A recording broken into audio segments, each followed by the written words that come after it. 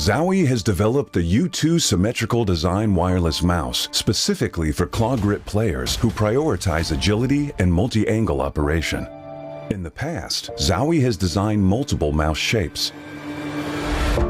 Among symmetrical claw grip designs, the FK mouse series is widely known. The shape of most Zowie mouse series in the past were primarily designed to accommodate significant horizontal movements commonly found in games like Counter-Strike. In response to the growing emphasis on multi-angle and agile movement in FPS games, we began developing U2 many years ago based on feedback from Zowie enthusiasts. Most symmetrical wireless mice on the market have straight-sided designs. U2 features a design with inwardly tapered curves on both sides, which offers a distinct and properly positioned finger resting point. This design enables a more relaxed and stable grip for the thumb, ring finger, and pinky when holding and lifting the mouse. The left side curved design combined with the overall curve of the back reduces the thumb angle, which stabilizes muscle frequency and also supports a faster index finger click speed. The right side curved design facilitates easy placement of the ring finger. It promotes balanced force exertion on both sides of the hand and allows for more stability during mouse movement. Regarding the side buttons, through experiments with different shapes and positions, U2's side button design facilitates easier thumb access. U2 meets the demand for agile and enduring performance. In addition to its shape, we've changed the upper half of mouse skates to a larger one for a more familiar gliding experience among Zowie users. U2 uses the now proven 3395 sensor for long-term component supply stability. To deliver a better wireless experience, the enhanced receiver offers improved stability of the wireless signal. It minimizes frame drops and stuttering stemming from wireless interference during gaming and maintains stable, high-quality transmission during wireless applications. The enhanced receiver doubles as a charging dock, preventing accidental cable disconnections while powering up using wires. This is a brief introduction of the U2. Please feel free to DM us if you have any questions.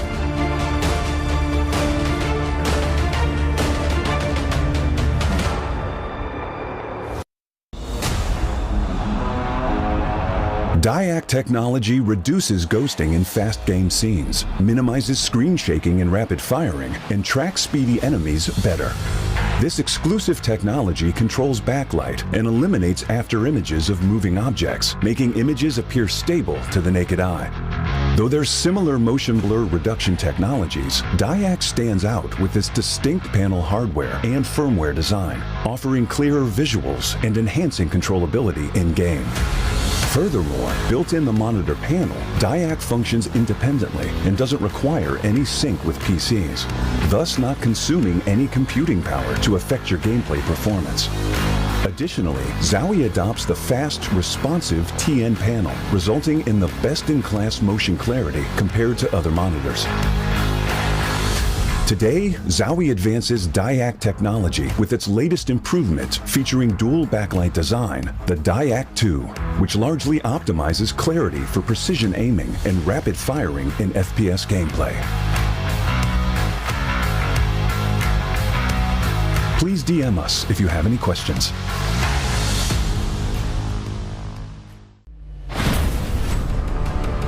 We are proud to announce new additions to the XL series.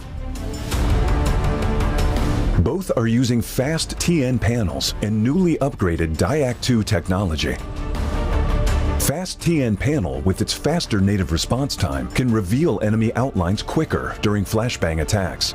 For IPS panel, more overdrive is required to enhance response speed, leading to dynamic image blurring due to the panel's inability to handle the load.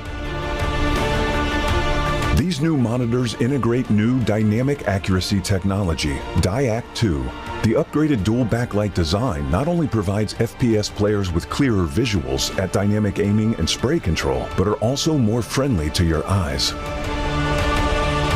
Moreover, built in the monitor panel, DyAc 2 functions independently and doesn't require any sync with PCs, ensuring no impact on game performance. XL setting to share now has auto game mode feature. Besides download, save, share your settings, it will auto apply different color settings based on your usage scenarios. Outlook of the latest monitors are refreshed. It has incorporated industrial-grade bearings into the height adjustment mechanism, allowing easier and smoother adjustment to the exact desired height. The new monitor series continue to evolve, refining details to ensure players can perform their best consistently in games. This is a brief introduction of the new XL monitor. Feel free to DM us if you have any questions.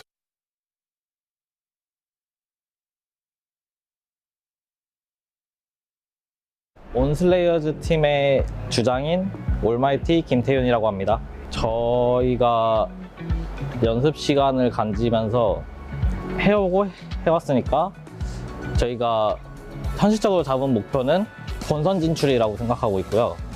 본선 진출을 넘어서 우승까지도 노려보고 있지만 현실적으로는 본선 진출이라고 생각합니다. 저희가 한국이 엄청 카스로 유명했을 때가 활발했을 때가 엄청 옛날이었어요. 그때 시절에 사람들이 꾸준히 하면서 조금씩은 늘긴 했는데 유저들도 나이가 들면서 다들 생업을 하다 보니까 그 판이 좁아진 게 없지 않아 있기도 하고 판이 많이 좁아진 거예요. 그래서 좀 아쉬운 것도 있긴 한데 그래도 잘하는 사람은 많이 있거든요.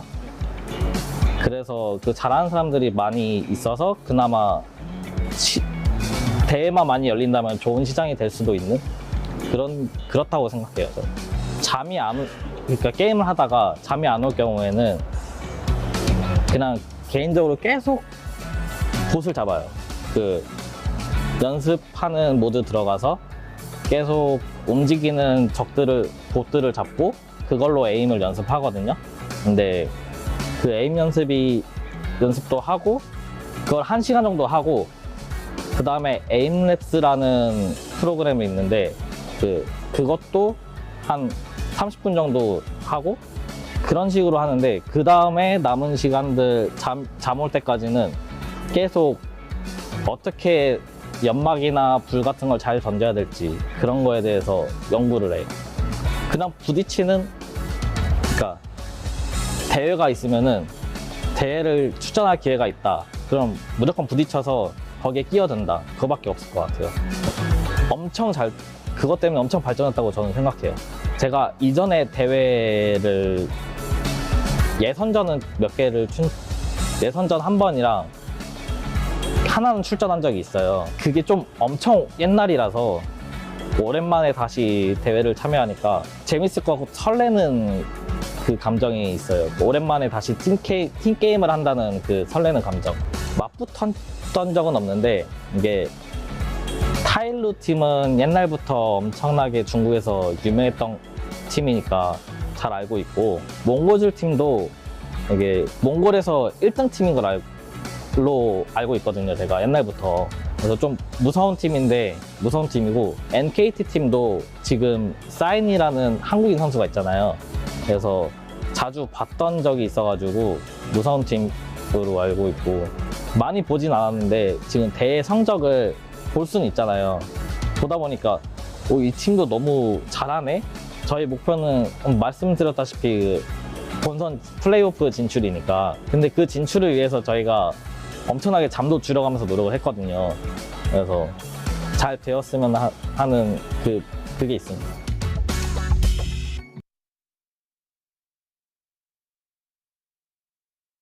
Well, my name is Zaid and I have been playing CS from when I was a little kid, like maybe around 7 years old. And I don't think I ever took the game really seriously. But I tried my luck in Dubai, esports, police esports tournament in Dubai, and I actually qualified to China. So I hope of all luck to our team. Yes, this is the first time I come to China, and it's really beautiful. Well, of course, my hopes are to like win the tournament, but I want to lower my expectations because this is my first out-of-country LAN tournament I play. I hope we can maybe get something, but whatever is good is we can get experience from this tournament. Oh, it's really professional. Everything is well done and perfectly structured. I mean, the other teams, I've actually seen them play. That's all I can say. Like, I've seen them on live streams and tournaments. They seem like really good players, and I would like to. I'm happy to be playing against them. Well, the CS sports environment in Middle East is, to be honest, it's very little tournaments. But right now they have been making more tournaments and qualifiers to other outside the countries. So far, a lot of people have been leaving the game for Valorant because there's more like prize pools and big tournaments for Valorant. So the competitive scene in the Middle East isn't really that well. Yeah, it will be helpful for them by gaining experience and like learning the game more and having to practice for these type of games. Well, I think the challenges we might be facing is having too little players, but I think tournaments are gonna be more. There's gonna be more qualifiers and tournaments because of the new release of CS2. I mean, he just needs to play the game a lot, and to be honest, when you play a lot in the Middle East, you can't get above a certain skill level, because to get above a certain skill level, you have to actually play in Europe and like higher level CS, like FPL and these type of challenger and qualifiers. I mean, it's just pretty much like the same. There isn't anything special. I don't think we have been practicing a lot, but I hope all luck.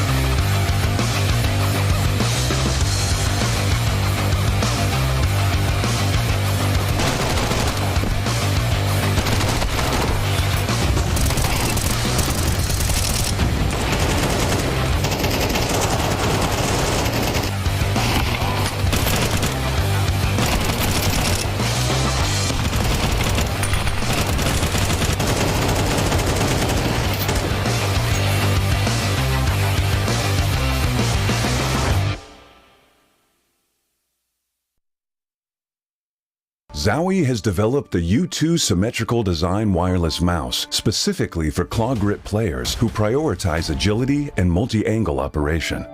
In the past, Zowie has designed multiple mouse shapes. Among symmetrical claw grip designs, the FK mouse series is widely known. The shape of most Zowie mouse series in the past were primarily designed to accommodate significant horizontal movements commonly found in games like Counter-Strike. In response to the growing emphasis on multi-angle and agile movement in FPS games, we began developing U2 many years ago based on feedback from Zowie enthusiasts. Most symmetrical wireless mice on the market have straight-sided designs. U2 features a design with inwardly tapered curves on both sides, which offers a distinct and properly positioned finger resting point. This design enables a more relaxed and stable grip for the thumb, ring finger, and pinky when holding and lifting the mouse. The left side curved design combined with the overall curve of the back reduces the thumb angle, which stabilizes muscle frequency and also supports a faster index finger click speed. The right side curved design facilitates easy placement of the ring finger. It promotes balanced force exertion on both sides of the hand and allows for more stability during mouse movement. Regarding the side buttons, through experiments with different shapes and positions, U2's side button design facilitates easier thumb access. U2 meets the demand for agile and enduring performance. In addition to its shape, we've changed the upper half of mouse skates to a larger one for a more familiar gliding experience among Zowie users. U2 uses the now proven 3395 sensor for long-term component supply stability.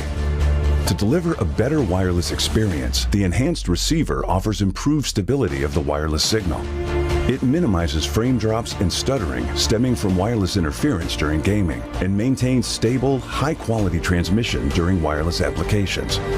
The enhanced receiver doubles as a charging dock, preventing accidental cable disconnections while powering up using wires. This is a brief introduction of the U2. Please feel free to DM us if you have any questions.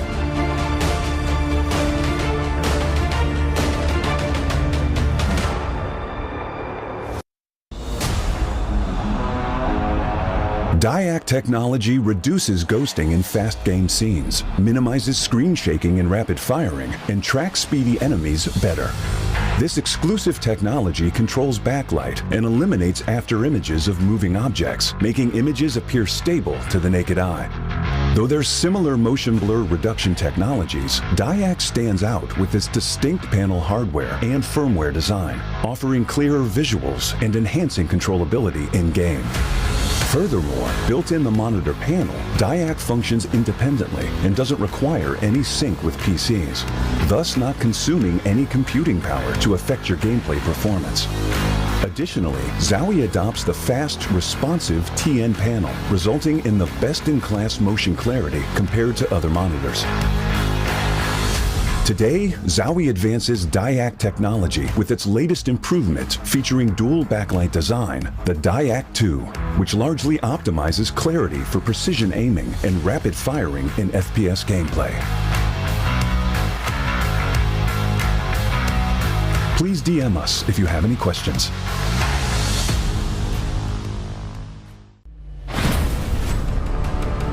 We are proud to announce new additions to the XL series. Both are using fast TN panels and newly upgraded DyAc 2 technology.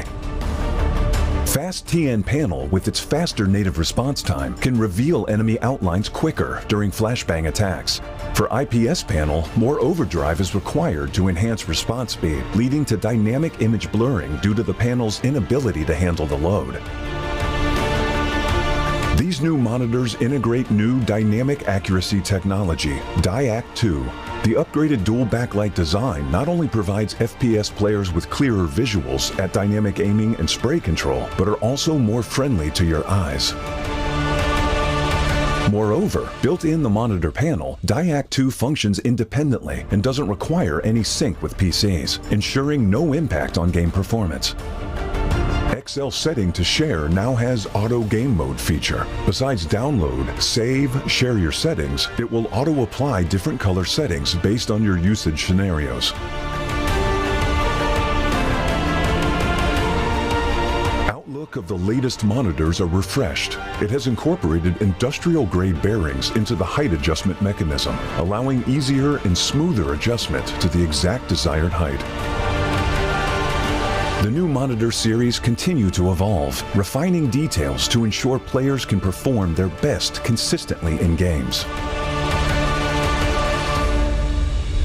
This is a brief introduction of the new XL monitor. Feel free to DM us if you have any questions.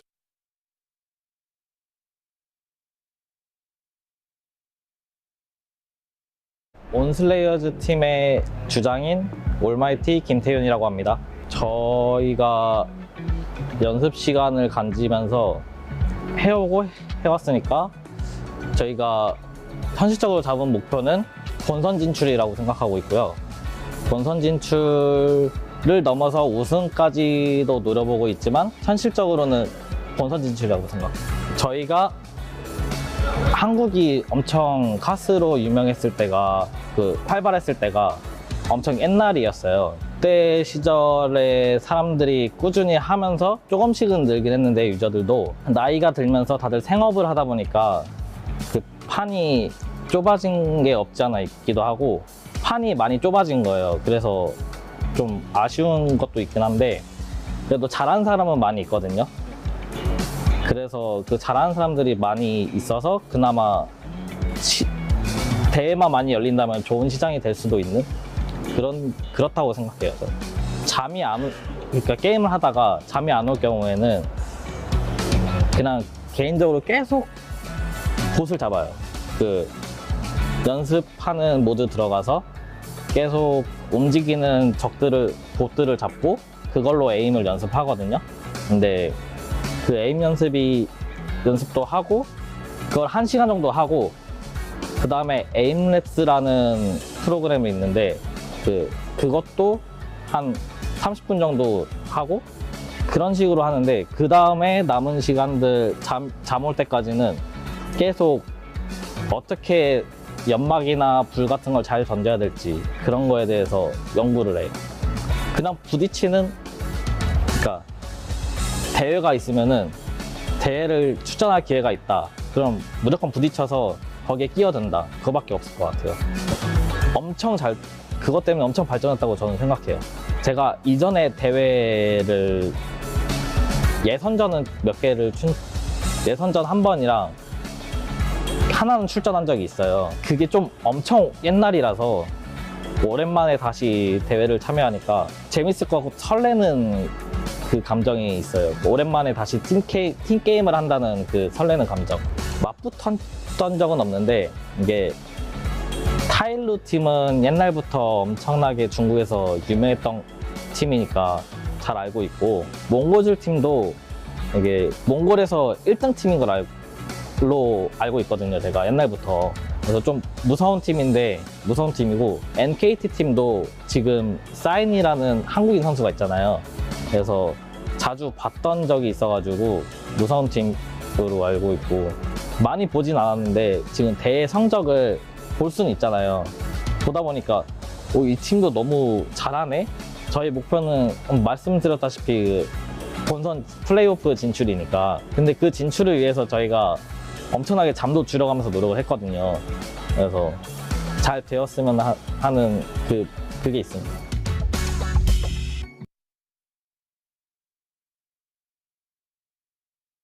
Well, my name is Zaid and I have been playing CS from when I was a little kid, like maybe around 7 years old. And I don't think I ever took the game really seriously. But I tried my luck in Dubai, esports, police esports tournament in Dubai, and I actually qualified to China. So I hope of all luck to our team. Yes, this is the first time I come to China, and it's really beautiful. Well, of course, my hopes are to like win the tournament, but I want to lower my expectations because this is my first out-of-country LAN tournament I play. I hope we can maybe get something, but whatever is good is we can get experience from this tournament. Oh, it's really professional. Everything is well done and perfectly structured. I mean, the other teams, I've actually seen them play.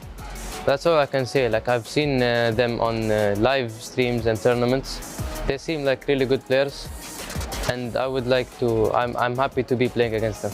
Well, the CS sports environment in Middle East is, to be honest, it's very little tournaments. But right now they have been making more tournaments and qualifiers to other outside the countries. So far, a lot of people have been leaving the game for Valorant because there's more like prize pools and big tournaments for Valorant.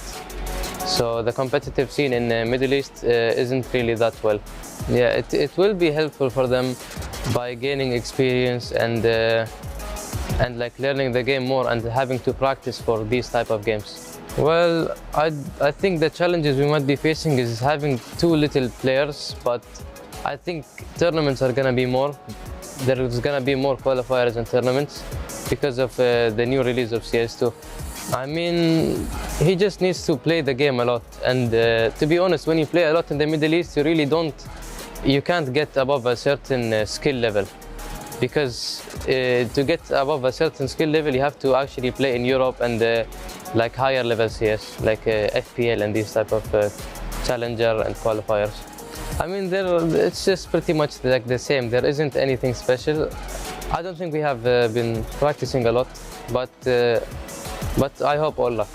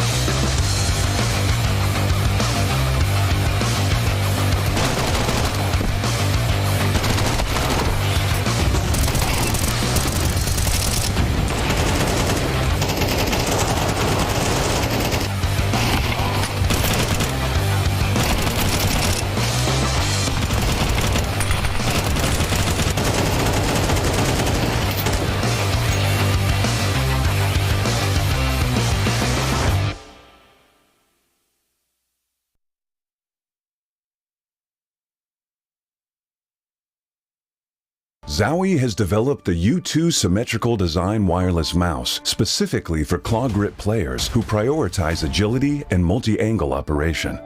In the past, Zowie has designed multiple mouse shapes. Among symmetrical claw grip designs, the FK mouse series is widely known. The shape of most Zowie mouse series in the past were primarily designed to accommodate significant horizontal movements, commonly found in games like Counter-Strike. In response to the growing emphasis on multi-angle and agile movement in FPS games, we began developing U2 many years ago based on feedback from Zowie enthusiasts. Most symmetrical wireless mice on the market have straight-sided designs. U2 features a design with inwardly tapered curves on both sides, which offers a distinct and properly positioned finger resting point. This design enables a more relaxed and stable grip for the thumb, ring finger, and pinky when holding and lifting the mouse. The left side curved design combined with the overall curve of the back reduces the thumb angle, which stabilizes muscle frequency and also supports a faster index finger click speed. The right side curved design facilitates easy placement of the ring finger. It promotes balanced force exertion on both sides of the hand and allows for more stability during mouse movement. Regarding the side buttons, through experiments with different shapes and positions, U2's side button design facilitates easier thumb access.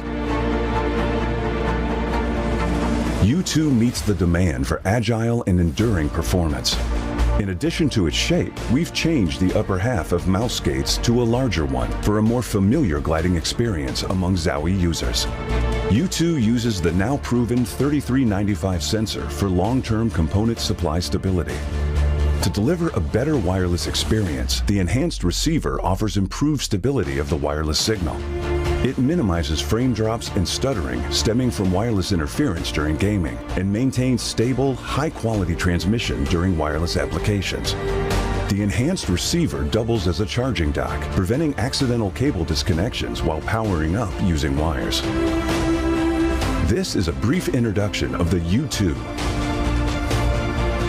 Please feel free to DM us if you have any questions.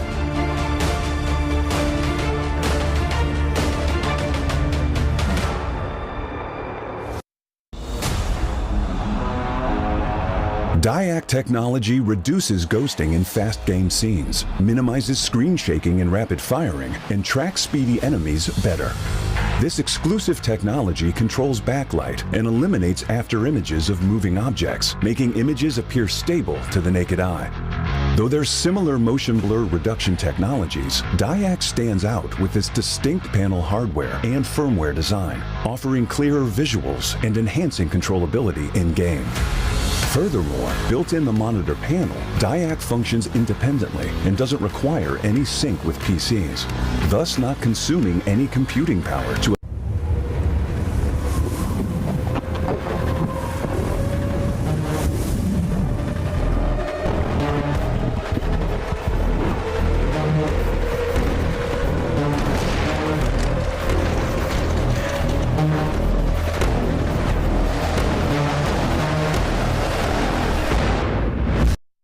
Welcome to Extremesland.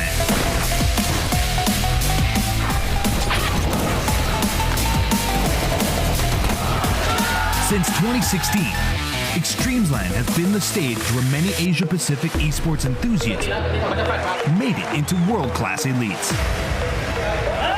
Together, they strive to achieve dreams.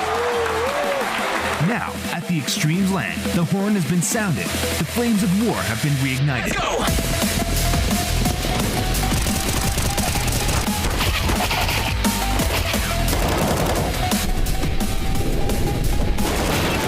CS players from all over Asia are gathering to fight for their recognition and honor.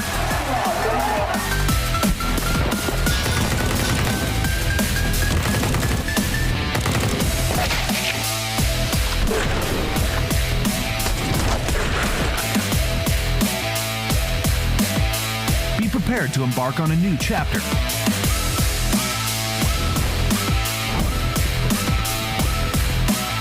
Extremesland, where infinite miracles unfold.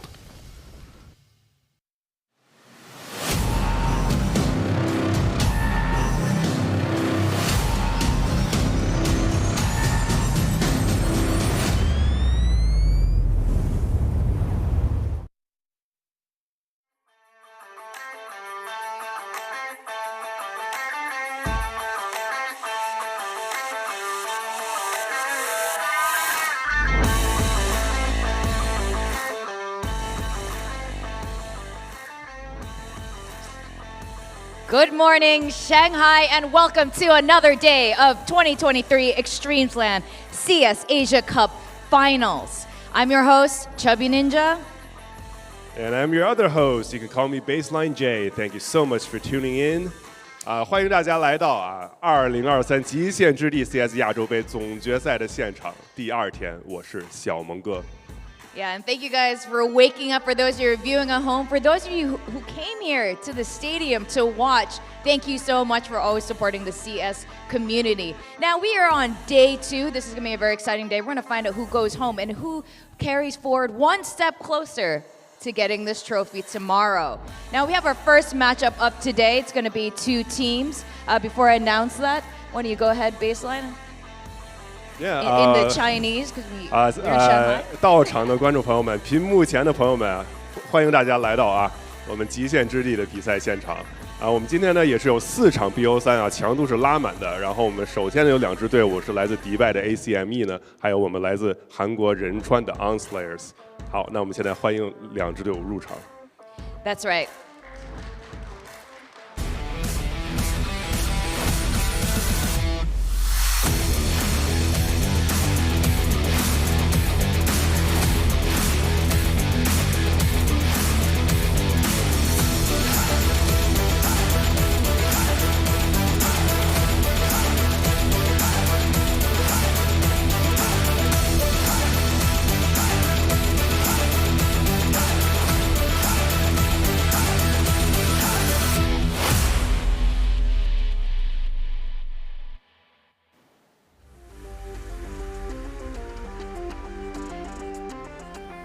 Ladies and gentlemen, Incheon ONS Slayers from South Korea. 我们欢迎来自韩国的仁川 ONS Slayers。Thank you, ONS Slayers. You may take your seats and prepare for the match. Thank you. Good luck, everybody. Next up, we have the Acme from Dubai Police Esports. 好，接下来我们欢迎来自迪拜的 Acme Dubai Esports。Introducing the Acme.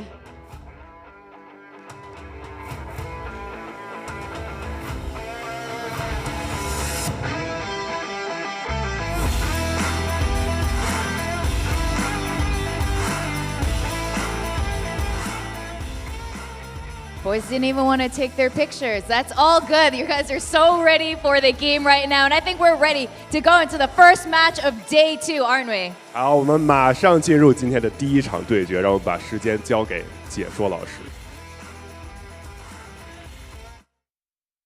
Thank you very much, Baseline J and Victoria. Jeez, man, it's going to be a pretty long day. 4 best of 3s, and of course, starting things off, it's Acme Dubai Esports versus Incheon ONS Slayers. Hamquack, Jordan Elfish Guy Maze with me. Thank you. Yeah, look, I tell you what, you're not wrong when you say that it's going to be a long day. 4 best of 3s is definitely a big one, for sure. I think one thing that will potentially save us, actually, in terms of the schedule is that I would expect there's probably going to be a couple of one-sided matches in that 4 best of 3 lineup. But with that said, this first one may not necessarily be that case. As you said, ONS Slayers up against Acme. we don't really still have a huge amount to go off when it comes to these two teams. We only got to watch them both play one BO1 yesterday. And that BO1 that they played was, let's be real, a fairly one-sided affair. ONS Slayers lost to TYLOO, Acme lost to the Mongols. That was very much the expectation. But it doesn't really show us a huge amount about what these two teams can bring to the table. Yeah, I mean, it all comes down to the scoreline, and that's what we're seeing right now, 13-2, 13-3. You can't avoid that. That's definitely, pretty one-sided. But that said, now that they're going up against each other, there's a little bit more of a chance to show us what they've got. And, I mean, there's always that clear sort of difference, but if anything, we can still see that, some of these players, like Almighty, for example, or Zowie, they can still aim.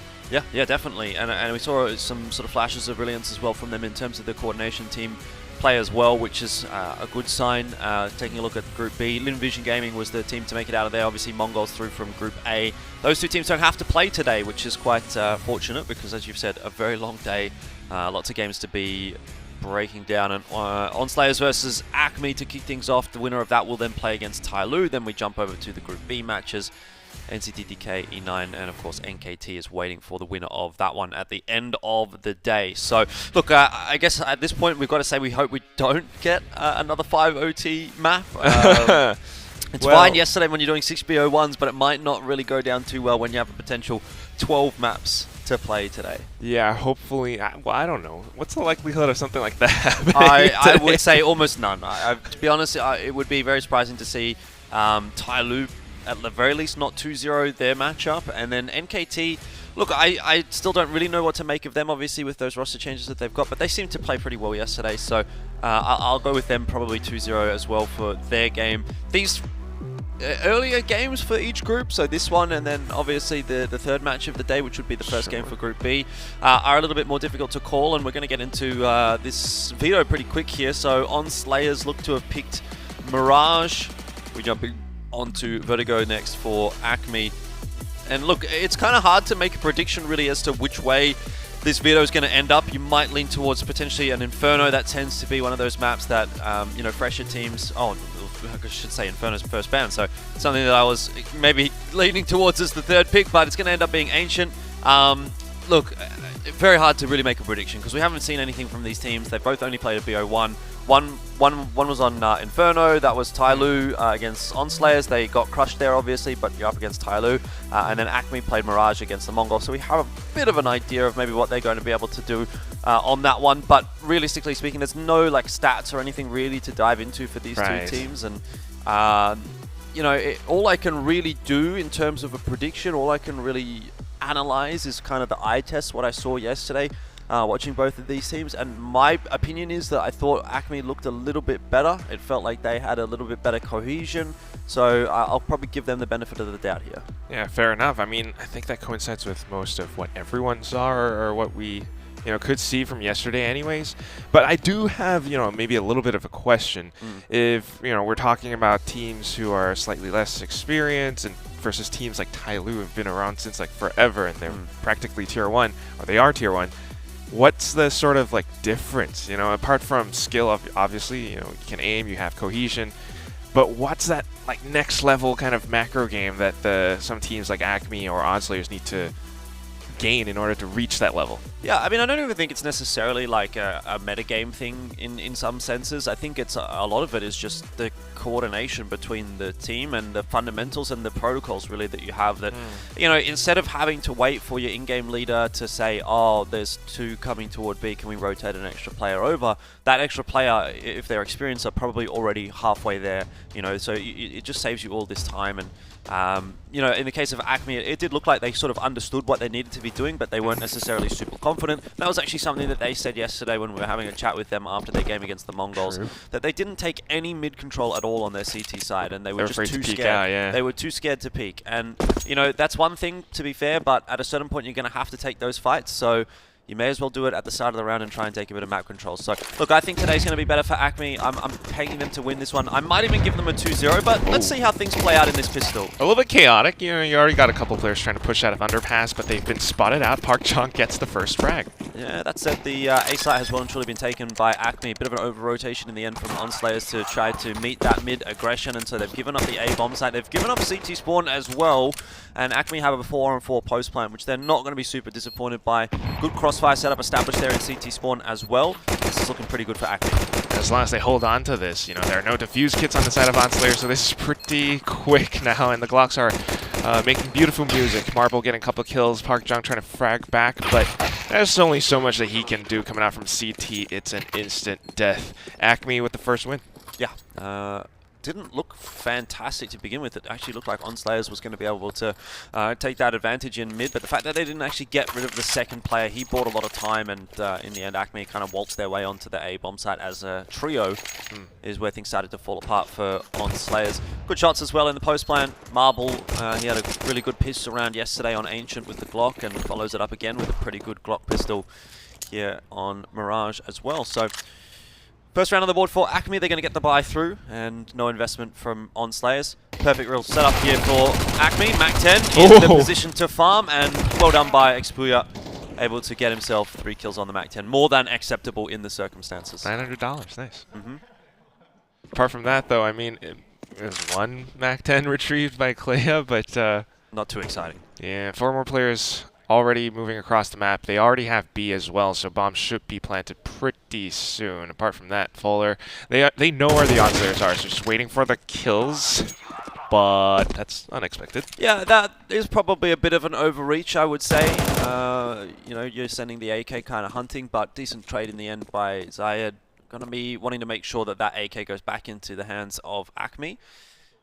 Pass score really is keeping your 3 AKs alive in this round. You would have wanted to keep all 4 rifles. That's now not an option. And Kia, you'll be hearing some of those footsteps, but not too eager to chase down those AK players. So looks like the Mac-10 will go through to the next round, which is really much of a muchness. I would probably not even keep it if I was Kia here. Should be seeing the full rifle buy come through from ONS Slayers, but you know, maybe they want to try to play with their economy a little bit. We'll see if Kia holds onto the Mac-10 positionally. You could potentially still make something happen with that. It'll be an MP9 purchase from Climax. So Kia's going to hold on to a bit of cash. 2K in the bank. It'll be the AWP fund for later on. Fair enough. But I'm not sure that Mac-10 is going to be doing them any favors into this round. We'll see though whether or not it can have any success. Obviously should be full sets of head armor for Acme, so it'll be a little bit more difficult to make that work. And already a lot of movement towards mid. Smokes engulfing, and at the same time trying to set up for that B hit. So yes, well, there is that Mac-10. You've got some rifles on the other side. ONS Slayers kind of having a tough time reacting to this. Park Jung will be able to get a shot through apartments, but okay, it's going to be Acme suffering a little bit as well. Yeah, it seems like Zayed can't really have much of an impact on this round at bench. He's looking for fights, but that smoke's causing a bit of a ruckus, and Paula just completely disregarding the possibility there was someone still in the connector. Well, really good start from ONS Slayers actually in the end with the first gun round, and obviously they do get an upgrade for the Mac-10 as well, so things have pretty much worked out. Not what I thought was going to happen, honestly, but when it comes down to it, I guess just holding the positions and kind of reacting and knowing that Acme are trying to push out apartments, they managed to shoot them down during the transit. And at the same time now, it's going to be a bit of a half-ish buy for Acme, couple of deagles. Yeah, still definitely a workable buy for Acme though. 2 players without head armor. That'll make the job a little bit more difficult. Smoke's going to go into mid-window, and that's just a good little pre-fire from Marble. Damage done by Zayed as well with the deagle. This round is honestly looking even more threatening from Acme so far than the previous, though they've just decided to W through a smoke into Park Jong, and that's not worked out. Couldn't tell if there was a flash or not either, but either way, really risky move. And still got those deagles. Expuya getting a headshot onto Kia. Yeah, it's going to be a real touch and go round for both teams now. Xpuya very low. Obviously Park Jong is as well. Zayed's down to just the Deagle, so you'd want to be seeing William with the AK find a way to have impact. He's got the be the one, but at the same time, without the helmet, it's going to be a little bit risky. Without much map control either, Acme are kind of having a tough time making space in towards the site. Bit of a preemptive flash coming through, but nothing really gained. 30 seconds closing in. Well, Xpuya's got himself a flash available if they want to toss that one over the top and just try to enable the other two players to find the entries. But that's really what it's going to come down to here, just clean Trading entries. And other. Almighty in a good spot, though, I think might have been seen, and you can spam through the corner of that box. So that's exactly what's going to happen. And Zayed will pick up that kill. They need to be wary of the CT spawn angle. 10 seconds left on the clock, and have to try to find a way to plant the bomb, save that. Molotov might deny the plan. I'm not sure where exactly it's landed. The minimap says it's out in the middle of nowhere, but in the end, William is dead, and that's going to be the round over. Xpuya doesn't have any chance of planting the bomb from where he was, so it's going to be, in the end, 2 apiece for ONS Slayers, though a very expensive round. Considering the win, well, they're still okay for now, but yeah, Acme. You can see that they definitely know still like how to peek out, especially with some of the Deagle shots coming through. But that said, it is a 2-2 score, and yeah, I gotta consider the risk sometimes, pushing through smokes and whatnot. So this time it's gonna be a bit of a rough round. Not much utility. Xpuya with 1 molly, that's about it.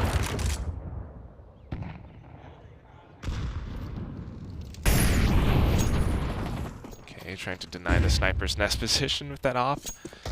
But still pushing out through Tetris and everything. It's a couple of shots from William now. Yeah, I saw this a bit yesterday from Acme. Their Deagle work was really solid. That nade, I'm not sure it's quite going to land, but Acme's in a really good position here to actually pick up a cheeky round and once again put that pressure back onto ONS Slayers. All they really need, it feels like, is 1 more kill. Kia going to keep himself alive by a ticket booth. Climax gets an important frag onto Xpuya, so looks like maybe it'll still go by the wayside for Acme. But either way, at least they're doing some solid economic damage. Yeah, good shots. I mean, unless Faller can somehow frag out in this moment, it's going to be a little bit rough for Acme to walk away with the win right now. ONS Slayers definitely aware that the players are still trying to make movements throughout A site, so just trying to play with movement, maybe a bit of strafe shooting, but it's always going to be tough. Yeah, still be backing off, trying to go for the spray with the M4, and it does connect. Not really the result that I was expecting for Acme right now. Well, we'll see how this next gun round does go. I think the fact that they've been so competitive with these half buys is still an indication that they're probably going to be the better looking team in this matchup. The first gun round, you know, didn't really go their way, and they've been suffering as a result of that since, but see how things start to sort of level out as we go deeper into the half. There's going to be the smoke in to obscure Kia's vision. Almighty's in an almighty problematic situation right now, but landing the shots, and that's what you need to be doing. Good sharp stuff from ONS Slayers. Again, you know, harkening back to what we saw yesterday against TYLOO, it's not as if they can't aim, they can't take the fights. They've got to get a little bit over-eager for this kill, it seems, but in the end they do get up locked on down, and Acme.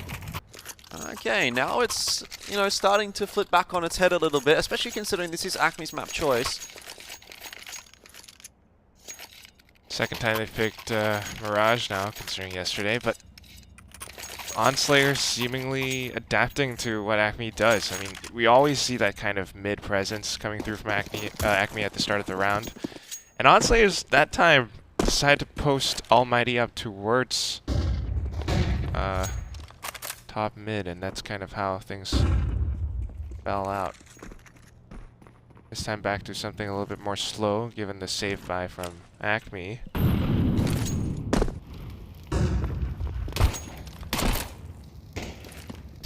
Nothing too adventurous from ONS Slayers. They're playing it really safe. The important thing for ONS Slayers here is to just ensure that they can build that economy back up. They had a couple of pretty tight rounds, losing a lot of kills to Deagles here and there, and again, that's what Acme's going to bring to the table, but ONS Slayers last round 4 guns through, and don't think that smoke has landed where they wanted it to. Palace? Did it go to Palace? It might have been. Never seen that smoke thrown like that before, but either way, so far so good for ONS Slayers. Trades? Expuya. Just when you say it's so far so good, the Deagle shots come through. And a slight whiff from Park Jong. That should have been a free kill. And it allows Faller to now possibly even out the round.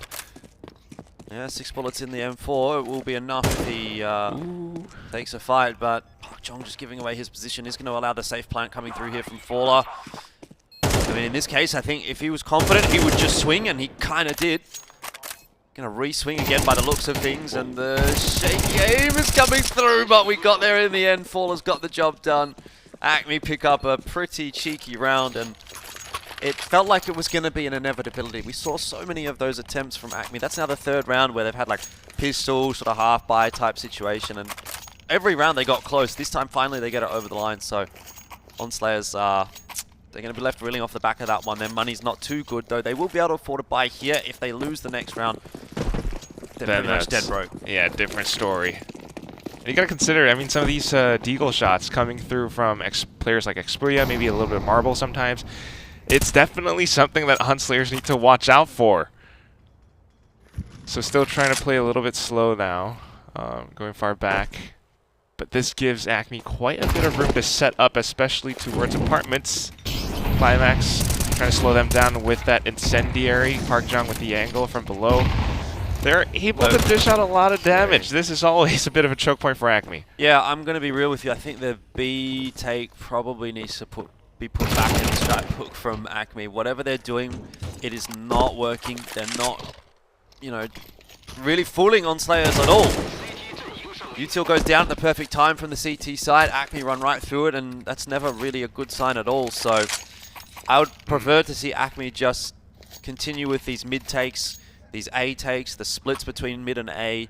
That seems to be where they've had a lot of their success. And not through apartments. B, yeah, it just hasn't been going well. So I reckon put that away for another few rounds at the very least. Give it till, you know, maybe one of the last couple of rounds at the half. If you've had a bit of success over toward A and mid, you can perhaps throw in an adaptation again and go back toward B. But so far, these 2 B takes have just looked like the most convincing rounds for ONS Slayers. And all it takes is just 2 players from ONS Slayers to really slow down Acme. Climax as well as Almighty sometimes. Back towards mid though, and it's the MP9 of all things that guns down Faller. Now Kia gets one as well.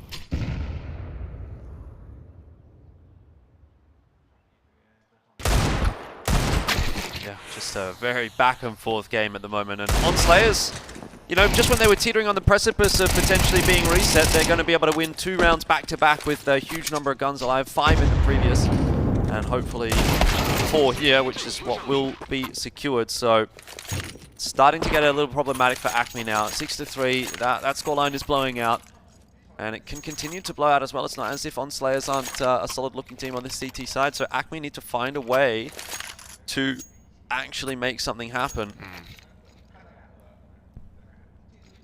I mean, that's always the thing.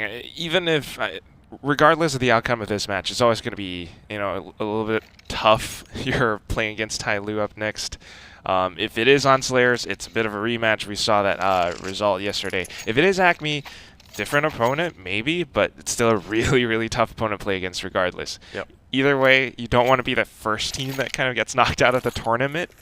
And we weren't really expecting ONS Slayers to be the one that are performing this well. So Acme really needs to find some way to adapt to this. And what we're seeing is that at times it's I don't know, would you say it's a little bit careless when they push out a mid and they get gunned down by ONS Slayers that quickly? Yeah, again, it sort of seems like they have the right idea, but they just don't have the protocols to react to things that aren't going correctly. So now they're going to try an A take.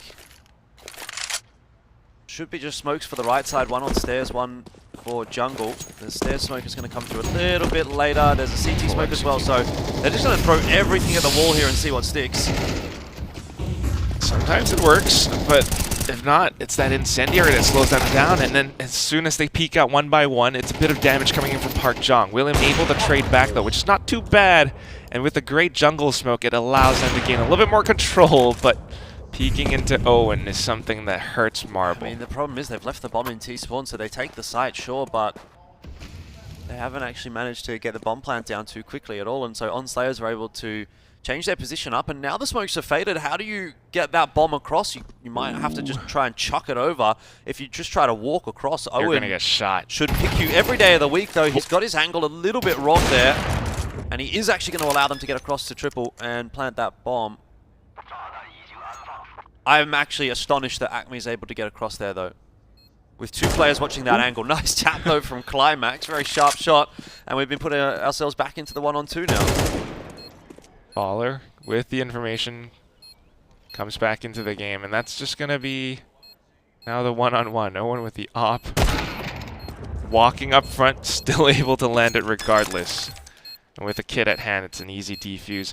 I mean, it was a little bit of a pre-fire coming out from Acme to kind of keep Owen at bay, which is nice, but still really tough duel regardless, and without information, I guess he kind of knew that maybe Owen would have gone from CT, but not expecting a shot like that. Yeah, it certainly seemed like he was expecting Owen from CT, and that wasn't exactly a Ferrari peak, if I'm going to put it lightly. So almost thought that he was going to win that round in the 2v1, but not to be, and it seems like it's falling apart for Acme. I know they were really competitive at the start of this half, and now that ONS Slayers have kind of got the ball rolling, it just doesn't seem like Acme is really pressuring them all that much. Nade's going to go through, doesn't really concern Owen too much at this point. Almighty there, and Connector's going to have a bit of a job to do, and he's going to be caught with the grenade out, but he somehow gets away with it. Like, these are the kinds of things, though, that really should not be happening. And it's really what's letting Acme down. Through the smoke, Zayed's going to get a refrag and bring it back to 3-on-3. But I just feel like ONS Slayers are getting away with so much, and Acme's just not punishing them for it. And that's one of the things that gives CS so much depth and nuance. I mean, some of these little moments where you're caught off guard, or if there's a molly at your feet, and Acme seem to buckle a bit when these things happen. There are, you know, like you mentioned, Jordan, there are some opportunities that they could have capitalized on, but somehow, some way, ONS Slayers are able to recover, you know, through a HE grenade toss, underhand toss, and then just hops off. Now it's a 1-on-3 situation for Zayed, and I don't reckon Acme will be able to do much in the following round either. Economy not really great for them. Wow, this is going to actually end up being a really solid half, actually, from ONS Slayers, which is pretty crazy to believe given the situation that they found themselves in at sort of like that 2-3 scoreline where they were constantly losing guns to Deagles, and it just felt like they were one round away from a huge reset, and Acme starting to run away with the half, but they were able to withstand that storm, and they've been given their reward for it. Plenty of money into this final round for ONS Slayers. Full buy through again. Flash is going to go up and over the top and toward mid. There's no contest from Acme in that direction. It's more of a default setup from Acme this time around. Although they've gotten a little bit of information now, it's ONS Slayers being a little bit more proactive with the peaks. They've gotten the confidence, they know it's the last round of the half, and they just want to gun down Acme. Last player left alive. Oh.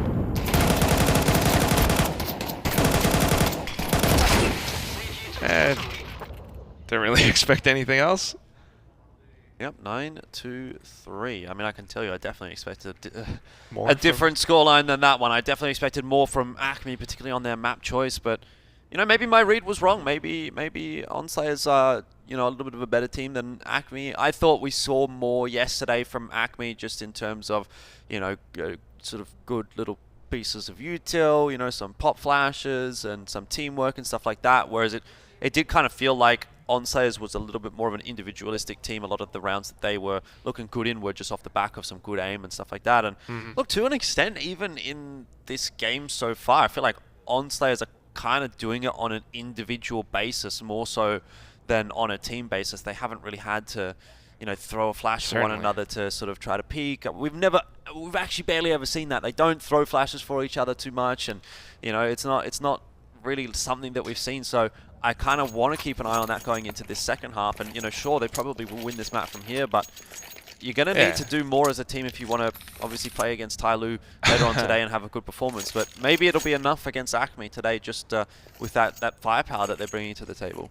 Sure enough, and I think you're absolutely right too. I mean, because if you look at how a lot of these past rounds are won, it's ONS Slayers getting kills and just winning out in terms of elimination. Not really anything huge in terms of strategy or retakes or anything like that. Acme just having a tough time on that T side. Now that we've swapped though, maybe a bit of a chance for Acme.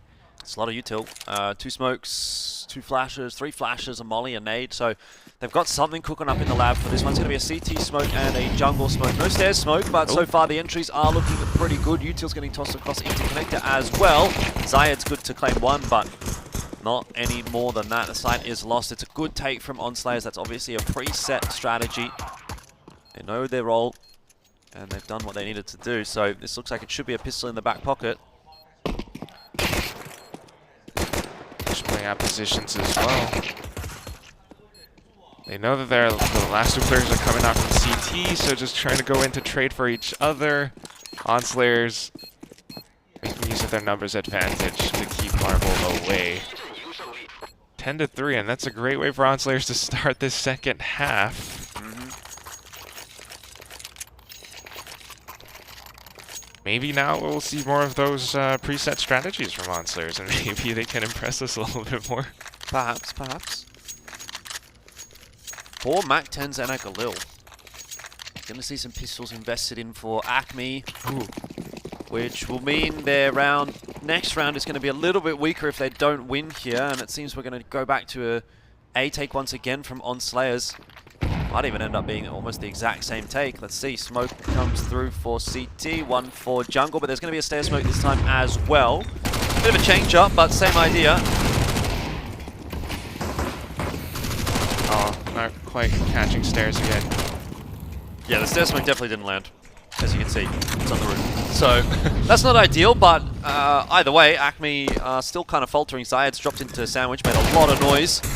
And he's going to be dispatched off by Almighty. It is surely an 11th now for ONS Slayers. And with that, you'd probably anticipate a 12th as well. Acme just not looking too competitive on this CT side. Not competitive at all in this game so far.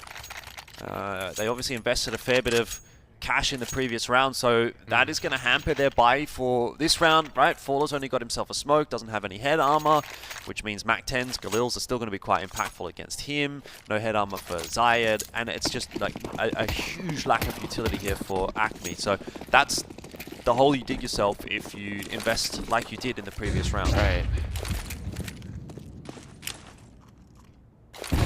But on the same token, ONS Slayers have decided to take a bonus round here, basically. They haven't upgraded their weapons at all. And if they were to win here, if ONS Slayers were to win here, well, I mean, that's GG at that point, but surely they should have this one. Still, they're going to just try to steamroll their way into that B-bomb site. MAC-10s are doing work, Galils as well, and we're talking about head armorless players. They're just getting their heads banged off. A 3-on-2 post plan. Acme still fighting for it. It's Puya and Zayed.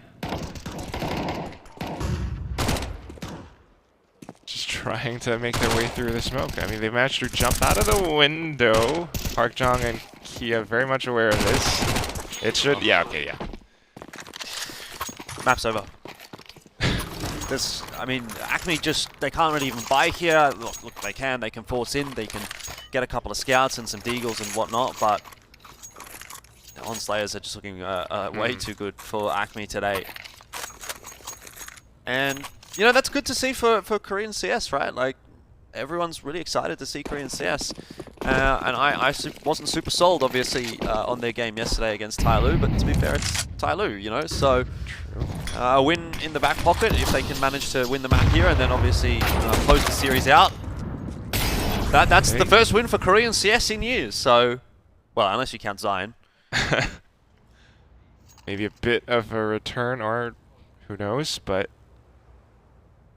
nice little attempt from Acme anyways, and now they're just starting to have a little bit more fun. That self-smoke on the sniper's nest, and then the frag grenade to try to peek off of it, but... Yeah. Acme, see, the thing is, Acme knows that with this buy, they have to do something a bit unorthodox. Unorthodox. So they're going to try to push, see if they can catch a timing. Hasn't obviously worked out. They put themselves in a deep hole, 3-on-5. Wow, non-Slayers are just cutting noise. Yeah, fair enough. I mean, much more impressive today from ONS Slayers, and there's no doubt that that's how things should have gone as well for them. No one expected them to beat TYLOO, but if they can come in and dominate Acme, then that certainly is going to be a positive sign going forward as well.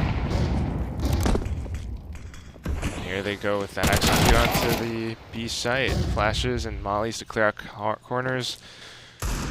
Nothing too outstanding, but either way, it's just a really tough fight for Acme. Zayed peeking out, rushing through the smokes with the scout right now. Eagles able to do a little bit of damage still, but with the numbers, of course, ONS Slayers making it a quick win on Acme's map pick, 13-3. Yeah, crazy. I really didn't expect it to be that one-sided. I mean, if it was going to be that one-sided, I probably would have backed Acme to actually pick the win up there like that, but ONS Slayers will be happy with themselves, and for Acme, yeah, I'm not too sure what to make of that, because, you know, having chatted with them yesterday as well after their game against the Mongols, they thought, you know, we were pretty realistic about the Mongols game. They kind of got owned. They recognized they kind of got owned, but they were feeling confident. They still felt like they had a chance, but that result obviously signifies some other direction. I don't think, if that's the way that they're going to play, that this series is going to last very long, because ONS Slayers definitely looks like a far better team at this point. Yeah, I mean, if they can do the same stuff, you know, whether it's the executes on their T side or the way that they're kind of just maybe a little bit passive, but still steady enough to react to what Acme throws at them. Yeah. This might be the same result on their own map pick, where Acme decided to go with CT. Yeah, look, I mean, Acme on your own map as well. Like, you can't afford to be going 3 rounds only on your map choice. Park Jong had a really stellar performance, 24 and 6. Super solid stuff coming through from him, but, you know, everyone's sort of contributing in that one. Climax had a good game, and unfortunately again for Acme, it really sort of felt like Zayed was the only player that had a particularly big impact for the squad, and one man is not going to be enough to win you the game. Yeah, not too much. I mean, the one thing is, though, like, ONS Slayers, Park Jong getting a lot of kills and everything, so many of them were, you know, from just defending on the CT side, hiding from under apartments, getting shots through. That B hit from Acme not looking too great, so it's a little bit painful to watch. It's a little bit odd, but at the same time, if I could say anything nice about Acme, is that they had some eco rounds with the Deagles on Expuya and Marble, where they managed to get some nice shots. They did, but at the end of the day, those are not going to be the rounds that can win or lose you the game.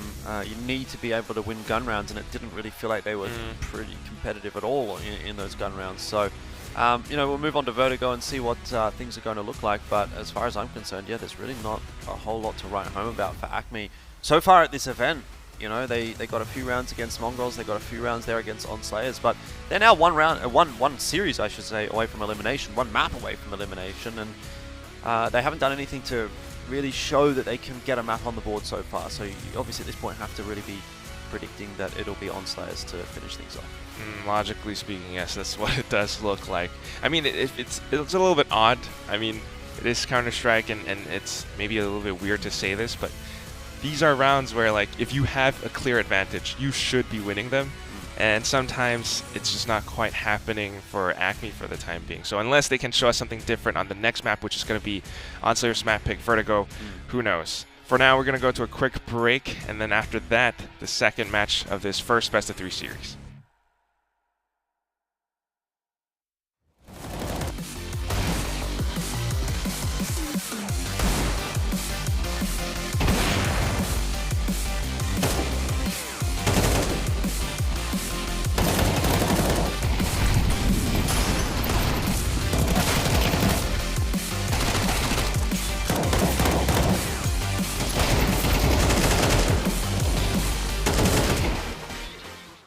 developed the U2 symmetrical design wireless mouse specifically for claw grip players who prioritize agility and multi-angle operation.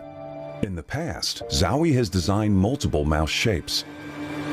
Among symmetrical claw grip designs, the FK mouse series is widely known. The shape of most Zowie mouse series in the past were primarily designed to accommodate significant horizontal movements, commonly found in games like Counter-Strike. In response to the growing emphasis on multi-angle and agile movement in FPS games, we began developing U2 many years ago based on feedback from Zowie enthusiasts. Most symmetrical wireless mice on the market have straight-sided designs. U2 features a design with inwardly tapered curves on both sides, which offers a distinct and properly positioned finger resting point. This design enables a more relaxed and stable grip for the thumb, ring finger, and pinky when holding and lifting the mouse. The left side curved design combined with the overall curve of the back reduces the thumb angle, which stabilizes muscle frequency and also supports a faster index finger click speed. The right side curved design facilitates easy placement of the ring finger. It promotes balanced force exertion on both sides of the hand and allows for more stability during mouse movement. Regarding the side buttons, through experiments with different shapes and positions, U2's side button design facilitates easier thumb access. U2 meets the demand for agile and enduring performance. In addition to its shape, we've changed the upper half of mouse skates to a larger one for a more familiar gliding experience among Zowie users. U2 uses the now proven 3395 sensor for long-term component supply stability. To deliver a better wireless experience, the enhanced receiver offers improved stability of the wireless signal. It minimizes frame drops and stuttering stemming from wireless interference during gaming and maintains stable, high-quality transmission during wireless applications. The enhanced receiver doubles as a charging dock, preventing accidental cable disconnections while powering up using wires. This is a brief introduction of the U2. Please feel free to DM us if you have any questions.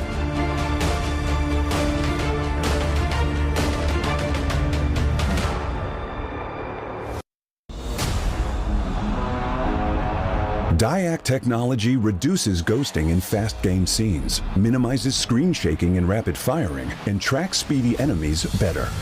This exclusive technology controls backlight and eliminates after images of moving objects, making images appear stable to the naked eye. Though there's similar motion blur reduction technologies, DyAc stands out with its distinct panel hardware and firmware design, offering clearer visuals and enhancing controllability in-game. Furthermore, built in the monitor panel, DyAc functions independently and doesn't require any sync with PCs, thus not consuming any computing power to affect your gameplay performance. Additionally, Zowie adopts the fast, responsive TN panel, resulting in the best-in-class motion clarity compared to other monitors. Today, Zowie advances DyAc technology with its latest improvement featuring dual backlight design, the DyAc 2, which largely optimizes clarity for precision aiming and rapid firing in FPS gameplay. Please DM us if you have any questions.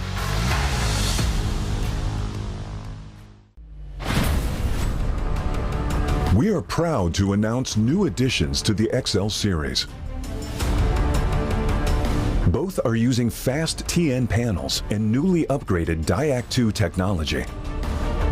Fast TN panel with its faster native response time can reveal enemy outlines quicker during flashbang attacks.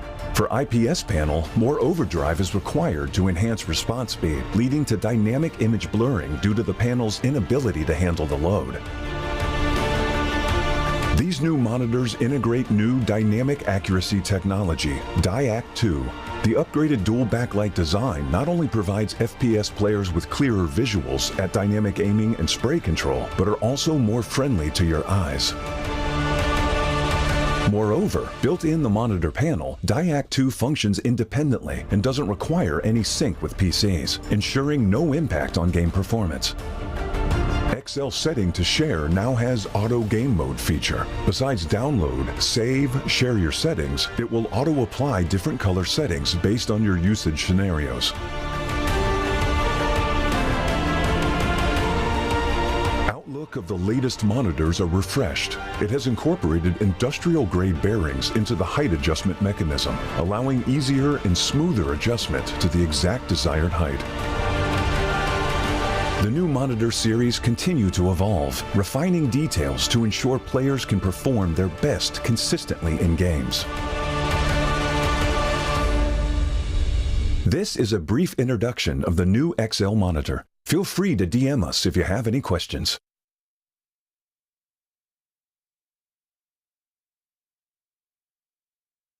Zowie has developed the U2 symmetrical design wireless mouse specifically for claw grip players who prioritize agility and multi-angle operation. In the past, Zowie has designed multiple mouse shapes. Among symmetrical claw grip designs, the FK mouse series is widely known. The shape of most Zowie mouse series in the past were primarily designed to accommodate significant horizontal movements, commonly found in games like Counter-Strike. In response to the growing emphasis on multi-angle and agile movement in FPS games, we began developing U2 many years ago based on feedback from Zowie enthusiasts. Most symmetrical wireless mice on the market have straight-sided designs.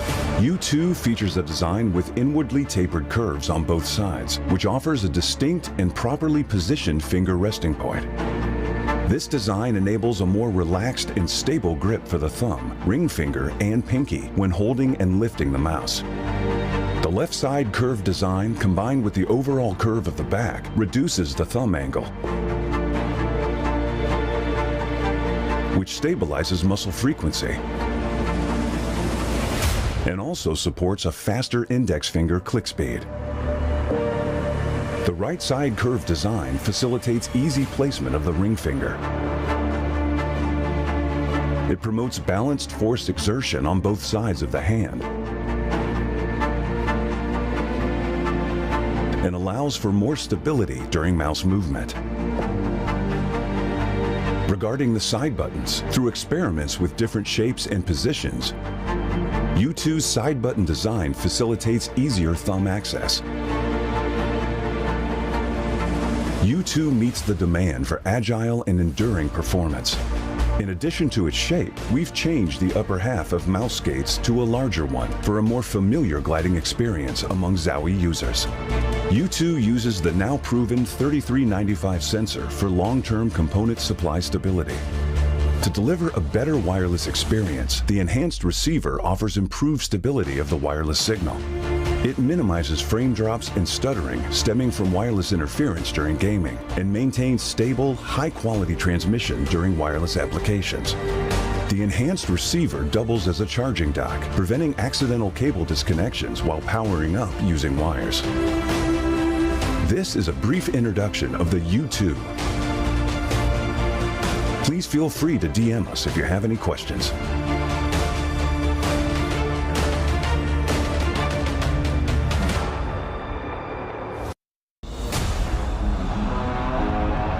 DyAc technology reduces ghosting in fast game scenes, minimizes screen shaking and rapid firing, and tracks speedy enemies better. This exclusive technology controls backlight and eliminates after images of moving objects, making images appear stable to the naked eye.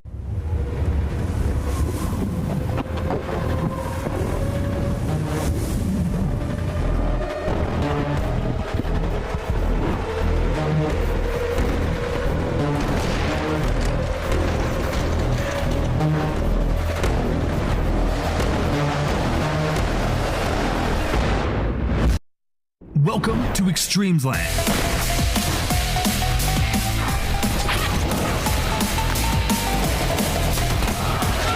Since 2016, Extremesland has been the stage where many Asia-Pacific esports enthusiasts made it into world-class elites. Together, they strive to achieve dreams. Now, at the Extremesland, the horn has been sounded. The flames of war have been reignited.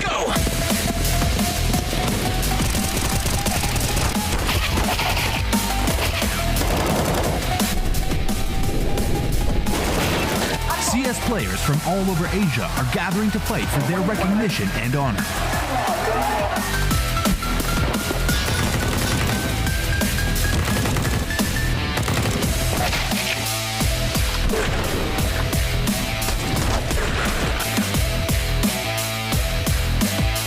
Be prepared to embark on a new chapter.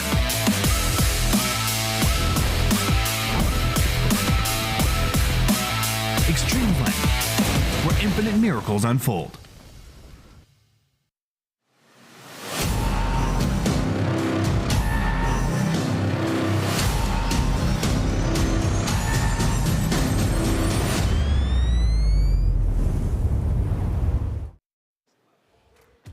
All right, we just finished the first game of the first series of day 2. I'm with Faller from the Acme Dubai. This is your first time in China, right?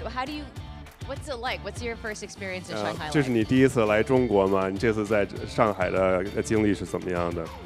I mean, China's very nice. I like the people, I like the place, and I'm really glad to be here. I came from Dubai, and it's like a whole different experience, and I'm really happy to be here.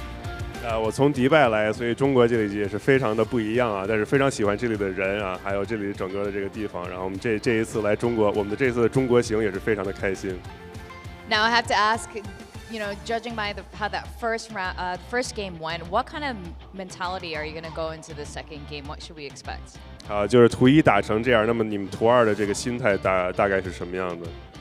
Of course, it's not the result we were hoping for. We were expecting to win it. It's our map. But no worries. Hopefully, you guys will see a better second map for sure. 是啊，我们确实啊，图一的这个走向确实不是我们所希望的，但是大家应该能看到在图二看到一个更好状态的我们。 All right, well, the best of luck to you, Faller, and the rest of the team against ONS Slayers. We're going to go back to our casters for game 2. 好的，祝 Faller， 然后 ACME 一切顺利哈。我们解说老师把时间交回给。 Thank you very much. That's a lovely interview. I still like that. I mean, trying to keep things positive, saying that the second map will definitely come back stronger.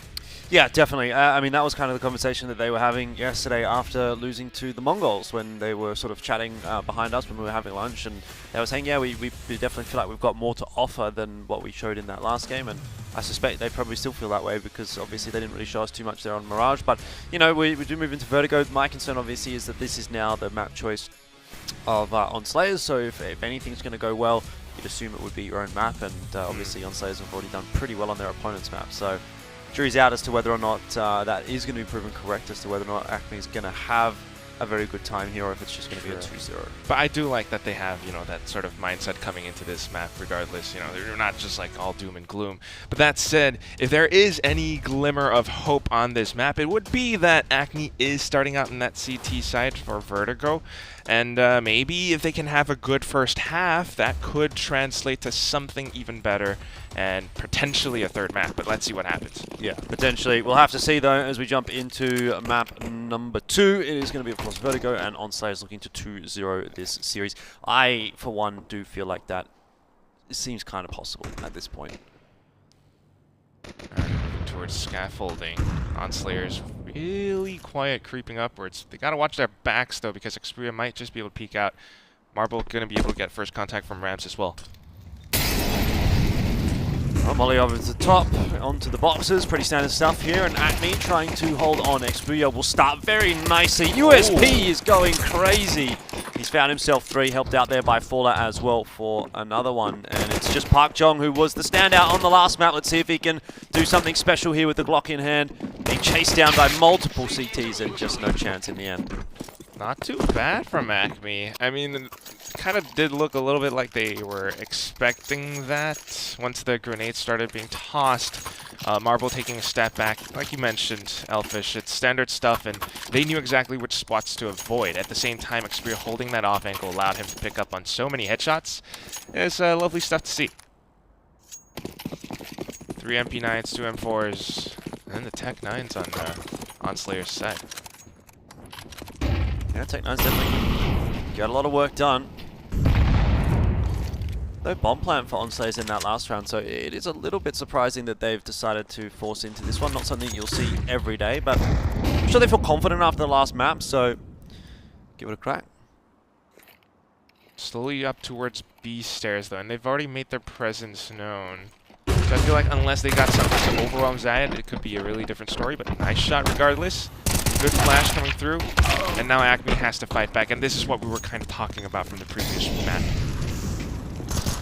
Yeah, tough one for Acme now. They've got a lot of close range angles to clear out. Those Tech-9s can certainly do a lot of damage from positions like that. They are pre-firing in toward Owen, but haven't actually managed to land their shots onto him. He's ducked down right into the headshot. Time, though, ticking away here from Acme. They've still got 3 members to find. And already Almighty able to chime in with one. It's imperative that Climax gets there quickly, and he has definitely gotten there quickly enough to have an impact. Marble, as you say, down to a one-shot. He's going to try to sit the defuse. It's a full 10-second defuse. There's just no chance that he wins this round anymore. And Climax will secure it for ONS Slayers with the kill as well. Should be able to grab himself an M4 on the way out. And the bomb won't even explode, so he's going to be all good in the end. Great start for ONS Slayers, and about as bad as it can get for Acme. Like we mentioned, right, it's a round that they should have won. They had those rifles, they had the MP9s and the information as well, but somehow just getting surprised by ONS Slayers and a bit of a flash play on towards Zayed. Things not going the way they expected at all. And with that, like, huge economical upturn for ONS Slayers. Now we've got, yeah, Climax picking up that M4, tossing it over onto his teammates. Just trying to be careful with the positioning again this time. I guess they don't want the same thing happening to them coming in from the pistol round. Climax is going to try and keep doing the work with the Tech-9 and is just going to be deleted, though Faller should really struggle to get out to safety here. There is a smoke actually that's going to help him out, so he'll be fine in the end. But he's going to go in for some more. He's made footsteps, and so Owen will be more than happy to oblige. A little bit odd going for the duel. Meanwhile, the rest of the team just still trying to ensure that they have control of most of the map, watching the sights with the pistols that they've got. Park Jong now aware that there are a couple of players on A, trying to flush them out of position or keep them cooking with the mollies. Now coming into the A site. Yeah, not really much to write home about here for Acme. Still going to be tossing from ONS Slayers just to ensure that that bomb plant goes down safely, but realistically speaking, 4 on 2, this will be a tough one for Acme to salvage anything in any way. Just keeping themselves tucked away too. I mean, maybe get a kill or two, but yeah, this round is pretty much near impossible to win.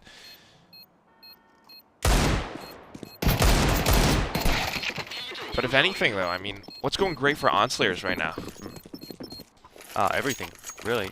I mean, Acme just not really showing what they need to. I mean, they're finding themselves some advantages, but again, similar to what we saw yesterday, they're not too sure what to do once they have that advantage. For a great example is Faller in the last round finds himself the opening pick at the bottom of ladder, then decides to go up ladder, gets out into mid, gets back to safety. You have the 4 on 5, but then he wants to keep fighting and takes another fight in mid and then loses the advantage again for Acme. So just not really sure how to cross their T's and dot their I's and actually win some of these rounds where they have the advantage. And slowly but surely they're kind of allowing ONS Slayers back into the driver's seat. And we saw what happens on Mirage when ONS Slayers is in the driver's seat. They're kind of happy to go for a bit of a journey. Especially when they know that they have that clear advantage. You want to go for a fight? Yeah, let's go for a bit of a rumble. And just a bit of that crouch spray works wonders for Park Jong, even though it's a Galil. So, bomb plant now. Really safe, really easy and quick on the B side. Owen watching the cross, catch them through rotations, and that's Zayed now falling. Yeah, Owen should be able to clear up a couple more here as well. He's getting some assisting utility from his teammates. Getting tossed on into mid there as well. Again, Deagles seem like they're the most dangerous weapon that Acme can potentially have in their hands, but can only do so much. And 3-1 pretty quickly here for ONS Slayers, right back on top. First gun round actually coming out for Acme now in round 5. which needless to say is a really important round for them. This round doesn't go their way, economy does not look great, and then it will be ONS Slayers picking up the momentum. And like we mentioned before, this being ONS Slayers map pick, Acme on the CT side. If the first half doesn't look good, it doesn't say too much for the second half either. No. Certainly not. Again, this same nade that we've seen a couple of times from ONS Slayers. Another one. Just going to get tossed up to the wood wall. There's nobody there from Acme. And it is kind of giving away the game to Acme that there is multiple players over toward this side. So they should be able to rotate their members across early, but not a whole lot of movement happening on A just yet. Still ONS Slayers taking their time about things, and Flash. Zayed goes looking for information, and it's not quite going to work out too well for him. Owen able to lock down mid against 2 players. That's just not, it's just not okay. Acme need to be trading that frag. The fact that Owen can kill 2 players with a Galil basically holding mid for the rotate is a huge problem that Acme don't seem to have an answer for. With that too, I mean, now they're stark reeling from that little scuffle. What was initially a 2-on-4, now turning into a 1-on-3. As Faller managed to take down Almighty, but unwinnable. No chance that, that you get this defuse or anything else. I mean, I can see kind of the differences that you're talking about, Elfish. It's like talking about protocols. There was that attempt. It was a good idea from Acme to toss that flash over for Zayed to peek out up around B stairs, but the timing of it and the coordination, the cohesion of it all is just a little bit off, and then no trades coming through like you mentioned as well. So ONS Slayers definitely in the lead. No doubt about that. It's going to have to be another save from Acme as well. And that's the other thing also. It's just, while ONS Slayers are in the driver's seat, they are driving this bus home, they are also driving this bus straight back into TYLOO. They are. They are. Obviously going to be a tough ask for them, but, you know, either way, you can at least say that you won a series. And to be honest with you, I'm sure TYLOO at this point are about as susceptible as they're ever going to be. They had a massively long game yesterday. Then they had to play 2 BO3s last night online for the Chengdu qualifier, one of which they lost to the Mongols 2-0. So they're probably a little bit tilted at the moment, knowing as well that they'll have to play more games tonight, more games on Sunday as well. So they have to play this game next, and then there's another game for them on this evening. If they win that, they have to play another game tomorrow night for Chengdu Qual, plus potentially the playoffs tomorrow as well. So it's a lot of CS. Their focus is really going to be split between Extremesland and those Chengdu qualifiers as well. So they will be burning out for sure this weekend. One hell of a marathon. But regardless, back into this game, it's still Acme trying to fight back, and like you mentioned, the Deagle's doing damage. It's the way that they're peeking out of sandbags now, and ONS Slayers not quite able to react off that movement, the strafing. Of course, though, with information, Owen able to sneak up from behind, taking down Expuya. Down to 2-on-1. Yeah, but again, I don't think you're too concerned about the economic impacts of this round. If you're ONS Slayers, their money's already pretty healthy. They're on the T side. They're winning a lot of rounds anyway, so it's not as if they're going to be going broke anytime soon. What Acme really needs is a round on the board, but William, 14 HP, I'm not sure he's going to be able to deliver that to them. Definitely tricky. But considering round loss bonus, I guess they should be able to scrounge up a bit of a buy for the next round. Yep. Maybe not the best utility, but still something nonetheless. What could Acme possibly do with that, though? I mean, what do they need to do to kind of turn the table around this time? Well, I'd like to see them just take a bit of map control, right? We're not really seeing them fight for ramp control at all, too much on A. We're not really seeing them take mid. Yeah, they're not holding aggressively on the B stairs. They're not really doing anything on the CT side, if that makes sense. They're more than happy to sit back in their sites and wait for ONS Slayers to come to them, and obviously that kind of makes it easy for ONS Slayers to approach the sites and get a good entry onto those sites. So something that Acme sort of struggled with again on their CT side of Mirage was taking map control, and it seems like it's a problem for them. One more time here, I see a smoke that's just gone straight off the map, so lineup didn't quite work out for Acme. They're going to still try to take the challenge onto the bottom of ramp, and that's actually maybe good news that that smoke is missed, because Zayed's able to find himself 2 kills. So when they do make a change up and they do try to take control of the map and control of the ramp, then it's worked out pretty perfectly for them. So nice little change up from Acme. Need to see more of that, but they also need to find a way to deal with Owen in mid, who very nearly doubles down. The nade shouldn't find the trade. Doesn't quite. Does burn XP for a little bit, allows for Kia to take that kill. Let's go back into it, committing into sprays. Kia sustaining a lot of damage. Still 2v2 at this point, and Acme, given the start that they had, would not really be such a fan of seeing that. Maybe a flash up into the air. Oh, Kia unable to capitalize on it. Owen, though, has been pretty sharp on this map, and down to a 1v1, it's anybody's guess. Marble definitely has the advantage. Owen's got no idea where Marble's coming from. Still trying to go in for that bomb. Of course, Marble has the positioning for this shot, the angle favoring him as well. So 5-2. I mean, that was Zayed doing a little bit of work, and like you mentioned, precisely, if they took a bit of map control, you know, peeking down to ramp, they would, and they very much so managed to, you know, push ONS Slayers back for a second. Yeah, that said, it hasn't really done a number to the economy for ONS Slayers at all. So they're able to buy right back into this round. What's surprising to me is the smoke missed again, by the way. Even with the Krieg bought up, it's a little bit odd for ONS Slayers to whiff those shots, but now, yeah. A little bit of a struggle for both teams, and then ONS Slayers taking a bit of a breather considering what happened in the previous round.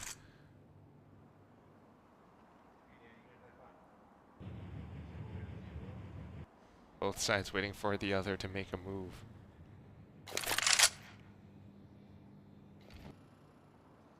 Yeah, a little bit of mid-control for Acme, at the very least, in this one. Owen's still holding for that CT push, and eventually Acme just get a little bit bored and walk into the default setup. Didn't necessarily need to be pushing mid there. ONS Slayers, their patience is going to be of great benefit to them, and now it's time to go in toward the B bomb site. Good kill from Expuya. Can't get more than the one though. The MP9 certainly not the most stoic of weapons, but William doubling down keeps it interesting. Hasn't been traded yet either. ONS Slayers need to find a way to dislodge him, and so far haven't, though that Molotov is going to push him out into no man's land, and that'll be a freebie in the end for Climax with the orb. Still got one more CT on this site to dislodge. Marble spotted out, but nice creep from Owen, and oh, he was in the perfect spot. He just missed his shots. So Acme get away with a bit of a streaky one again, but gotta take what you can get at this point. Definitely nice. I mean, a little bit odd at times from both sides, but lovely to see Acme showing up on the server. William with the shots on the M4 and everything else. Although that said, yeah, patience sometimes pays off, and Acme needs to be a little bit more patient as well, considering that they are on that CT side. So this time around, they are going back in for a bit more control across the map, watching up onto B, a little bit of mid as well. Meanwhile, ONS Slayers trying to move through, setting up for some minor pushes.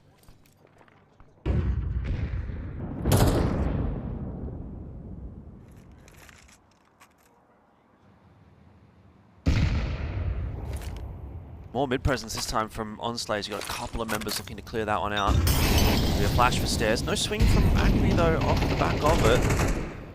Williams' position is a bit of a one and done. He really needs help from his teammate Faller there, but he's not going to get it, and so now Almighty should be able to get an easy trade. Does. Looks for more in mid.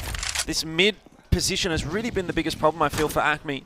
They've not been able to lock that down with any semblance of control at all. ONS Slayers, again, with the bomb plant down on B. 4v1 for Marble, it's just not going to happen. And with that mid too, I mean, ONS Slayers just gets more options. I love that they have that molly just to flush them out too. And And like you mentioned, yeah, again, the protocol is not really there. Although they have the positioning and the idea, yeah. Having two players fall so quickly and then William in the one and done, there's not much that he could do. So with a round picked up by ONS Slayers, now it's going to be a bit more of an investment coming through. The Krieg being pulled out again. You'll see where Climax sets up. Bottom of ramp could be a pretty good option. Looks like that'll be the case. Not going to be a contest there this time from Acme though. And it seems that it's going to be mid where the push is happening for Acme. Somebody's gone on a real adventure. It's Fallout with the MP9. Big setup over onto the B stairs as well from Acme. So a lot of presence on that side of the map. Not much going on at A, but bad news is that A might be at least looking like at the moment where ONS Slayers will want to end. Apart from that, though, yeah, they're taking things slow in case Acme pushes out, which is something that they have done before. This time a little bit different, though. And again, it's those deagles, so ONS Slayer is going to have to be a little bit careful, and I like that they're doing due diligence with the mollies. However, that said, it does indicate, it does make their intentions known. Oh, there's that creep. Easy taps for Climax. Zayed just not looking in that direction. He was the sole defender on A. He had too much to cover. No real contest into round number 10.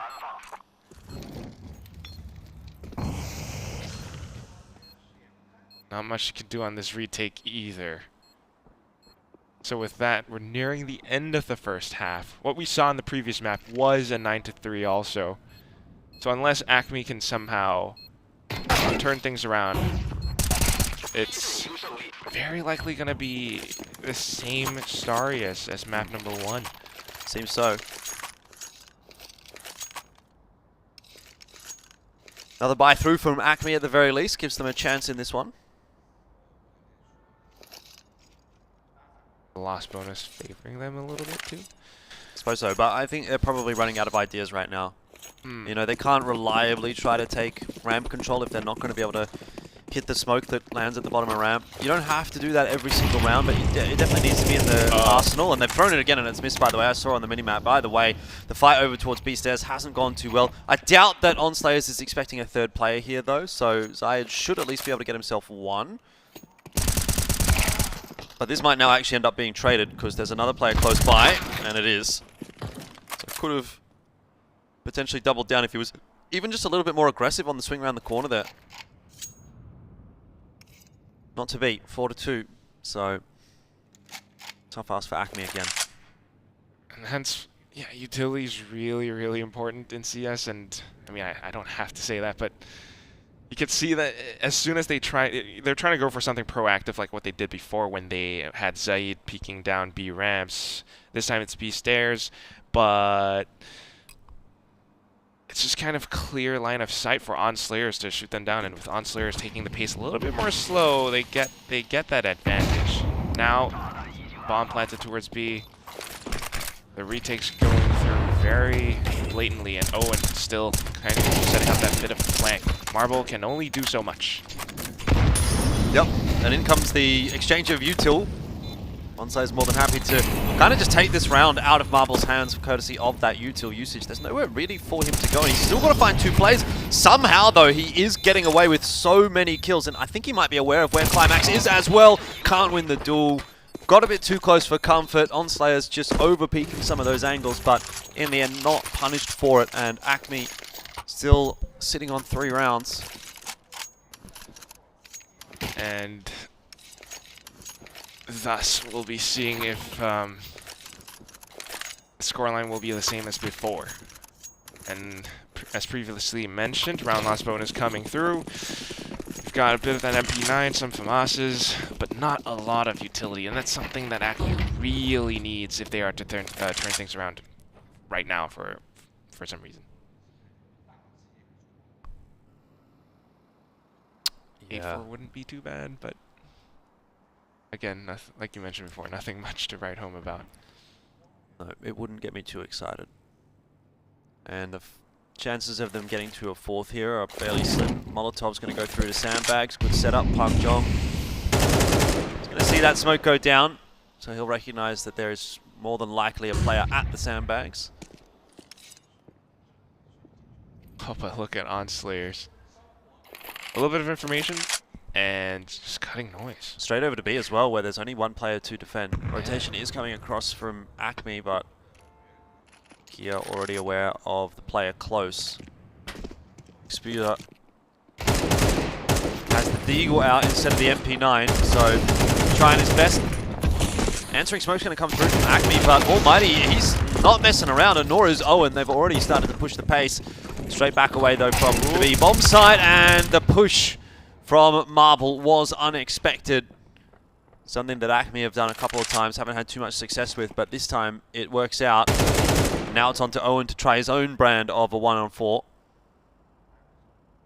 Starts things off not too shyly, but again, information, and then Marble comes back in.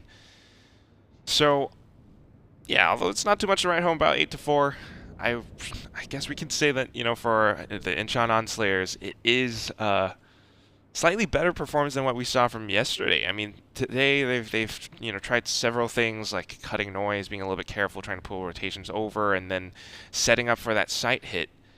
But apart from that, sometimes things just go in a different direction when Acme tries to pull off something unexpected.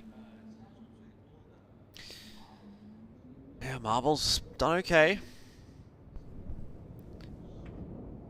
Park Jong definitely falling off a little bit in comparison to that first map, but in saying that, Owen has picked the pace up, so still definitely enough there for ONS Slayers. I mean, at this point, you have to be looking toward a 2-0 again. Pistol round going to be hugely important for Acme. Lose the pistol, you're in trouble. I mean, bare minimum, they will need to get at least a bomb plant, and then they can force buy into round 2 and maybe still try to work from there. That's it there, yeah. On T side now, it's going to be a little bit tricky, depending on how ONS Slayers defense as well, though. So we've seen Acme being really passive on the defensive side. Maybe ONS Slayers will try something different, peeking out into its scaffolding. They definitely see and hear a lot. Kia, unfortunately, not quite able to react to the USP, trying to fire off some shots, but then it's just trades coming through on top of it. Owen trying to hold the position from the other side as he gets another angle, but re-peeking. It's going to be Marble who takes him down instead.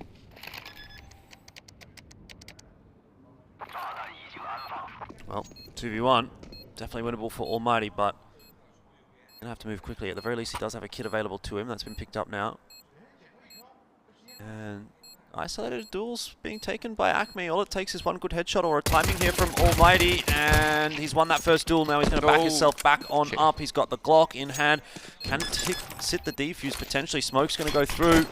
He's heard the footsteps as well, and he's hit the shot on the spin around. Well done from Almighty. It's going to be another round for ONS Slayers, I should say. 9-4, but at the very least, the bomb plan did go down for Acme, so they should be force buying into this one. Trying to put that pressure right back onto ONS Slayers. Yeah. Flying back up now. Still, though, I mean, it was a really nice 1-on-2 coming in from Almighty, being a little bit sneaky, coming up from behind. Almost lost his life, trying to swap over to the Glock, but still managing to make it through with skill and aim. Like you mentioned, these are now the rifles that we were looking out for from Acme. If they are to turn things around, this is as good a time as any. True. Full set of MP9s for ONS Slayers, so no nuance really to this one.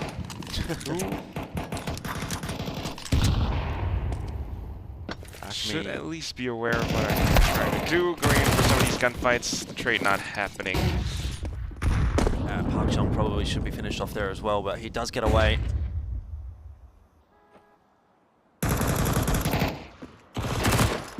1 for 1. Still not going to be enough to get ONS Slayers back into an advantageous position. But information's being given, and Park Jong looks like he's about to find a timing. If he were to peek out. In fact, Acme deciding to back off here. They know that they've got full mid control. Faller in the jump up. Will catch off Almighty, and that's going to be the B site more or less cracked open. MP9 should never win the duel at that range, but does. So, I mean, I guess the round is definitely still hanging in the balance here on Slayers, though certainly toward the back end of the chances of winning it.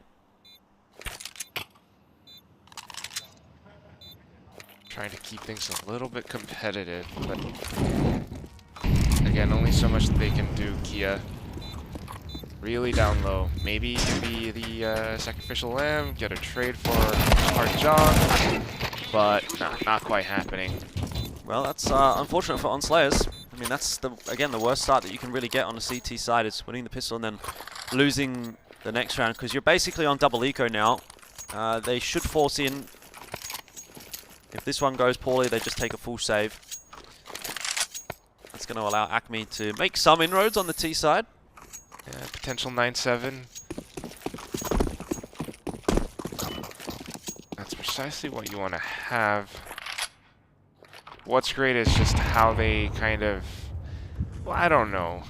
You know, you got these little mini firefights around ramps, and it happens a little bit odd for both sides.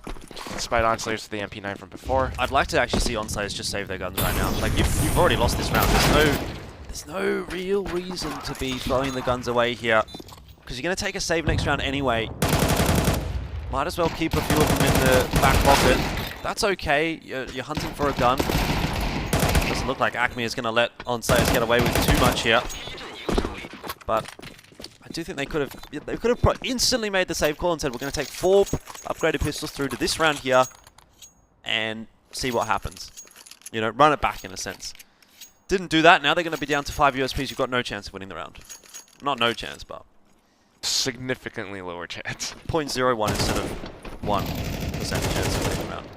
Well, that's a division of 10. 1 decimal point difference. Regardless, I mean, Acme really has a chance of turning things around on this map because of their T side.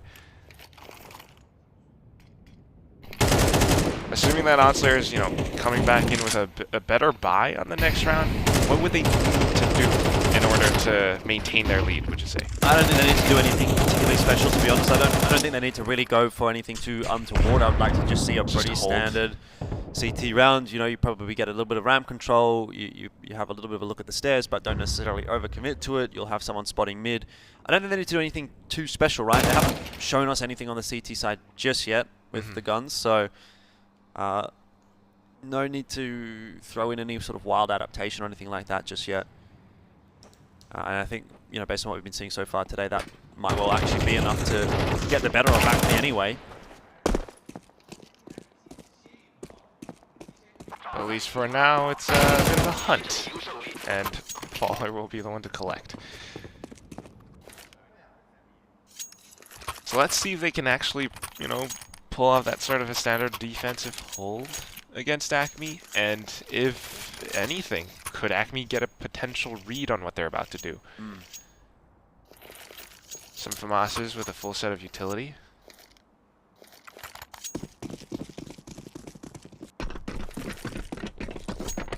Rushing outwards towards mid now.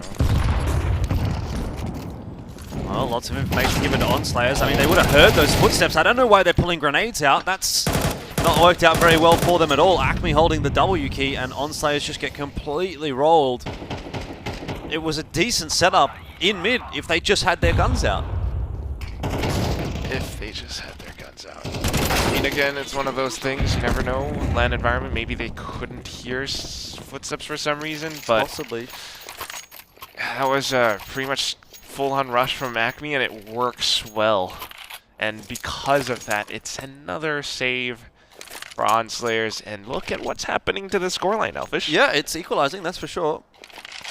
Acme will be very pleased to see that, and ONS Slayers probably a little bit tilted. They won the pistol.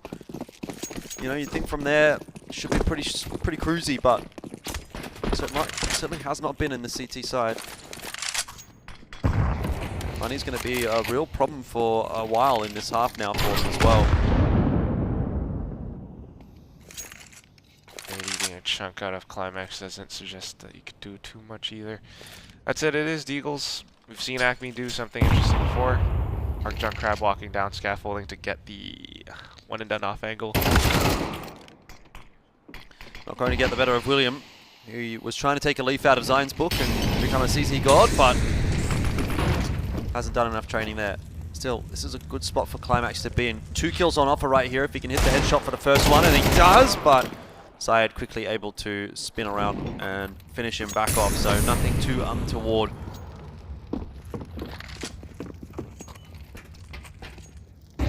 Just taking things slow and now picking up the bomb too.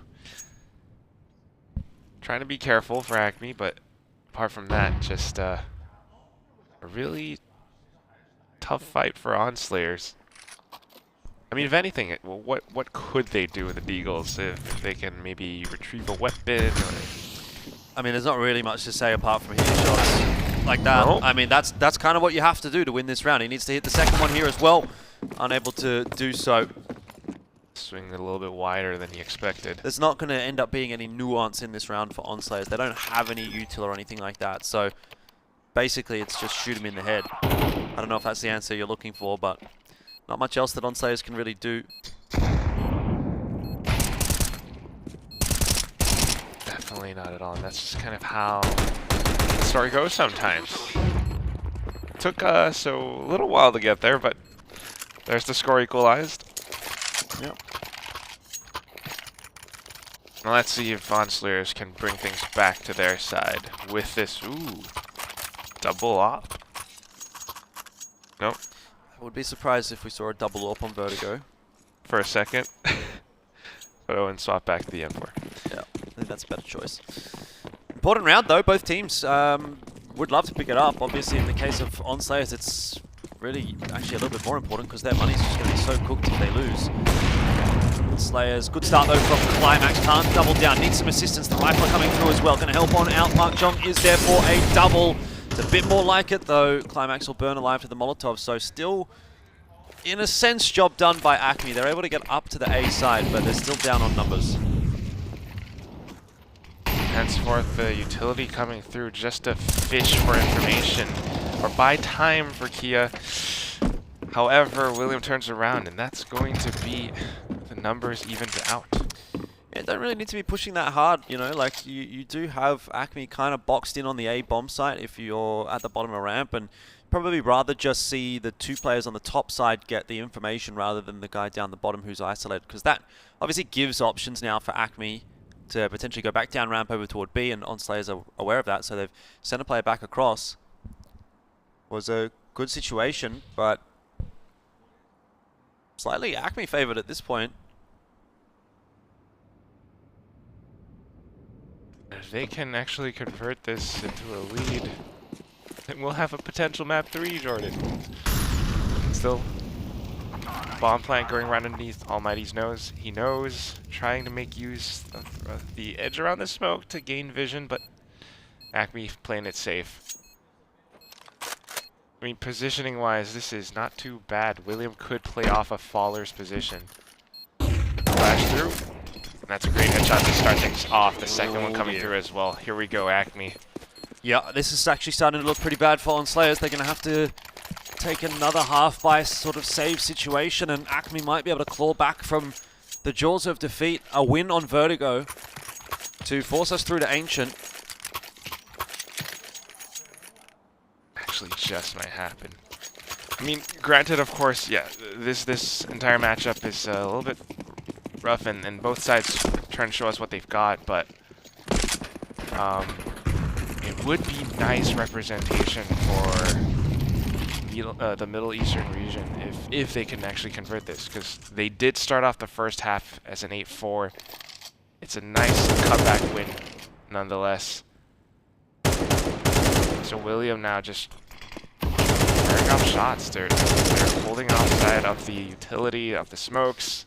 I mean, I'd love to see ONS Slayers walking right into it. attack timeout or something like that from ONS Slayers. Like, why has that not been an option throughout this half so far, right? It's obvious that Acme is playing with confidence and momentum at this point in time. ONS Slayers have been close to winning a couple of these CT rounds, which really could have made a big difference to the map and potentially the series as well, but just kind of letting the situation get to them, and you need to have a little bit of a time to chat. We do have a pause actually finally coming through. I wonder if it's a bit too little too late though. I mean, you're going to get a gun round out here. Obviously a must-win for ONS Slayers if they want to stay alive on this map. So what's the change-up going to be? Yeah, I see what you're saying. It is their last chance at making things happen. So now or never, if they are to close it out on this map. Yeah, I mean, if you lose this round, you... What? We're going to age it. 3.4k loss bonus, you know, you might get something half buy. Almighty might be able to buy a gun. I mean, yeah, it's not going to be pretty for ONS Slayers next round if they do lose. They'll be down to MP9s and FAMASs maybe and stuff like that, but see what happens. I would say this is a must-win round for ONS Slayers. What is the change-up going to be, though? Well, it feels like positionally it looks the same. Got a little bit of util control over toward A ramp, and positionally, well, 3 players in toward mid. I tell you what, that is not super standard. Acme are going to go quickly toward the B site though, so if ONS Slayers are going to do something through mid, they're going to have to do it pretty quickly here, because Kia is under pressure. Good shot hit. Needs more than that. Can't land the second. And the rotation's just not going to be there in time from ONS Slayers to really help out. The only thing is going to be, maybe they can come from behind and surprise Acme, but even then you've got Marble watching, and, well, they're going to have to hard clear this corner, which does happen. Good start for ONS Slayers, and they need a little bit more. Almighty and Owen saving the day at the moment, but they still got more members to get through, and Util getting tossed over the top. It's down to 2 remaining Acme members. Pulling off from the other side of red. Trying to get some shots through, but the spray does not connect. Park Jong moving up front now will be able to collect, and that is the defuse coming in. A must-win round, and they made it happen. It was a bit touch and go for a moment, I got to be honest though. A couple of duels that really felt more like 50-50s that ONS Slayers did win. Keeping themselves in it, but full buy again for Acme. They've got so much cash. Over 10k for Xpuya and Faller and William, even after they've invested this round. So Acme is going to buy the game out. ONS Slayers have a huge uphill battle. They've got to win 3 gun rounds in a row to win the map in regulation. And obviously for Acme, just the 2. Keeping Kia posted up 2 points in the stairs, though. I don't know if that's going to work out again. Definitely feeling the pressure. Nade will be able to eat him alive. Almighty, getting a frag off of that though. Yeah, bomb plan's going to go down. Acme feeling confident with these faster plays. And the wall of smokes is keeping ONS Slayers at bay for the moment. You've got a rotation coming in through mid. There's going to be another smoke tossed over the top, but ONS Slayers, they need to find their entries, and they haven't checked behind. Evox Zayed able to double and triple down. It is over surely now. Climax, he can't win a 1v3. He was going to give it a crack though, and it's a decent start. Aim's got to be on point right here, and can't clean it up onto Marble. 12-10. Acme bringing this back from the brink. At the very least, ONS Slayers have afforded themselves another buy, and they can fight for OT. It's not going to be a perfect buy. You've got a couple of M4s. FAMAS Orb's going to get invested by Climax, but he's not sure what he wants to go for there. M4 was there for a second. Orb's back again. ONS Slayers need to find a way to deal with the pace that Acme are bringing. Yeah, I mean, even with that 1-on-3 attempt, going in for the crouch commitment was something that hurt him towards the end. That said, though, great play coming up from Zayed. Hiding outside the smoke, pushing out E-Box. Still. Now it's Owen alive. Climax back in with the op. Flash in for Park Jong. He's not going to check behind him. So ONS Slayers back to a numbers deficit again. They're just having no success on this CT side at all.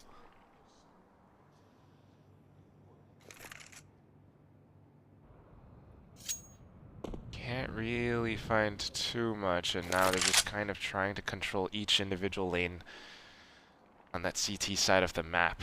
Acme, on the other hand, with 4 players alive, I mean, there's so much that they can do. This map might be over.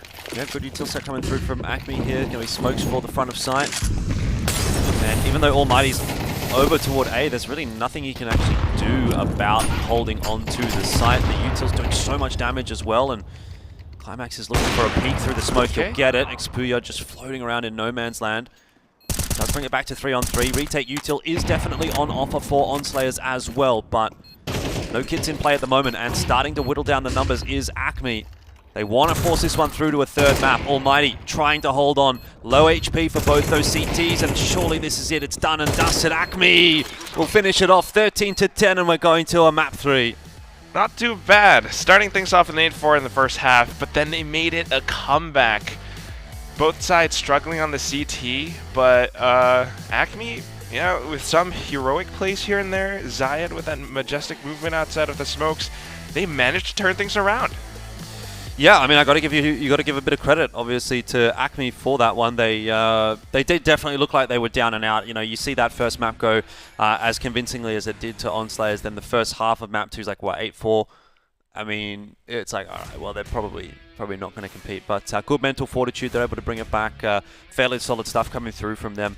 On the other hand, you do have to sort of raise some questions for ONS Slayers, because there was a couple of rounds in the first half which they could have played out a little bit cleaner. If they would have had a 9-3, would that have been enough for them to maybe force it to OT, have a bit of extra time in the second half? Same can be said for the second half. It took them a very long time to get attack timeout through, and by that stage it felt like a little bit too little too late. And even in that case, there was a couple of pretty close rounds in the second half as well that, had they gone the way of ONS Slayers, it could have really made a big difference. Wouldn't have broken their economy at the time that it was, and you know, not so many free rounds necessarily then for Acme, but end of the day, it is what it is, and we're through to a map 3, so... Yeah, a large portion of those comebacks came from the pistol rounds that Acme won, because we saw how the pistol round went. Yes, it was a bit of a win for ONS Slayers at the start, but then they lost a subsequent one, which meant that they had to go for that double save that you mentioned. So it was really, really just not meant to be, I guess. Yeah, look, if they would have won the second round, or if there was another one where it went down to like a 2v2 or something like that, and they just didn't really end up being super competitive in that round. From what I felt, I think it might have been a 3v2. Anyway, whatever. There was a couple of instances where I felt like ONS Slayers should win this round. They didn't win this round, and then as a result, obviously Acme is able to sort of come back into the swing of things. Yeah, so. A little bit. There was that one that we saw them with the grenades out towards mid as well. So a lot of little things and mishaps here and there, but it definitely shows us that Acme can play, and they are definitely here to frag out. I like the little bits where they took a bit of active map control as well when they were on the CT side, peeking down B ramps, and it was a good bit of damage. So who knows how Ancient will go? I mean, what do you think? At this point, pretty hard to say. I still feel like generally seems like ONS Slayers are looking a little bit better today. But then again, you know, they weren't able to close out Vertigo, so that is raising some question marks for me, and Momentum's definitely going to be there for Acme. So, you know, we're kind of getting exactly what you'd expect out of a matchup like this one, where it's two teams rather of players that some of them have been around a little bit. You know, obviously those Korean guys have a couple of members that have been back in, you know, they've been playing CS since back in 2016, but how much have they really been investing in the game? You're seeing so many pieces of util being missed. It's really messy gameplay. It's almost impossible to make a really informed prediction about how one of these series is going to end up playing out, especially when we haven't even really watched them play on Ancient either. So, I mean, look, if you put a gun to my head and said you have to choose, I'd probably go with ONS Slayers at this point in time. But I mean, I'm really splitting hairs at that point. I definitely see what you're saying. I mean, it really could go either way, but they are trying, and that's kind of the best that we can give them. I mean, looking at the statistics, yeah, there are frags coming out on both sides. Definitely this round, this map, it was a little bit more from Acme's side. But you could say a little bit for Owen as well, 23-19. But apart from that, it's just really the T side that was a lot stronger. Faller getting 21 frags, but Zayed having some moments as well. Yeah, definitely. Faller, in particular, really picked up quite substantially. I feel like he's been someone that we've seen toward the bottom end of the scoreboard in a couple of instances for Acme, but the fact that he was able to have an MVP performance this time around, obviously, as you can see, drastically changes the chance of them being able to win a map. So it might be the recipe for success that we need to see come through on Ancient as well. Someone else there to kind of help out Zayed. I like that you mentioned him. He's felt like the consistent force for this squad, and hopefully he's going to be able to keep that pace up, and hopefully a couple of the other guys are going to be able to sort of chime in with some impact as well. Then that would be cool, because Then we would have Acme versus TYLOO. That might, still favor towards TYLOO, but a slightly different match because we've already seen Incheon ONS Slayers against TYLOO. So who knows what's going to happen, but we are going to that map 3. Going to go for a quick break right now, and then back in for this final map between Incheon ONS Slayers and Acme Dubai Police Force.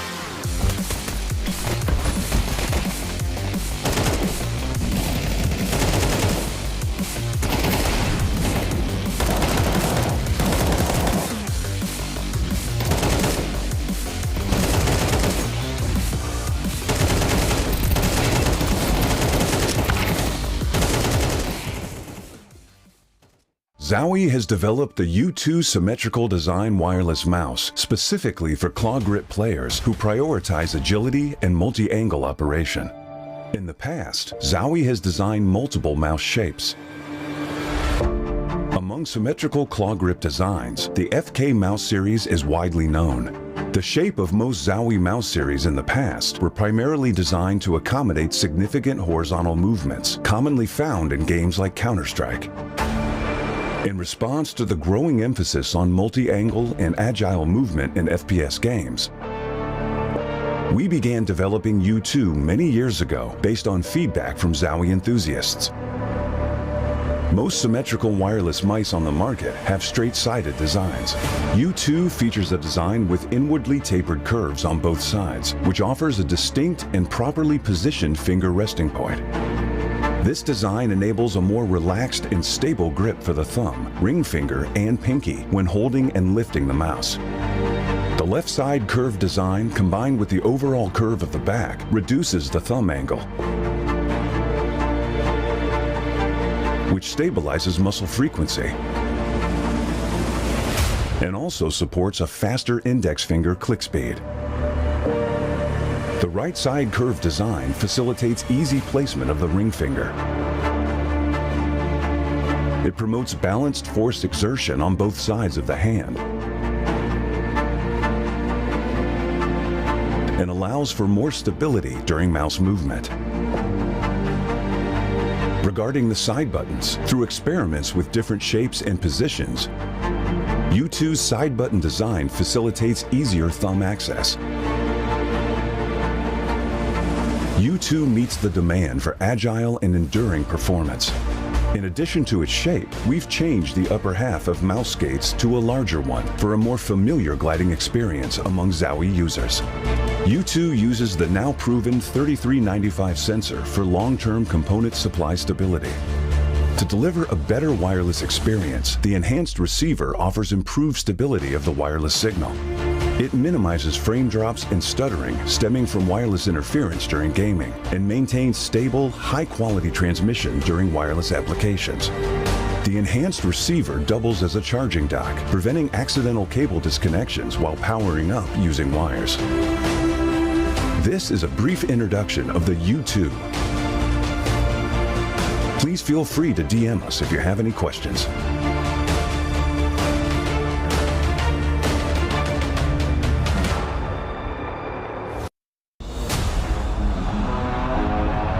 DyAc technology reduces ghosting in fast game scenes, minimizes screen shaking and rapid firing, and tracks speedy enemies better.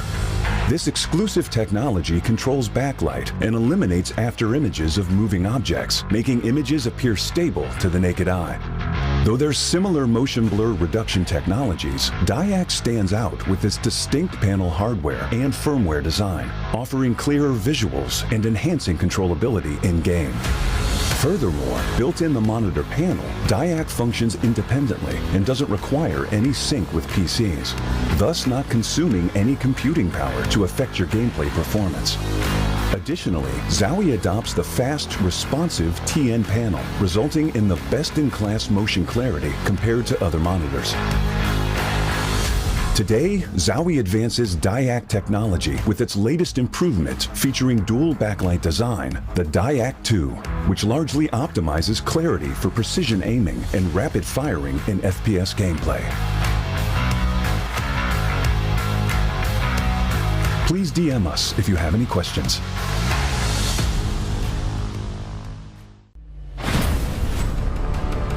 We are proud to announce new additions to the XL series.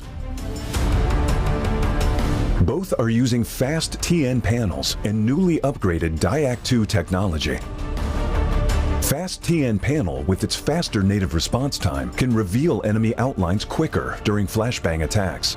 For IPS panel, more overdrive is required to enhance response speed, leading to dynamic image blurring due to the panel's inability to handle the load. These new monitors integrate new dynamic accuracy technology, DyAc 2. The upgraded dual backlight design not only provides FPS players with clearer visuals at dynamic aiming and spray control, but are also more friendly to your eyes.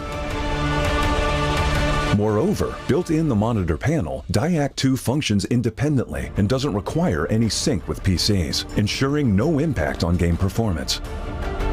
XL setting to share now has auto game mode feature. Besides download, save, share your settings, it will auto apply different color settings based on your usage scenarios. Outlook of the latest monitors are refreshed. It has incorporated industrial grade bearings into the height adjustment mechanism, allowing easier and smoother adjustment to the exact desired height. The new monitor series continue to evolve, refining details to ensure players can perform their best consistently in games. This is a brief introduction of the new XL monitor. Feel free to DM us if you have any questions.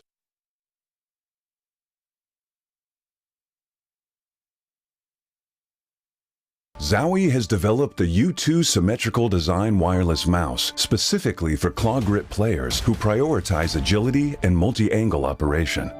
In the past, Zowie has designed multiple mouse shapes. Among symmetrical claw grip designs, the FK mouse series is widely known. The shape of most Zowie mouse series in the past were primarily designed to accommodate significant horizontal movements, commonly found in games like Counter-Strike. In response to the growing emphasis on multi-angle and agile movement in FPS games, we began developing U2 many years ago based on feedback from Zowie enthusiasts. Most symmetrical wireless mice on the market have straight-sided designs. U2 features a design with inwardly tapered curves on both sides, which offers a distinct and properly positioned finger resting point. This design enables a more relaxed and stable grip for the thumb, ring finger, and pinky when holding and lifting the mouse. The left side curved design combined with the overall curve of the back reduces the thumb angle, which stabilizes muscle frequency and also supports a faster index finger click speed.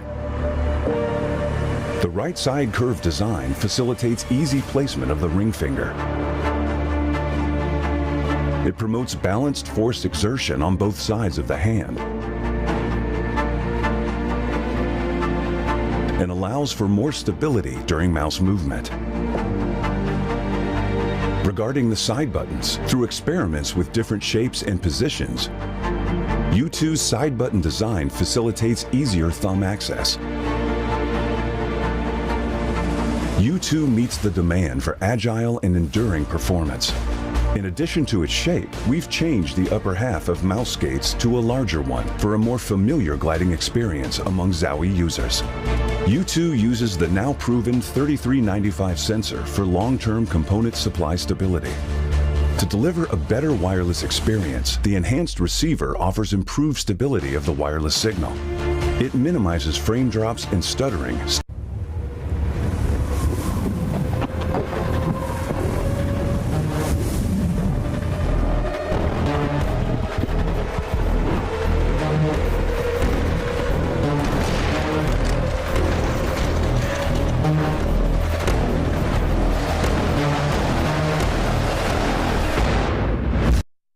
Welcome to Extremesland.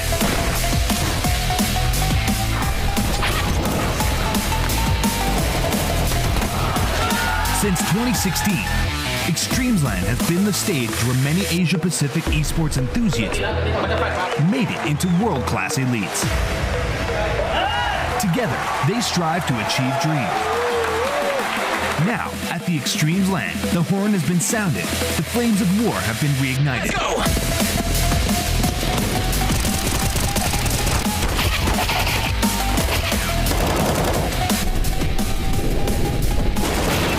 CS players from all over Asia are gathering to fight for their recognition and honor.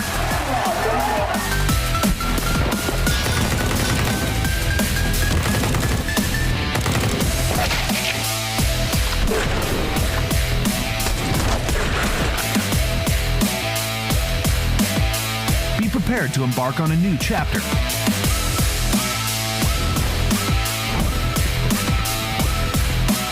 Extremesland, where infinite miracles unfold.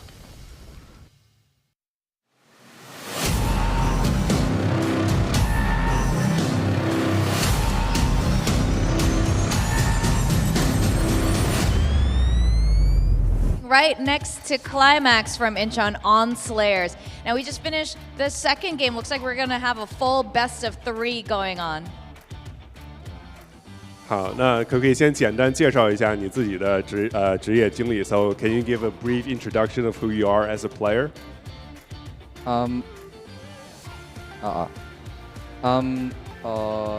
Climax, and I was a professional player for Overwatch and Valorant.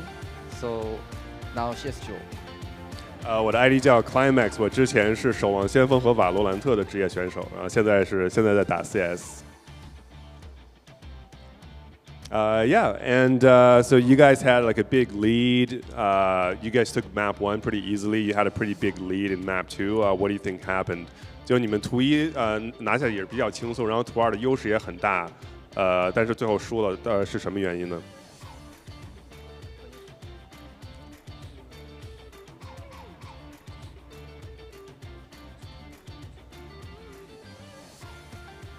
We're just having some translations here. We got 3 languages on stage right now. Was good lead, but we have a many situation, so our head is mind blowing. So so crazy was yeah.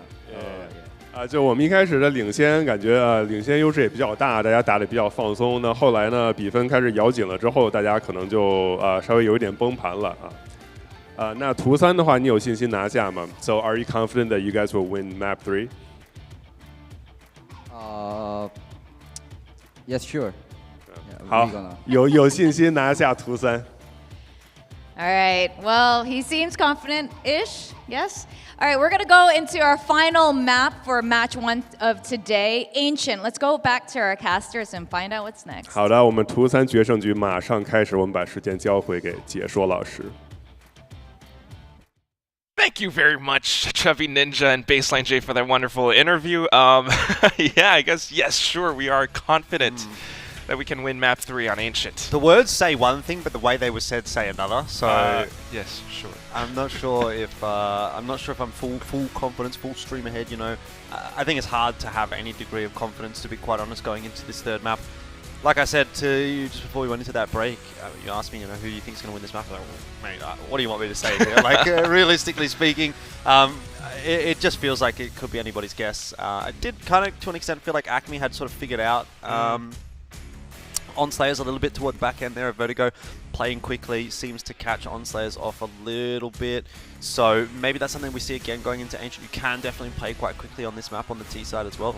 Have to wait and see who's obviously starting on what side. But yeah, I don't know. Like I said, I'm maybe still backing ONS Slayers a slight bit, but it's a game that could really go either way. It really could. I mean, I do feel like on this map, something that we've seen is that bit of early mid pressure, especially that sometimes the CTs get the timings onto. But apart from that, It does feel like ONS Slayers can suffer from a bit of that mental pressure sometimes, and then comms can go really hazy, and then that's kind of what happens. But right now, starting things off rather stable. Park Jong and Climax getting frag of their own. Aim's on point and a pistol round there so far from pretty much everyone involved. Faller able to trade back with the Glock, though. Owen's position should be favorable for a duel at this range with the USP. Issue is he's got to watch multiple angles, so Faller finds the timing where Owen is looking toward the A bomb site, and that's going to prove quite beneficial. And I think that's kind of what Acme is trying to do here. They're trying to take the aggro on those two players entering from A main, and then allow Faller to do a little bit of lurking in through mid. Which does create a little bit of pressure for Owen, so that's why he's trying to jiggle back and forth around Donut right now. But given the timing of it, he does manage to swing back the bomb into A site. You can't plant the bomb there. You've got to take the fight as a duo. But he gets away with the bomb plant, and now it's a 2v4. So Acme going to have to try to take some solo fights here. Not going to work out for Marble there. Almighty, the important player there as well with the defuse kit, but in the end, actually proves to be quite a solid pistol round for ONS Slayers. I mean, what I'm really seeing is that like every little advantage really counts. Whether it's a bit of map control, which translates into maybe some kills with numbers advantage, and then you get your guns and economy rolling. If you throw that advantage away, that's how Acme can come back, and that's kind of what happened towards the end of Vertigo. Meanwhile, just the teams that really know how to make their advantage work, and then how that interest can kind of compound is what really gives them that one-sided win. So ONS Slayers, if they can build up on top of this with the guns that they have now, that would be great. That was the issue on Vertigo. See if they can convert it here. Owen may well get knocked over pretty quickly though, because there's a lot of members on the other side of this one. Flash to go over the top. He's good for the challenge for one, but can't actually manage to find the frag, and that's the A site well and truly lost. And to be quite honest with you, again, this is one of those situations where if you don't get another quick couple of kills, you might just consider saving as ONS Slayers. Climax is on a USP though. That is a bit of a problem. I kind of like stacking. I would like to see him go into CT spawn, pick up the gun that was in CT spawn, and save it. Try to save. Yeah. He's going to have to be quick about it though, because that bomb explosion radius is quite large, and he's only got 1 HP. In the end, Baller's here though. Acme are going to push into CT spawn as well and ensure that that can't be a possibility.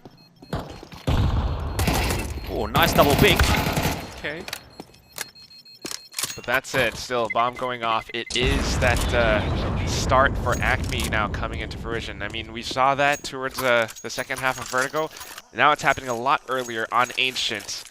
Could this be Acme actually winning out the entire series? Yeah, I'm interested to see how they go about this T side. As I was saying, I think faster plays have really been a bit problematic for ONS Slayers to deal with, and it is kind of on Acme to decide how this first half at least plays out.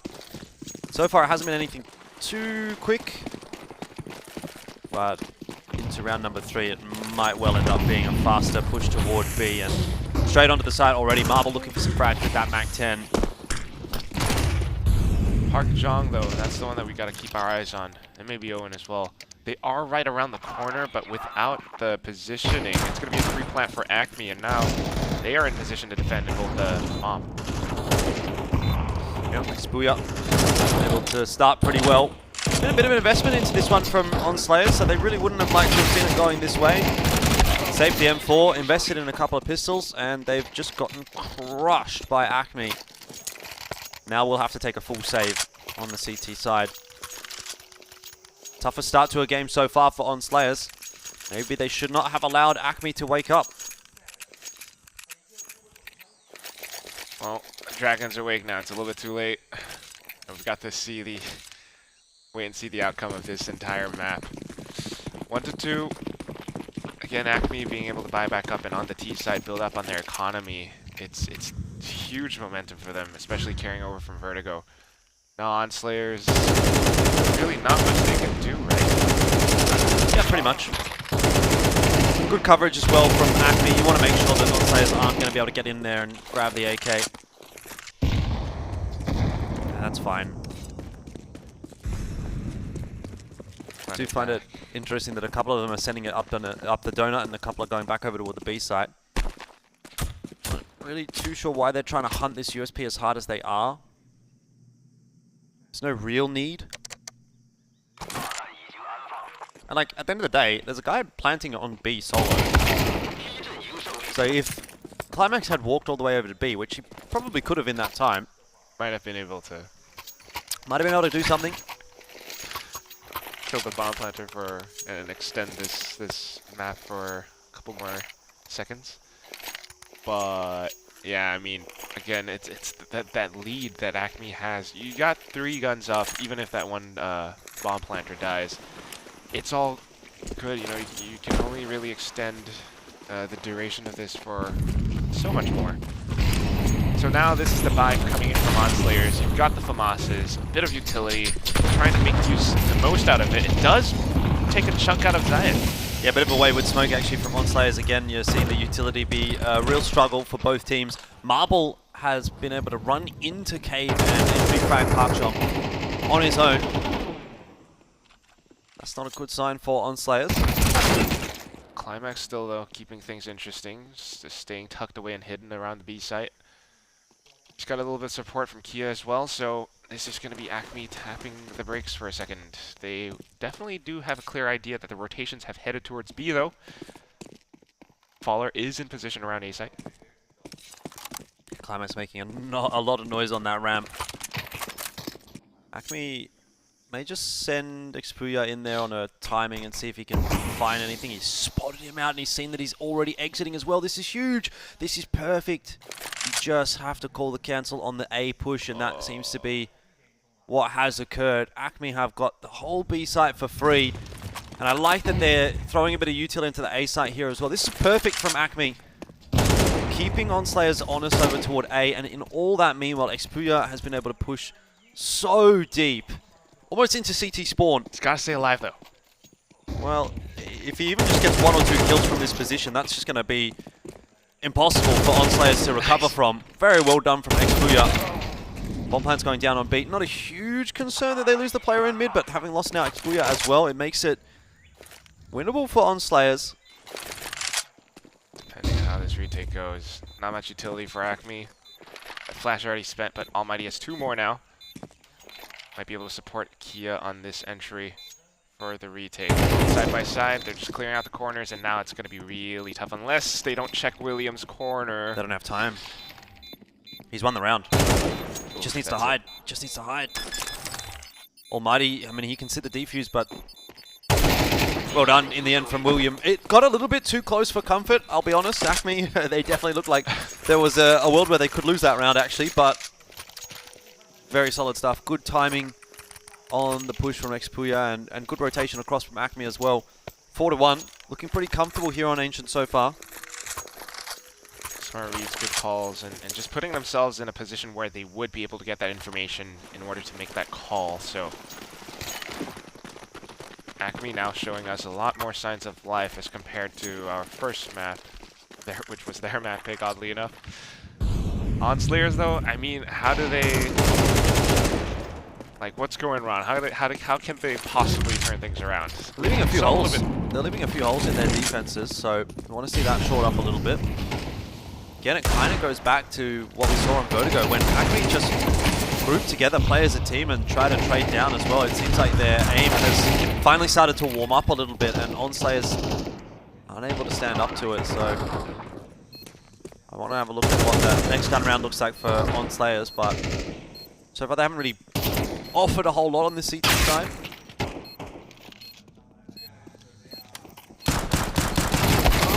Okay, well, 157 kill. Yeah. Definitely not too much. I mean, there was a little one round where they made a play around mid, and it was a good little bit of damage against Acme, but apart from that, really not much else. And now, the loss bonus coming in, they get to buy up in full. Maybe they turn things around. If not, Acme continues to build up on this momentum. Expuya on the op now. God. Owen with the AWP here for ONS Slayers as well. Is that going to be tossed over to Climax, or are they just musical orcs at this point. I think it's going to be on Owen. It looks like it. So Climax was AWPing on Vertigo. Owen's AWPing now here on Ancient.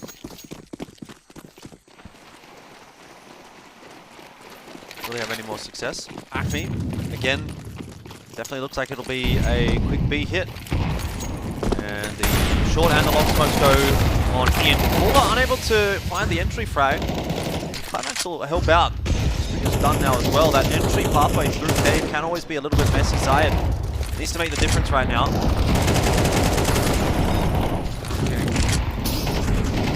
A little bit of penetration through but now coming in from the sides, Marvel. See, again, is ONS Slayers just getting a little bit too... I don't know, they just... When things get crazy, they tend to lose these rounds. Quick spin around from William will result in a kill onto Almighty, and it's a 1v2. That should have been a win for ONS Slayers every day of the week.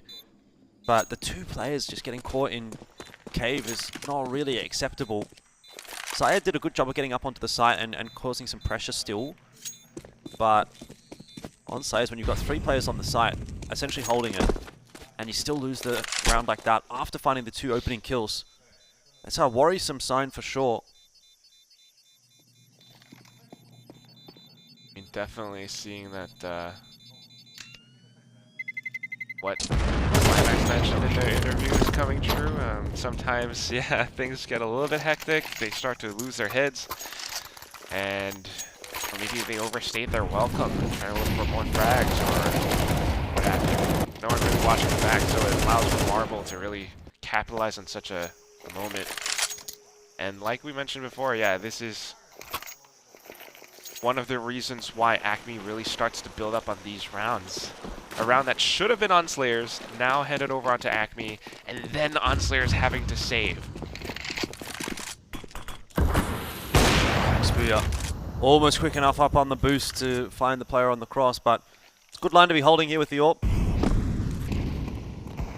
Meanwhile, the rest of Acme is going to try to work the middle. There is some defense there from ONS Slayers, but honestly, the further we go into this series, the more I'm starting to see from Acme and the less I'm starting to see from ONS Slayers. Quick couple of shots from Owen, but not enough to really trouble the scorers, given the last defender is over toward B and most of the play is toward A. Though Bomb's been left just outside of mid. A little bit odd after the exchange, and this could allow for Park Jong to catch 1 or 2, but Marvel with the positioning. Nothing too different. After the save, we have another buy. Yep, AWP's out again for Owen. I mean, what do they do the same thing around cave? Previously it was Owen just watching down A. I don't know that you necessarily need 2 toward cave unless you're really expecting a push in toward B from Acme, and in this round it's going to be a bit more of a default setup from the T side. So more presence toward mid, I kind of don't mind that from ONS Slayers. 1 for 1. Zayed is not afraid of taking that fight into mid. He took a tick from the Molotov. Almighty should have known that he was coming, either missed a shot or didn't fire one. And Zayed's cracked open mid, which is a huge problem now for ONS Slayers. It really does feel like where a lot of this is falling apart now for ONS Slayers is in the aim department, because Acme is getting away with so much. And it's kind of similar to what we were saying about the first map. It felt like ONS Slayers was getting away with a little bit too much. And now it's kind of Acme on the other side of that, though Acme is one of those teams that has a tendency to get an advantage and then throw it away, and that is exactly what's happened in this round. The bomb always down, and they start to go hunting for some of these kills. I mean, yeah, they crack open mid, and they have more options, but then just kind of gunning it down a little bit. It's a perfect circumstance for Park Jong, actually. They're coming in his direction. They're making a lot of noise, and Zayed... Oh, what are you? Are you serious? I cannot believe it. This is what I'm talking about, though. Acme's getting away with way too much. Like, that should never happen. I don't know what to say. I don't know if did he run out of bullets or did he like panic hit a button and accidentally swap to his USB? The sound kind of sounded like he ran out. I'm not too sure, but either way, not something that should happen. No. Not in a million years. Still, Acme able to save themselves and recover from such situations now. Rushing into B, they get the plant. A good flash from Zayed, helps out Caller. Expuya able to chime in there with one as well. This is pretty good so far from Acme. I like the change of pace, I like the faster play from them. Expuya on this line with the AWP. It's a good spot to be in, probably doesn't need to be repeating it unless he's got some assistance from his teammates coming down the ramp, but either way, Acme's still in a good spot. Still wanting to fight here and there, but apart from that, it's precisely as you said. They are in a great spot. They've got the bomb down. Now they're getting the kills, and we are nearing the end of the first half with a 9-1. Yep.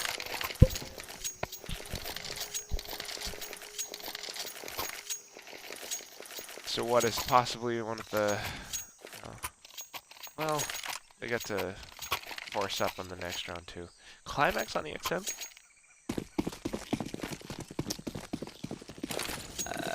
Yeah, I mean, I guess you've got to try and change something up. Where's he going to end up going? If he plays toward Cave, it's not the worst thing in the world. That's where he is at the moment. But Acme finding so much success by just charging up the ramp and getting deep into the site that they're going to keep doing that. Zayed, that might have been a bit over-eager. Could have waited for a flash from his teammates. Sometimes I feel that Acme do just get a little bit ahead of themselves. And that is a hugely punishing round that will once again reinforce that Acme, you know, they can't rest on their laurels here. Like, it's a 9-1 lead, but it's nice if ONS Slayers isn't going to shoot back if you let them. Although, I mean, in some cases we did see that they did have difficulty with that, but just got to make sure you cross every T, dot every I, and actually, you know, 100% this game if you're Acme.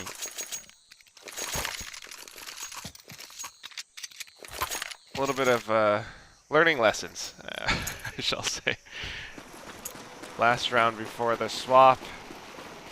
A double op coming out from ONS Slayers, Climax as well as Kia, not Owen. And here we go. It's Acme rushing back into B. Nades are out, but they haven't quite cleared out some of these positions around Cave. Bit of a trade coming out from Zayed, which is nice. They keep Climax at bay with these mollies. Ooh. There's that op again. Oh, good flash. 7. Zayed learning from experience this time that if he just waits for a flash, it's going to work out a lot better for him. And it did. Still numbers disadvantage for ONS Slayers. The final round of the half. Almighty working hard to bring that one back. Another fight into CT spawn. They're going solo so much, Acme, and their superior firepower has been getting them through some of those circumstances. William, oh, the one tap. He looked done, but he wasn't. But yeah, I think again Acme's getting away with a lot just because they're superior aim. But you know they could be doing this a lot cleaner than they are. Even still, 10-2. You can't really complain too much about that one. And ONS Slayers, they'll have a monumental task on the second half. The benefit is that they are moving on to T side, and Ancient is traditionally a little bit T sided as a map. But I guess at this level, it really doesn't matter, you know, which way the map biases. And actually, honestly, even in recent times, it has started to lean back more toward the CT side than the T side where it was for quite a while. So probably a moot point when we're watching teams of this level. Fair enough. I mean, yeah, mechanically speaking, Acme are fragging out a lot more. ONS Slayers, on the other hand, you know, there are some of these moments, but at the same time, we could say slightly the same for Acme. Rushing into B like that, there was that round with the XM on Climax, and that's what gave ONS Slayers their second round win. Still, let's see how this pistol round goes, but it's, I don't know. Would you say it's safe to say we won't really see a comeback unless Acme really royally? Well, it's going to have to be. It's going to have to be a pistol round win for ONS Slayers first of all. True that. Got a couple of Tech 9s rushing through and they've managed to open things up onto Zayed. Still 2 players on this bomb site, but those USBs are certainly not working out the raid boss of the Tech-9 Park Jong is working out really nicely. Flashes out too. Double stringing together. And that is near impossible for Faller to win. Marble, the only one left, tries to fight his way out despite being surrounded. No chance at a defuse either. Well, not over yet, I guess, for ONS Slayers. When in doubt, just Tech-9 it out. Yep, apparently. I mean, in saying that, obviously they do have to convert the next round, but the T side force buy after losing the pistol is a lot stronger than the CT side force buy after losing the pistol, because traditionally you can get the bomb plant down on T side and you can still afford a little bit extra, but Acme here really not going to have a whole lot to play about. I mean, there's the option obviously of saving as well, just buying into the next round. That's what they're gonna do.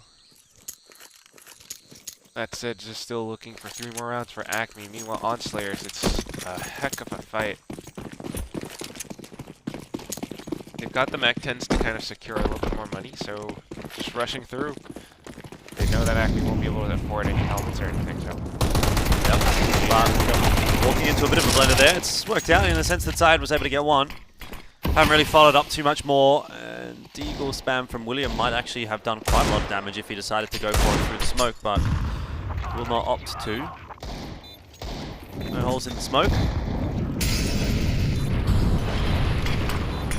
Continues to stay hidden, trying to make it with Marble. Might be able to get a couple of frags.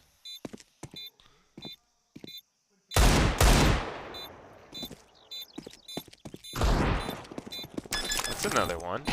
Okay, it's starting to get a bit interesting. Deagle unable to land on the strafing Mac-10, which is not the easiest of things in the world, to be fair, to hit. Bit of damage done though by Acme. And now into the gun round. How solid are they on their CT side? They do have Zayed on that op.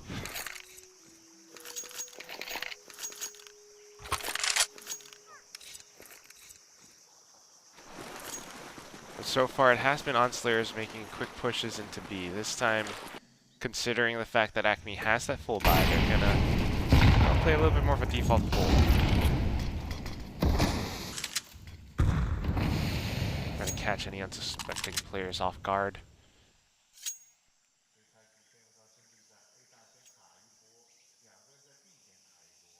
Both sides default. Yep. Fairly standard stuff. 1-2-2 from the CT side. You've just got the one guy over toward A, watching A main. Not a mid control for Acme. This is going to be a red room smoke from Almighty, or not. Going to try to take lane control instead, and Climax is just walking through there dry. No worries, don't worry. We're curious to see if it's going to be that successful entry from ONS Slayers, though. Park Jong, and yeah, along with Climax, slowly making their way through. Marble has the position, though. That's it. A lot of utility already spent for Acme. Unless they back up, this could go south really quick. Flash of smoke going over the top for ONS Slayers, but then not being able to find the entries onto B. Super unsuccessful take. Doesn't seem like any of those flashes really landed. And Acme have a solid first gun round on the board, 11-4. 2 rounds to go. Just by staying still. I think you're right. Because those flashes and pieces of utility from ONS Slayers didn't really land, Acme can just sit still and fire away. Yep, the aim's been getting better as we've gone through this series as well. And if they win this round, economy's basically gone for ONS Slayers, and that would be a 12-4. So this round had better count for ONS Slayers. Not the game's practically over. Molly's going to fizzle from Acme. That's all good. Take the fights and win them. Marble with another one onto Kia, and mid. Sure, that's something that ONS Slayers have possession of, but what are they really going to do with it? Got a player pushed so far forward in A main there as well for Acme that even if you do get onto A, you're going to have a thorn in the side. Don't really have to do all too much else. William just staying still in his position.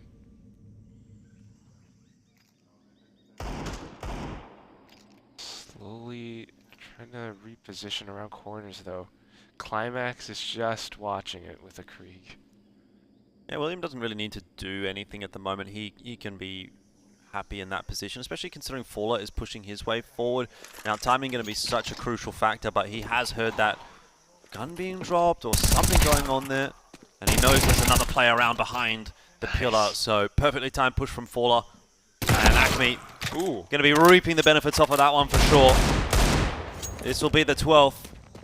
Owen would have to do something magical to win this round, and Deagle in hand, I mean, certainly possible, but unlikely with only 20 seconds left on the clock, and 12-4 is the score. It's 1 round away for Acme. They're going to pretty much do back to ONS Slayers what was done to them on map 1. It was such a decisive map 1 victory for ONS Slayers, and that started to have me convinced, but as I said at the start of the day, I did sort of feel like Acme looked a little bit better to me yesterday, and they're continuing to now prove that as we go deeper into this series. And I think ONS Slayers really have been their own worst enemies in this series. They could have closed it out 2-0. It was definitely their map to lose on Vertigo, but couldn't get it together, and now they're going to be going home. Took a little while to warm up for Acme, but yeah, they're finally here. And with the pistols on the side of ONS Slayers, first one's out. And then we've got TYLOO versus Acme, which is pretty cool, I think. For the time being now, just seeing how Acme operates, starting to get a sense for things. They managed to figure out the map. They started to figure out how to, you know, flash for each other and play together a little bit more often. Yeah, it'll be 13-4 at this point. Oh, and again, another 1v5 on offer. Doesn't have bomb control. Doesn't have anything, really. Smoke's going to fade. And he's now been spotted out as well. Marble wants that final blow, but in the end, he's just going to back off and give it over to Xpuya. It's 13-4 in the end, and Acme will knock the Korean squad ONS Slayers out of Extremesland. And they'll be the first team eliminated. And for Acme, look, the job's not done yet today. As you mentioned, they have to go up against TYLOO next. So they'll be feeling good about the win, but out of the frying pan into the fire would probably be a good analogy. Nice. Yeah. They're having their fun. I like how there was a 360 shot from Xpuya at the end. Yeah. So, yeah, I mean, what a way to turn things around. At the start, definitely, ONS Slayers having such a performance on their own map pick, but then coming back into Vertigo, you know, mistakes were made, and now we're in Ancient, and it ends with 13-4. Yeah, I mean, it's the same as what I said. I think they were their own worst enemy. There was a lot of instances there on Ancient where it looked like ONS Slayers should probably be able to win their round, but you know, they would just stop shooting or just do something really weird, and like you're just looking at it like, why? Like, they could have been something. That team, there was the foundation was there. You know, the aim was there in some cases, and you know, they had decent ideas in a couple of cases, but you know, obviously in the end, Acme do get themselves the dub, and so it's all over and done with. So bad luck to ONS Slayers, and hopefully we'll see you know, a Korean team back again at an Extremesland in the future, because that used to be such a strong region for Asian Counter-Strike. They won 2 Extremesland events, the MVP PK rosters. So there's every possibility that if Korea kind of gets behind CS2 again, then you know, we can see something. But certainly it's going to take some developing. Yeah, it takes a little bit. I mean, there's so much to catch up on, I think, especially looking at how some of the other teams like TYLOO are playing. But Acme, for now, I mean, they managed to make it through. Now they've got to play against TYLOO. There's still room for improvement, of course. One round that I'm definitely thinking about was the one where, you know, they tried to go in for that B rush on the T side of Ancient, and yeah, Climax had that XM. You know, things like that can't really be happening for either side for this current matchup. But you know, it's all that said and done, great performance for what they can do. Yeah, I think Faller's found his feet as well.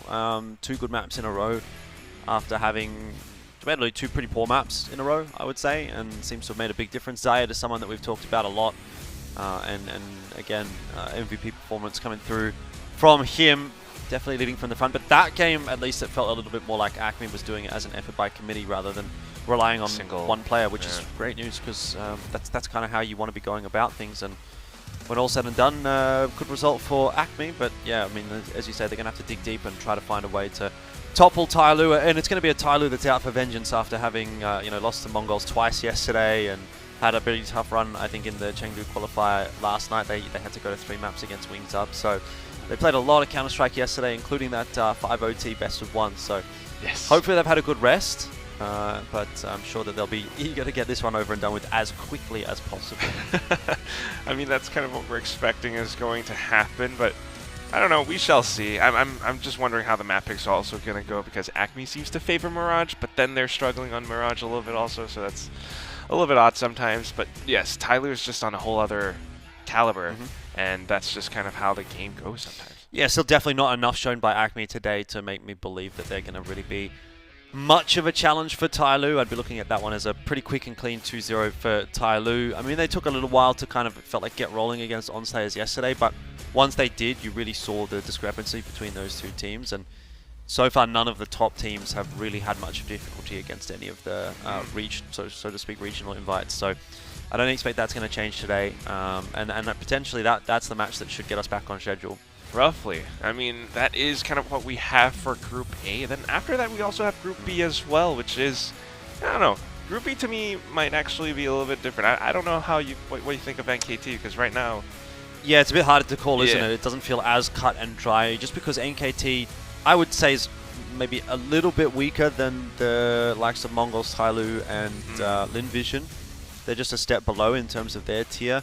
And then I would say even potentially the teams from their group that are the quote-unquote unknowns E9 actually seem a little bit better than ONS Slayers and Acme. Certainly I was impressed by NCTDK. Didn't really watch too much of the E9 game. I know they kind of got wrecked as well, but NCTDK at least looks like they had a little bit going on, so I'm kind of hopeful for them to potentially make it a little bit deeper into today's tournament, but NKT would still, in my mind, be the team to beat. Yeah.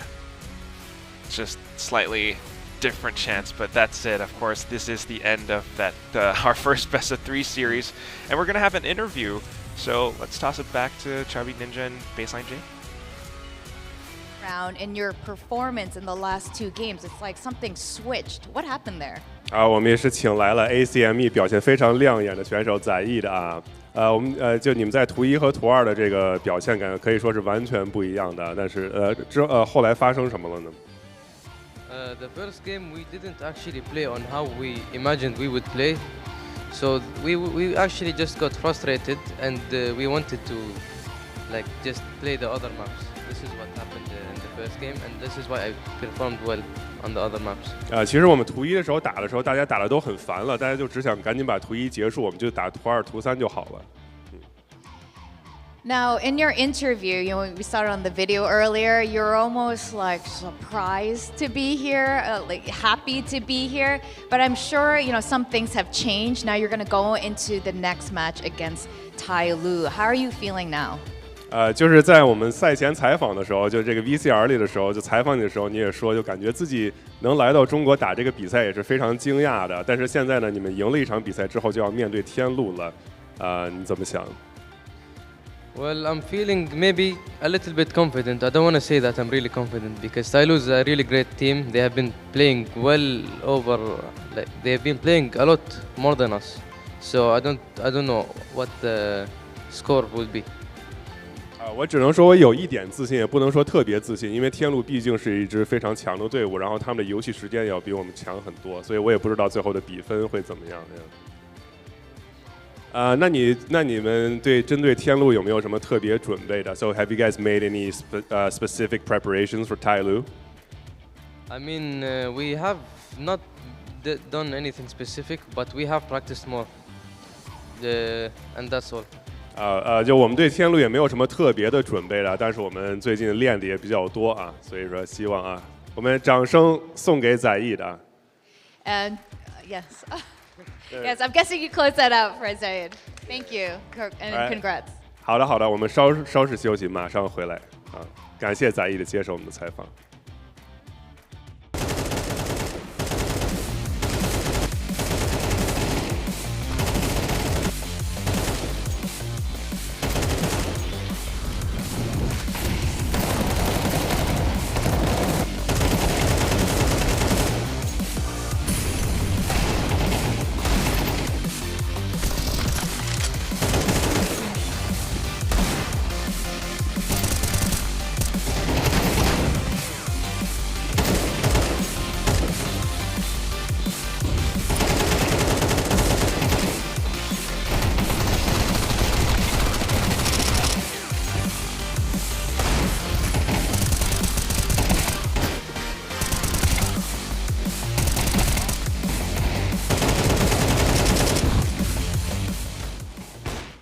Zowie has developed the U2 symmetrical design wireless mouse specifically for claw grip players who prioritize agility and multi-angle operation. In the past, Zowie has designed multiple mouse shapes. Among symmetrical claw grip designs, the FK mouse series is widely known. The shape of most Zowie mouse series in the past were primarily designed to accommodate significant horizontal movements, commonly found in games like Counter-Strike. In response to the growing emphasis on multi-angle and agile movement in FPS games, we began developing U2 many years ago based on feedback from Zowie enthusiasts. Most symmetrical wireless mice on the market have straight-sided designs. U2 features a design with inwardly tapered curves on both sides, which offers a distinct and properly positioned finger resting point. This design enables a more relaxed and stable grip for the thumb, ring finger, and pinky when holding and lifting the mouse. The left side curved design combined with the overall curve of the back reduces the thumb angle, which stabilizes muscle frequency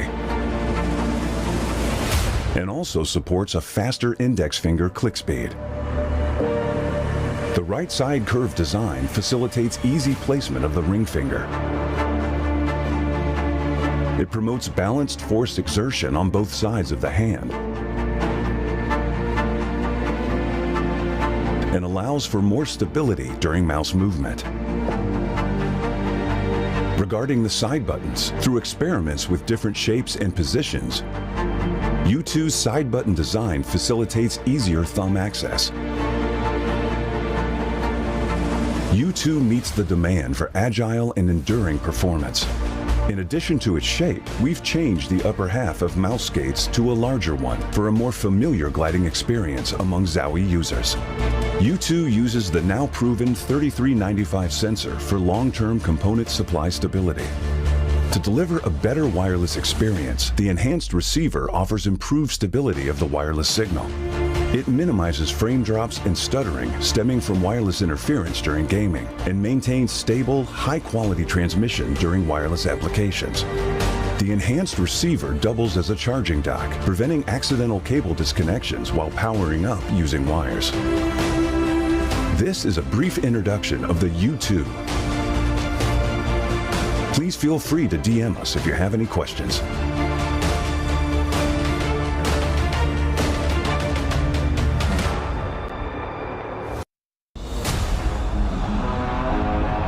DyAc technology reduces ghosting in fast game scenes, minimizes screen shaking and rapid firing, and tracks speedy enemies better.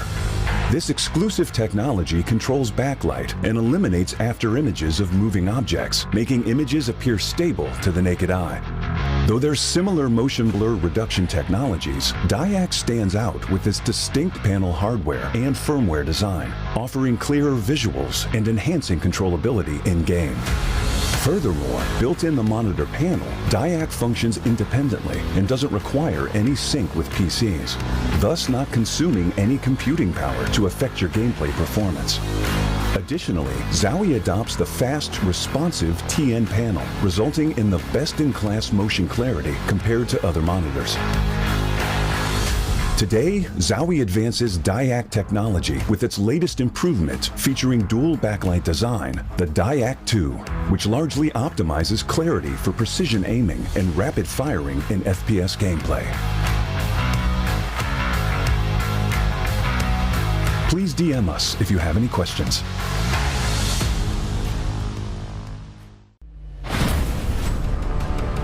We are proud to announce new additions to the XL series.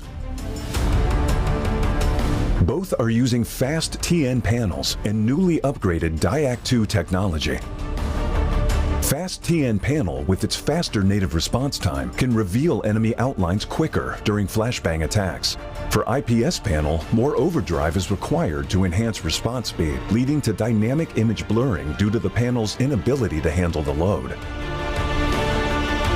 These new monitors integrate new dynamic accuracy technology, DyAc 2. The upgraded dual backlight design not only provides FPS players with clearer visuals at dynamic aiming and spray control, but are also more friendly to your eyes. Moreover, built in the monitor panel, DyAc 2 functions independently and doesn't require any sync with PCs, ensuring no impact on game performance. XL setting to share now has auto game mode feature. Besides download, save, share your settings, it will auto apply different color settings based on your usage scenarios. Outlook of the latest monitors are refreshed. It has incorporated industrial-grade bearings into the height adjustment mechanism, allowing easier and smoother adjustment to the exact desired height. The new monitor series continue to evolve, refining details to ensure players can perform their best consistently in games. This is a brief introduction of the new XL monitor. Feel free to DM us if you have any questions.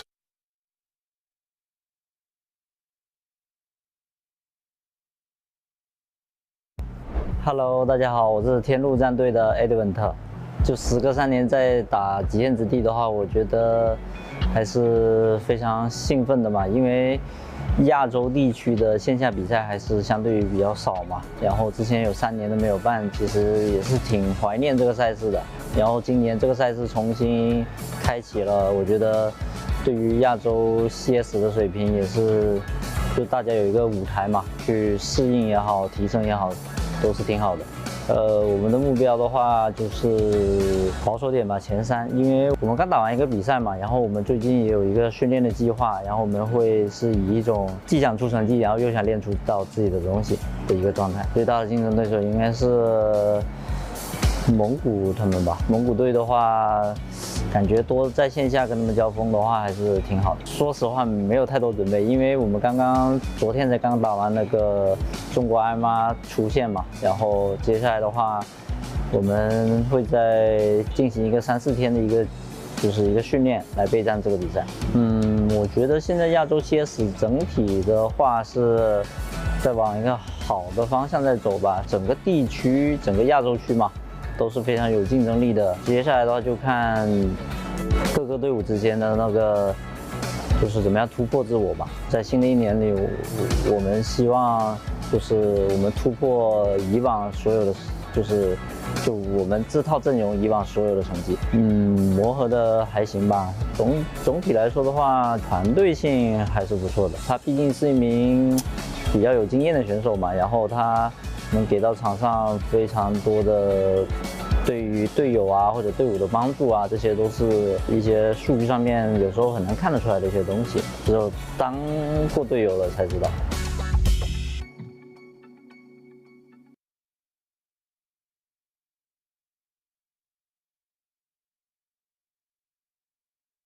Well, my name is Zaid, and I have been playing CS from when I was a little kid, like maybe around 7 years old. And I don't think I ever took the game really seriously. But I tried my luck in Dubai, esports, it's a police esports tournament in Dubai, and I actually qualified to China. So I hope of all luck to our team. Yes, this is the first time I come to China, and it's really beautiful. Well, of course, my hopes are to like win the tournament, but I want to lower my expectations because this is my first out-of-country LAN tournament I play. I hope we can maybe get something, but whatever is good is we can get experience from this tournament. Oh, it's really professional. Everything is well done and perfectly structured. I mean, the other teams, I've actually seen them play. That's all I can say. Like, I've seen them on live streams and tournaments. They seem like really good players, and I would like to. I'm happy to be playing against them. Well, the CS sports environment in Middle East is, to be honest, it's very little tournaments. But right now they have been making more tournaments and qualifiers to other outside the countries. So far, a lot of people have been leaving the game for Valorant because there's more like prize pools and big tournaments for Valorant. So the competitive scene in the Middle East isn't really that well. Yeah, it will be helpful for them by gaining experience and like learning the game more and having to practice for these type of games. Well, I think the challenges we might be facing is having too little players, but I think tournaments are gonna be more. There's gonna be more qualifiers and tournaments because of the new release of CS2. I mean, he just needs to play the game a lot. And to be honest, when you play a lot in the Middle East, you can't get above a certain skill level. Because to get above a certain skill level, you have to actually play in Europe and like higher level CS, like FPL and these type of challenger and qualifiers. I mean, it's just pretty much like the same. There isn't anything special. I don't think we have been practicing a lot, but I hope all luck.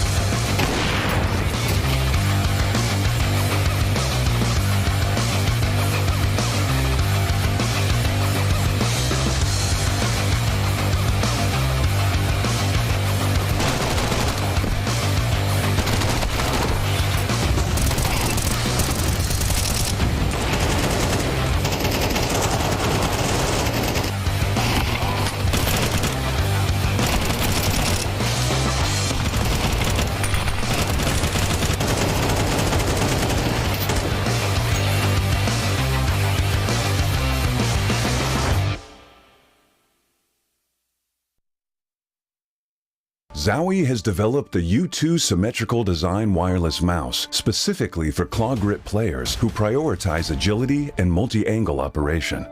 In the past, Zowie has designed multiple mouse shapes. Among symmetrical claw grip designs, the FK mouse series is widely known. The shape of most Zowie mouse series in the past were primarily designed to accommodate significant horizontal movements, commonly found in games like Counter-Strike. In response to the growing emphasis on multi-angle and agile movement in FPS games, we began developing U2 many years ago based on feedback from Zowie enthusiasts. Most symmetrical wireless mice on the market have straight-sided designs. U2 features a design with inwardly tapered curves on both sides, which offers a distinct and properly positioned finger resting point. This design enables a more relaxed and stable grip for the thumb, ring finger, and pinky when holding and lifting the mouse. The left side curved design combined with the overall curve of the back reduces the thumb angle, which stabilizes muscle frequency and also supports a faster index finger click speed. The right side curved design facilitates easy placement of the ring finger. It promotes balanced force exertion on both sides of the hand and allows for more stability during mouse movement. Regarding the side buttons, through experiments with different shapes and positions, U2's side button design facilitates easier thumb access. U2 meets the demand for agile and enduring performance. In addition to its shape, we've changed the upper half of mouse skates to a larger one for a more familiar gliding experience among Zowie users. U2 uses the now proven 3395 sensor for long-term component supply stability. To deliver a better wireless experience, the enhanced receiver offers improved stability of the wireless signal. It minimizes frame drops and stuttering stemming from wireless interference during gaming and maintains stable, high-quality transmission during wireless applications. The enhanced receiver doubles as a charging dock, preventing accidental cable disconnections while powering up using wires. This is a brief introduction of the U2. Please feel free to DM us if you have any questions.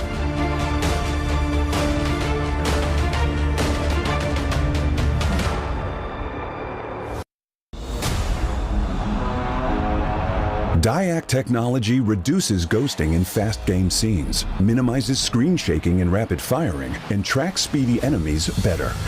This exclusive technology controls backlight and eliminates after images of moving objects, making images appear stable to the naked eye. Though there's similar motion blur reduction technologies, DyAc stands out with its distinct panel hardware and firmware design, offering clearer visuals and enhancing controllability in-game.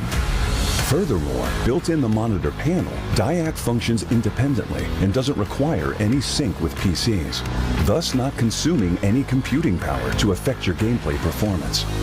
Additionally, Zowie adopts the fast, responsive TN panel, resulting in the best-in-class motion clarity compared to other monitors. Today, Zowie advances DyAc technology with its latest improvement featuring dual backlight design, the DyAc 2, which largely optimizes clarity for precision aiming and rapid firing in FPS gameplay. Please DM us if you have any questions.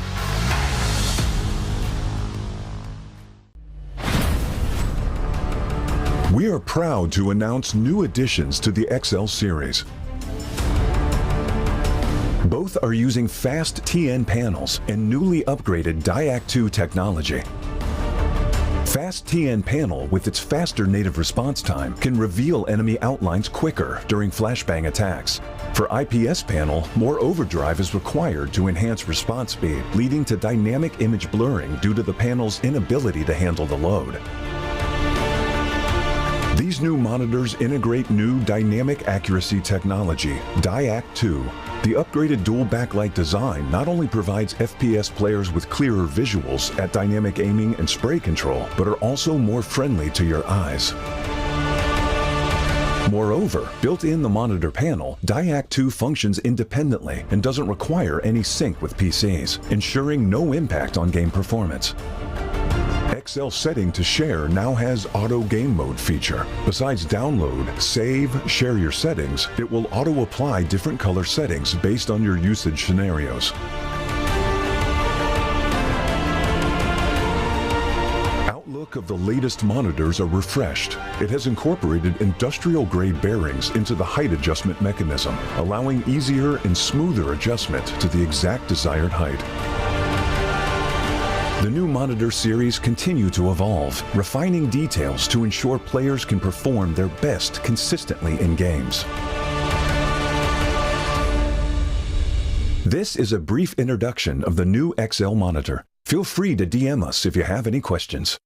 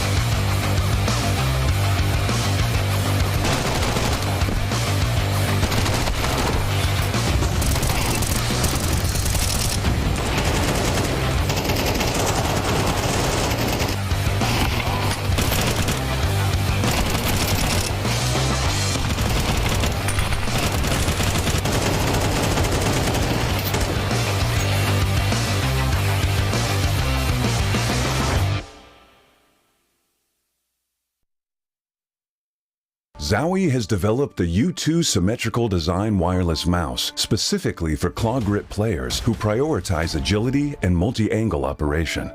In the past, Zowie has designed multiple mouse shapes. Among symmetrical claw grip designs, the FK mouse series is widely known.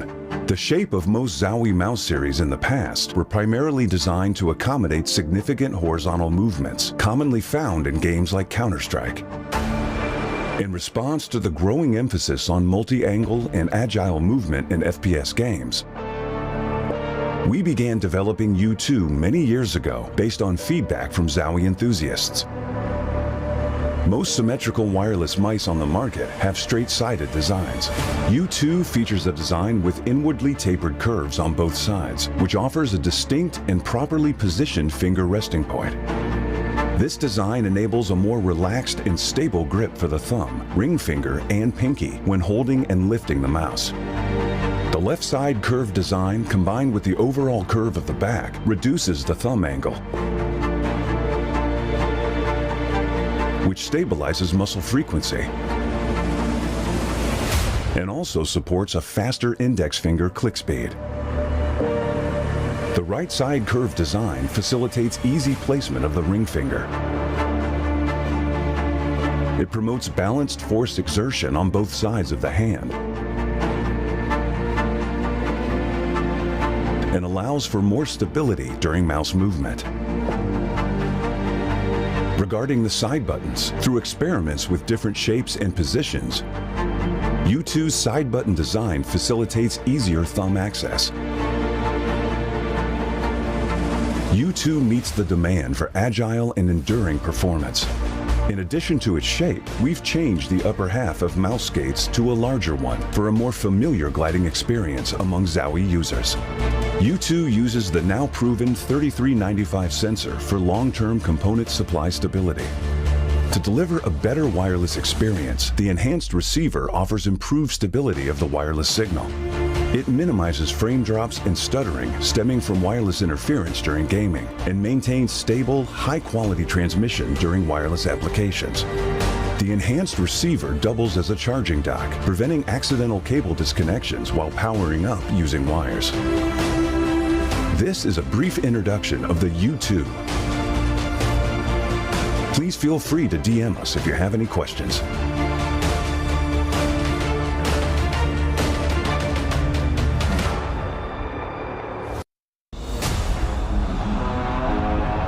DyAc technology reduces ghosting in fast game scenes, minimizes screen shaking and rapid firing, and tracks speedy enemies better. This exclusive technology controls backlight and eliminates after images of moving objects, making images appear stable to the naked eye. Though there's similar motion blur reduction technologies, DyAc stands out with its distinct panel hardware and firmware design, offering clearer visuals and enhancing controllability in-game. Furthermore, built in the monitor panel, DyAc functions independently and doesn't require any sync with PCs, thus not consuming any computing power to affect your gameplay performance. Additionally, Zowie adopts the fast, responsive TN panel, resulting in the best-in-class motion clarity compared to other monitors. Today, Zowie advances DyAc technology with its latest improvement featuring dual backlight design, the DyAc 2, which largely optimizes clarity for precision aiming and rapid firing in FPS gameplay. Please DM us if you have any questions.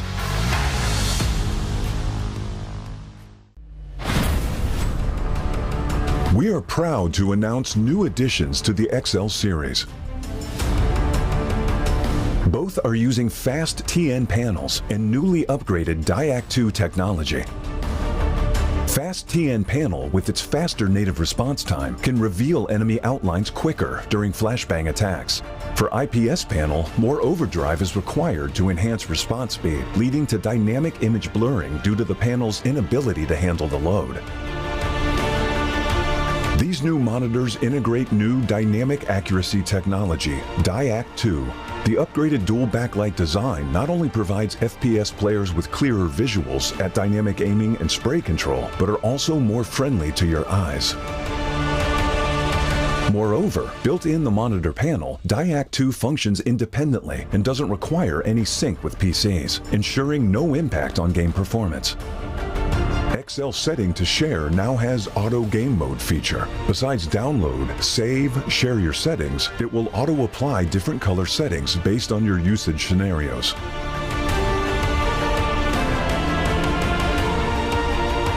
look of the latest monitors are refreshed. It has incorporated industrial-grade bearings into the height adjustment mechanism, allowing easier and smoother adjustment to the exact desired height.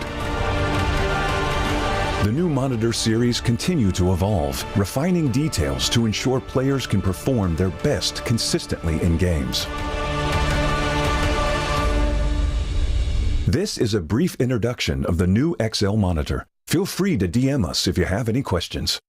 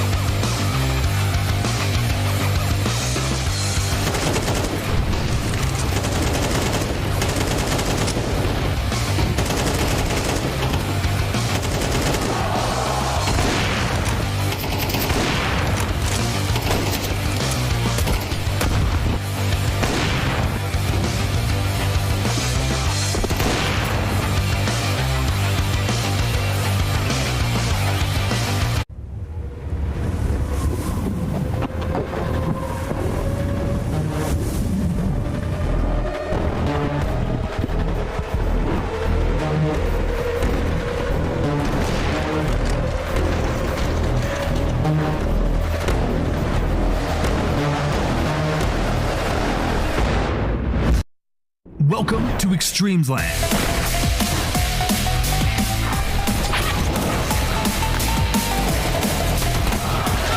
Since 2016, Extremesland has been the stage where many Asia-Pacific esports enthusiasts made it into world-class elites.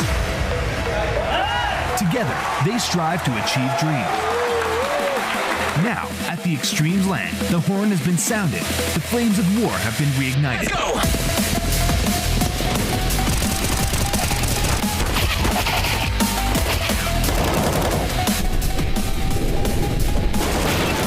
CS players from all over Asia are gathering to fight for their recognition and honor.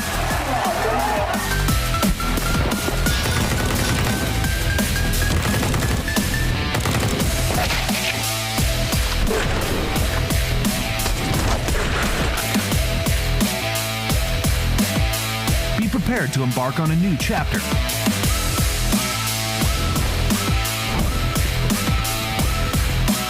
Extremesland, where infinite miracles unfold.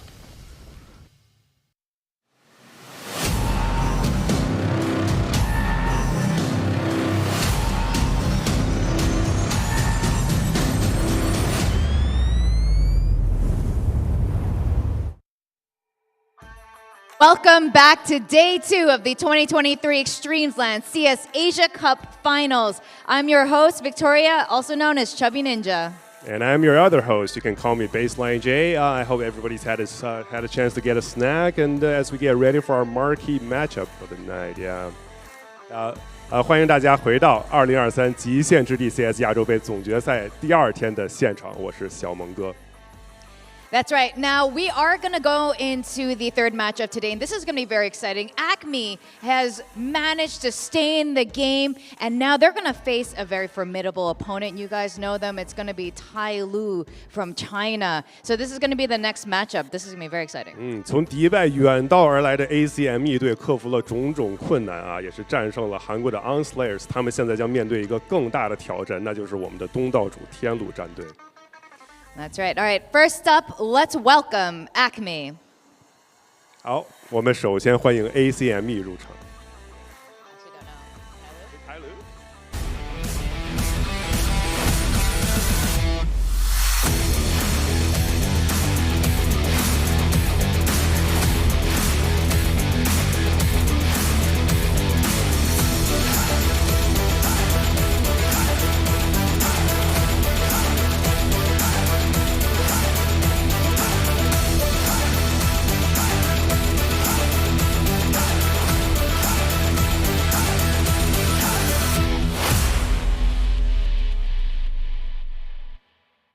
Introducing TYLOO from China.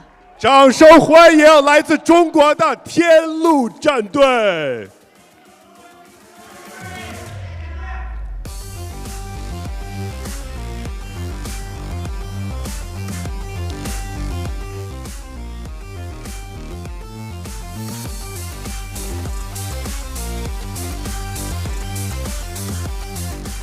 All right, welcome back, TYLOO. You guys may take your seats and prepare for the match. 好，请天路战队入座。All right, ready to go again from Dubai. We have the Acme. 好，我们继续欢迎从迪拜远道而来的 Acme 战队。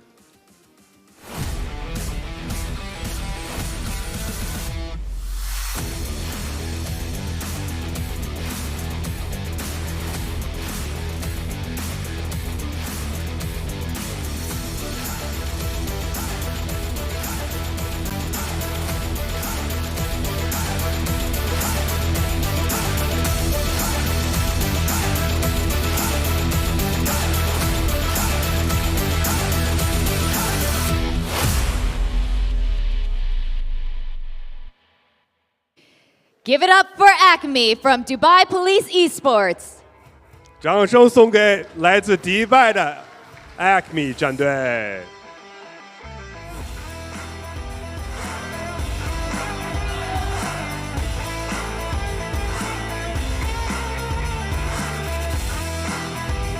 Oh, they're just doing their thing. They never Loving the address the energy. crowd. They let their game do the talking. That's right. That's right.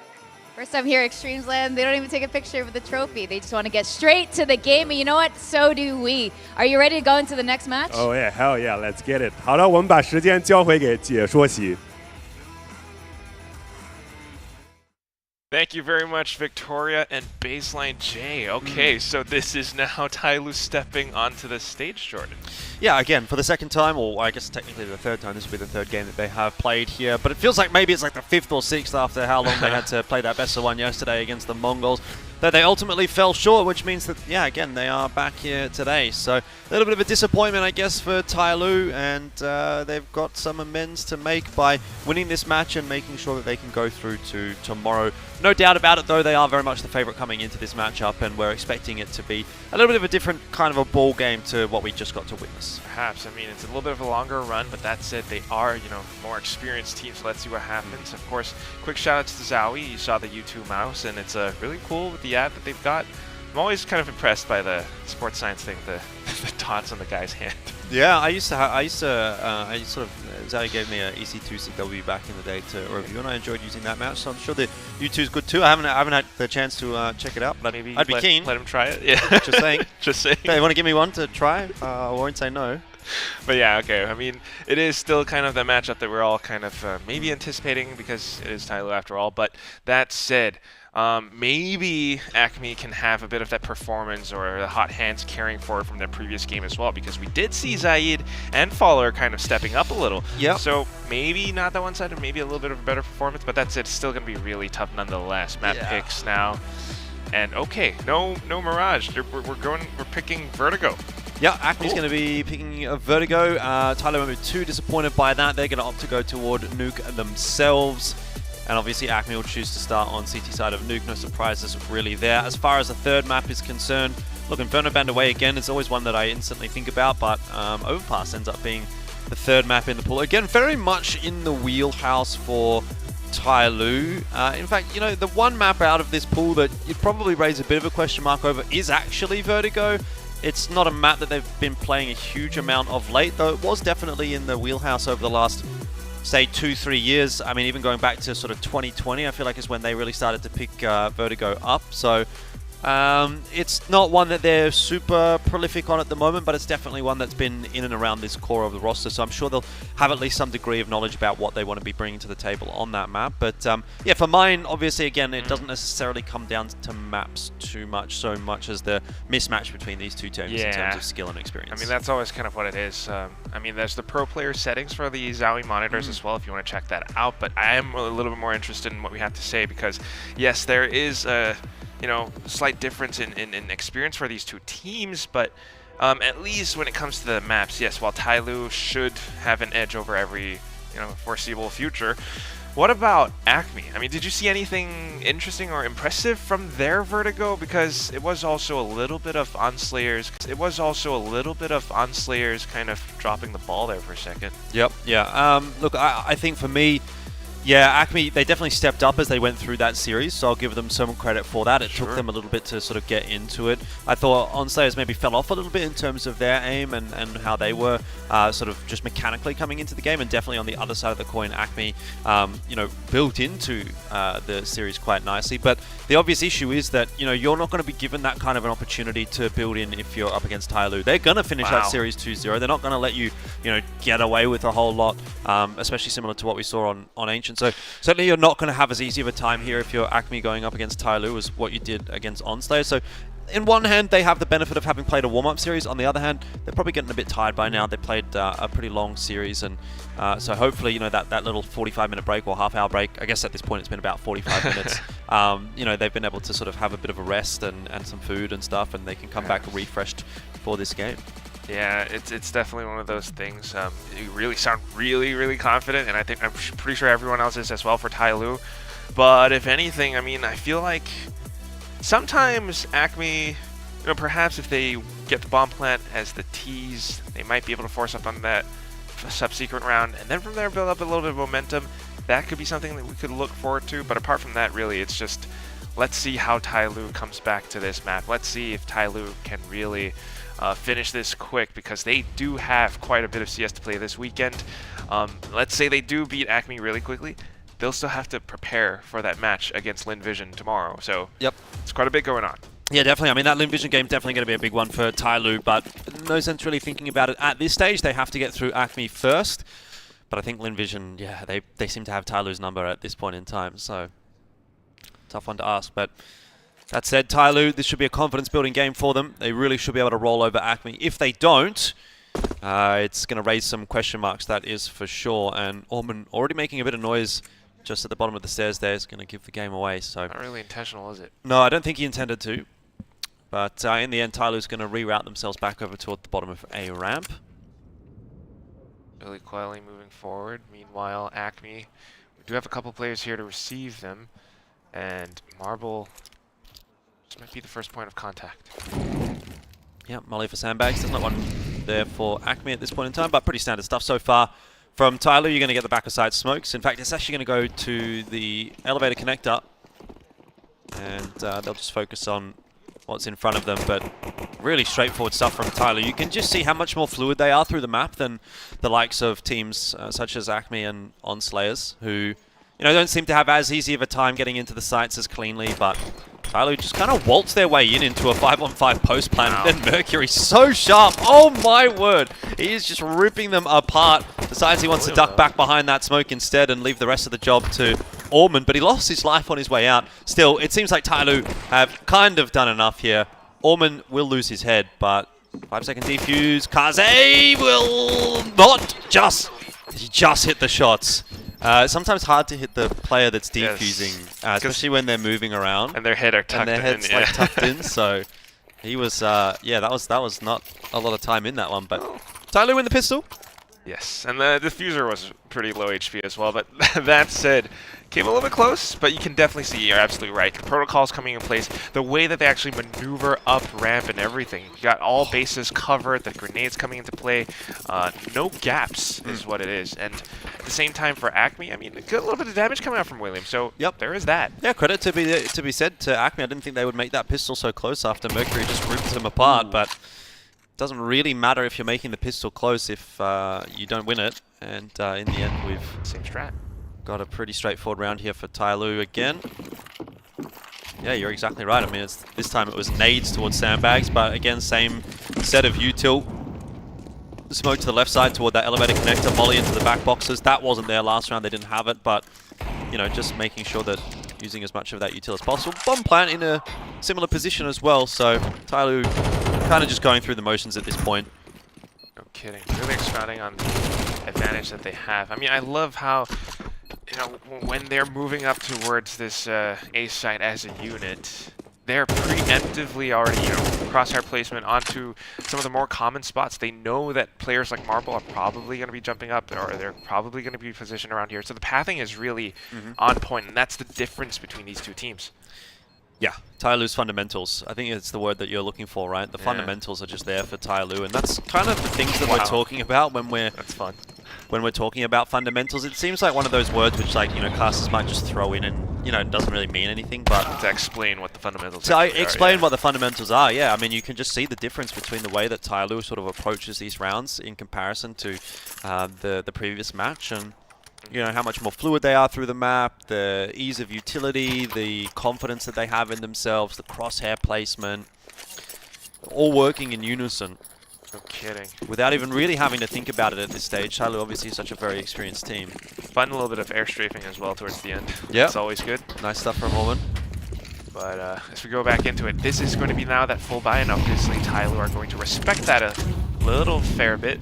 Not going to commit too heavily or make any careless mistakes. Yeah. Mormon's been loving this position underneath the stairs. Not making noise this time, though. Well, he might actually get flashed in. Jamyoung looks like he's lining something up. Advent's over there now as well. He's going to line up, I believe, a smoke from that position. That's going to go next to E-Box. That could very well surprise Expuya as well if he's not careful. Well, Expuya, he can't see anything for half a second there, so that allows TYLOO to start scaling up into the site. Good frag, though. He gets onto Mercury, but cannot double down. The aim's just not quite there. The fact that Advent is getting away with this, I think, is a little bit illegal, but either way, the Acme Dubai Police Force don't seem to be on top of that one. It's going to be 3-0 for TYLOO, and Acme at this point should just be saving their guns. They should have called the cancel straight away, but they're hanging around, and they're going to lose at least one more M4, and potentially Zayed now as well is going to be losing his life. He is stuck. He's not going anywhere.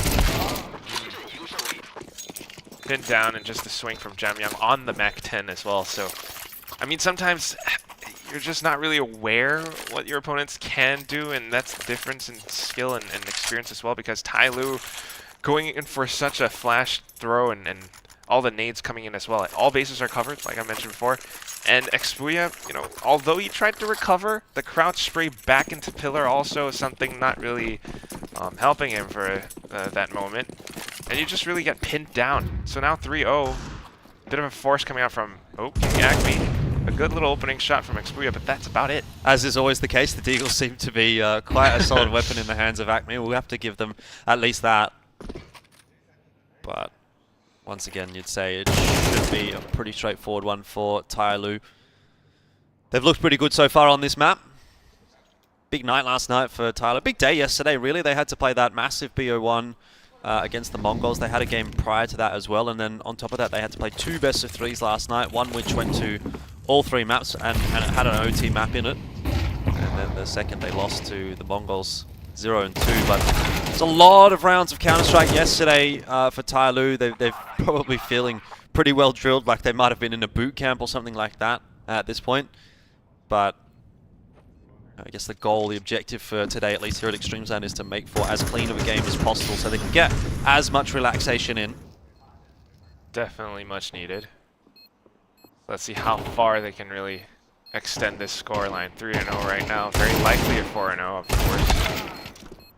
But as Acme buys back up, well, let's see what they can really do. I mean, who knows? Acme might just go in for some kind of a wild Hail Mary as well, and that could maybe throw TYLOO sometimes. But so far, not really seeing anything like that happening. TYLOO are a very cautious team, and right now they've got everything set up for them.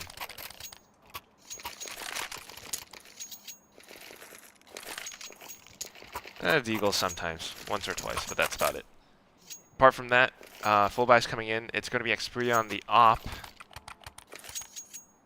Not sure if TYLOO's going to be anticipating that anytime soon, but Acme just going back to the standard positions. Kind of not really watching mid too much this time. Going straight into AX Booyah, trying to get the shot up, but flashed out. He's not quite able to connect. This gives maybe TYLOO a little bit of space to try to sneak through scaffolding. Yeah. Well, Jamyoung, more than happy to just wait for the smoke to fade first. Actually going to get flashed out onto the ramp instead. And there's a re-smoke that's come through from Acme on the scaffolding side. So, side haul is not going to be an option for TYLOO. But if their flash coverage is good, Xpuya might be under a bit of pressure here over toward A. Thing is, though, they've also still got Orman sort of floating around toward mid. Great job from the observers. Exactly what I was about to talk about. He's just sort of hanging on to this position. If anything kind of goes a little bit awry, he might start to make his move. Zayed can't escape because of the Molotov, and he's essentially now trapped in there as well. But Orman, with that timing into mid, didn't manage to make it work. They haven't been able to find Xpuya. Zayed with a flash up over the top isn't going to survive. And now it's really on to Xpuya, who wasn't really getting the memo that there was going to be a player jumping up over to the top of the left side, but survives for now. Bomb plant down, though, from TYLOO. So post plant for Acme, and Advent in a cheeky position, but decides better of it. So 4 and 5, this is definitely a winnable round for Acme. Very possible. But again, given how Kaze is playing the headshot angle, and Mercury being the star player from yesterday, it's very likely that they'll be able to fight back so quickly, and instantly 3 hits gone. Marble's the only one left now, running out of time, trying to push up, but yeah, it's better to save at this point. Which means TYLOO extends this win, and it goes into a 5-0.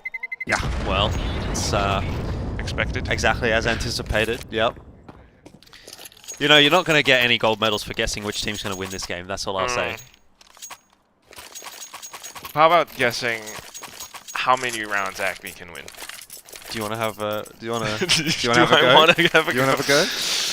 Shall I say 13-3? For the map, or let's go for the series. map. How much? No, how much can they get for the series? For the entire series. For the entire series. What do you reckon? Safe number. Next map's gonna be Nuke. They start on CT on Nuke. I mean, there's always a chance of a pistol, right? So 7 rounds for the series. For the series. Yeah, I don't think that's too mean. No, I really don't think so. I don't think that's a bad shout. You know what I mean? Like, okay. Look, I'm sure there's a few fans from the Middle East that are watching this that want to see Acme do well, and it's not that we don't want to see Acme do well, but also we have to be realistic about how the result of this game should go. And TYLOO is a fully professional team, one of the best teams in Asia, and Acme are a bunch of guys playing their first international LAN. So do be like that sometimes. And Marble will be a little bit disappointed not to have gotten that kill, because that really could have continued to compound the issues for TYLOO in this round. But as has been the case in a couple of times, TYLOO look like they've been in sticky situations, and then they've gotten through the round pretty comfortably. And that's why, you know, you're predicting something like 7 rounds for the series as a whole for Acme. It's just that TYLOO have already shown that they can win from behind. I mean, no kidding. Look at how they're sticking together. Nobody's going in for any of these individual fights, and that's something that we've seen Acme done before. Yep. And not only that, you look at the protocol right here as TYLOO pushes up, making use of the smokes to try to sneak the plant in. You've got Jamyoung watching on an off angle as well. So if they do push out Acme as they do right now, that should be to spray through, going in for a couple of taps, whiffing a little bit though. Well, it was actually the initial spray that was the problem, I think, there for Jamyoung. He took so long to kill that first player that he knew that he didn't have the shots available to spray on the next player, and so he had to sort of tap, and at that point, he probably already lost the fight. Yeah. So, good stuff from Acme in the end. One thing though I will say about Acme, and it continues to crop up, is that in a lot of cases it feels like they're playing a little bit scared. They're playing without any kind of proactivity, right? In those kinds of circumstances, again, they're just allowing TYLOO to kind of walk up and get onto the side and get a bomb plant down. So they're not really doing anything until they're forced to by TYLOO, which is not exactly a natural way to play the game. If they were against a weaker opponent, no doubt they would be a little bit more decisive. And I think proactive is probably, again, like a better word for what I'm trying to get across. Yeah, and that's kind of the reason why sometimes you'll lose players like Zayed really early on too. And at the same time, if they do want to be a little bit more proactive sometimes, they're not too sure if they can win out these fights against the entire TYLOO squad, because look at how the few of them are pushing upstairs together at such speeds too. No shots from William. That op's gonna win. Now jumping through the smoke. Free kill for Mercury. Good attempt, but now making use the other side as well. Xperia able to fight back for a second. Yeah, but I mean, just as you start to sort of get a little bit excited, Acme winning one round, right? This is a door that's just slammed shut in their face. And Kaze, wow. Yeah, a little bit of a unfortunate one for Xperia, and right back to, as I like to always say, right back to our regular scheduled programming. You know, we had the breaking news for the moment. Acme, round, Acme yes. have won one round, and then back to, you know, Friends is back on. Friends is back on. For the 50th time, you know, we're watching the reruns. Yeah, we're Feels watching like it. Ross and Rachel. Definitely. Well, I don't know. Sometimes, if there are any Middle Eastern fans who want to do anything, tweet at Elfish Guy. Yeah, tweet at me. Give you some engagements. Love it. Love the impressions. But right now, I mean, still, it is TYLOO having that experience in the way that they're moving around. And Acme, yeah, a little bit scared. I mean, the good news for TYLOO is that it looks like Kaze's in pretty good form at the moment. Saw him play pretty well yesterday, and again, so far today. That is a cheeky Molotov. Wood. And hopefully that's going to continue throughout you know, the Chengdu qualifiers and into tomorrow's matches as well.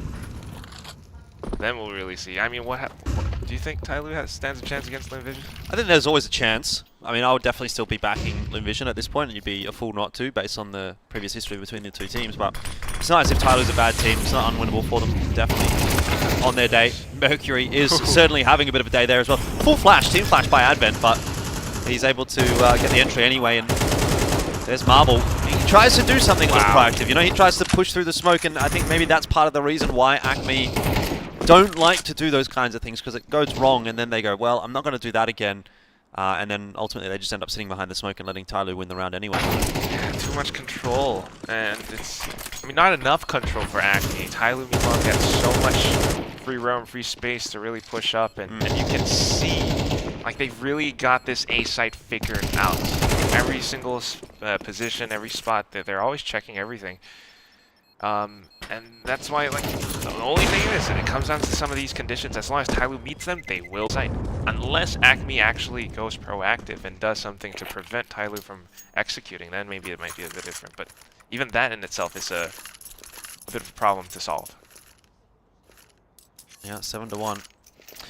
And this is what I'm saying, you know, like, TYLOO isn't going to give Acme an opportunity to get back into this map in the same way that ONS Slayers might, right? We saw an 8-4 for ONS Slayers in the first half of Vertigo, and Acme still went on to win that half. But, I mean, if they get an 8-4 lead here, TYLOO, which granted I'll probably give them even more, I would say it's a snowball's chance in hell that Acme comes back from that at this stage.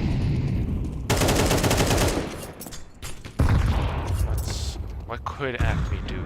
Do they push further down these stairs, or try to catch TYLOO by surprise somehow? I mean, they're trying to do something around ramp, but this time they've been smoked off and making that much noise. TYLOO's definitely aware of what they're trying to attempt. Again, there's only so much that you can do if you don't have the fundamentals in play, right? If they don't know the smoke lineups, for example, on this CT side to take control of ramp, then it only gives you so many options. There's only so many ways that you can take that fight if you don't have the utility.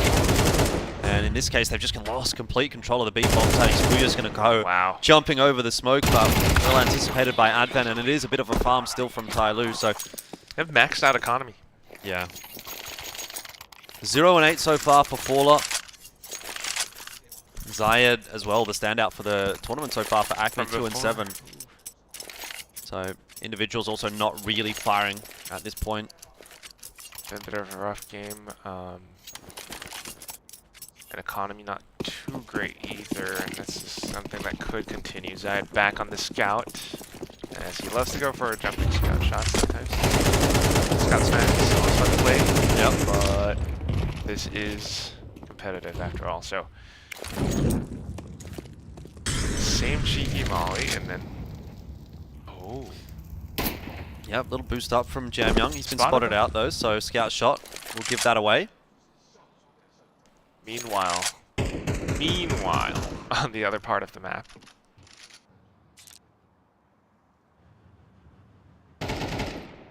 Well, Orman chiming in with one onto Faller. The woes continue. That's mid taken by TYLOO, which will make rotations across the site very difficult for Acme, but at the very least, good job onto Mercury. And look, I don't really mind this from Marble. You know, you got to try to do something. At least gets the info that the bottom of ramp is kind of clear at this point. They are playing the time and defensive positions well enough, and that's what they do with a Deagle. Dancing back and forth between cover, it allows for Zaya to pick up one until Advent goes up closer. 2 kills now, back and forth. Advent, the entry fragger, getting the job done this time around for TYLOO.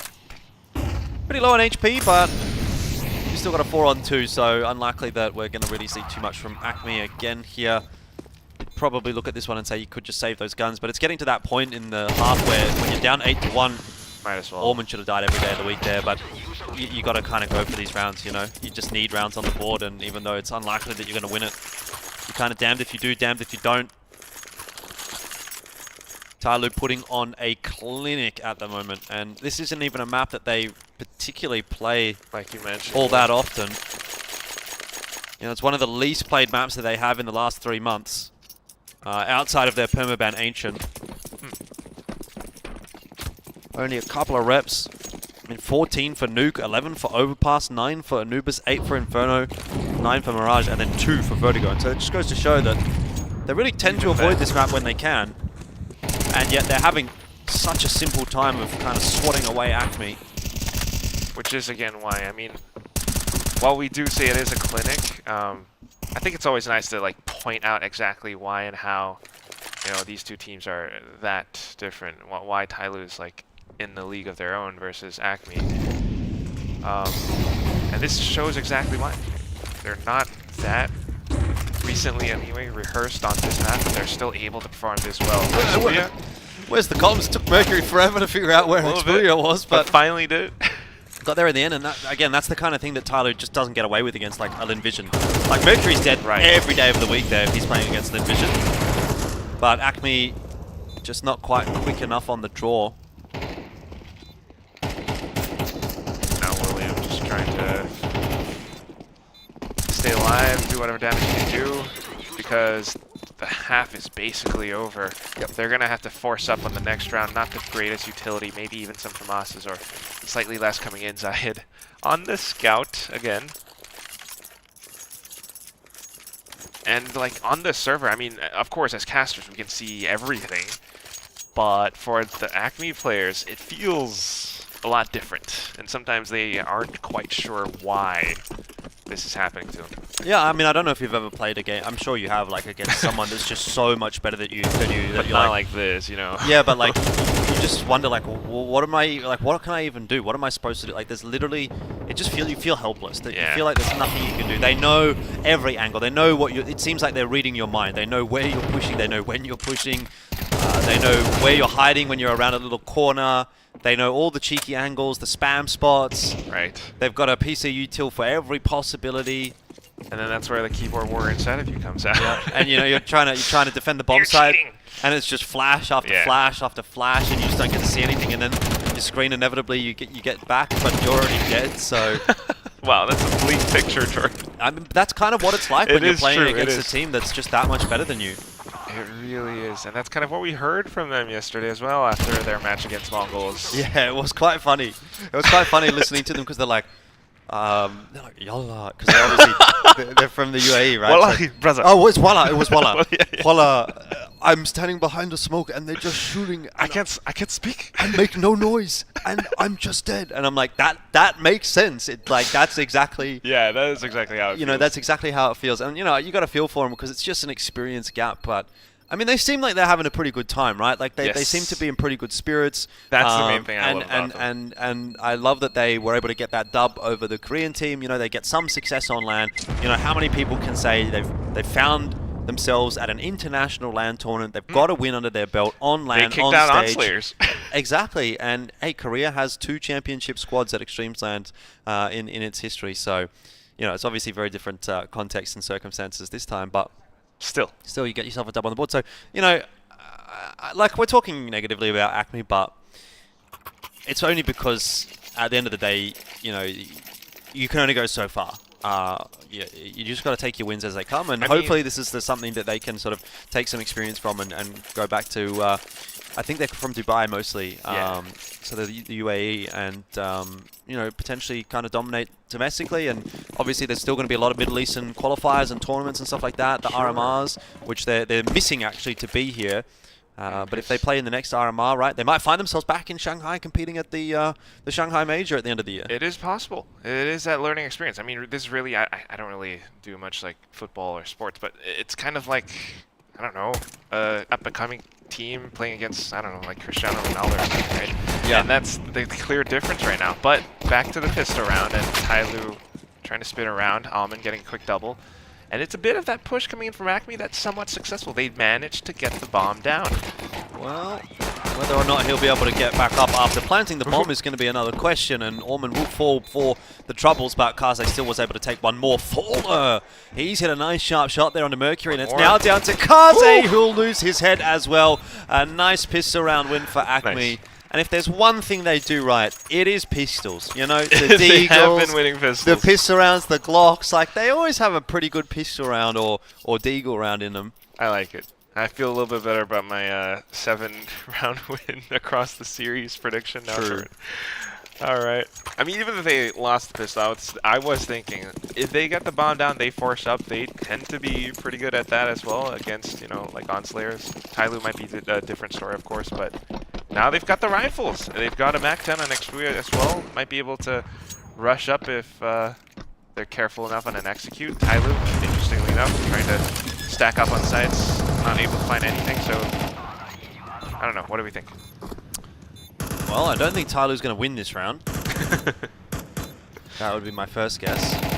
And the next thing will be, maybe they just want to look to try to find a gun on the way out. But you can see, again, another example of how it is different, the way TYLOO approaches this kind of a round than the way that other teams would. Because you just have like a few guys like trying to take pistol fights against AKs. In this case, TYLOO, you know, they're just creeping around the map. They're going to play together and see if they can maybe trade down a gun or two. They're not trying to like retake the site. They're just trying to get a gun.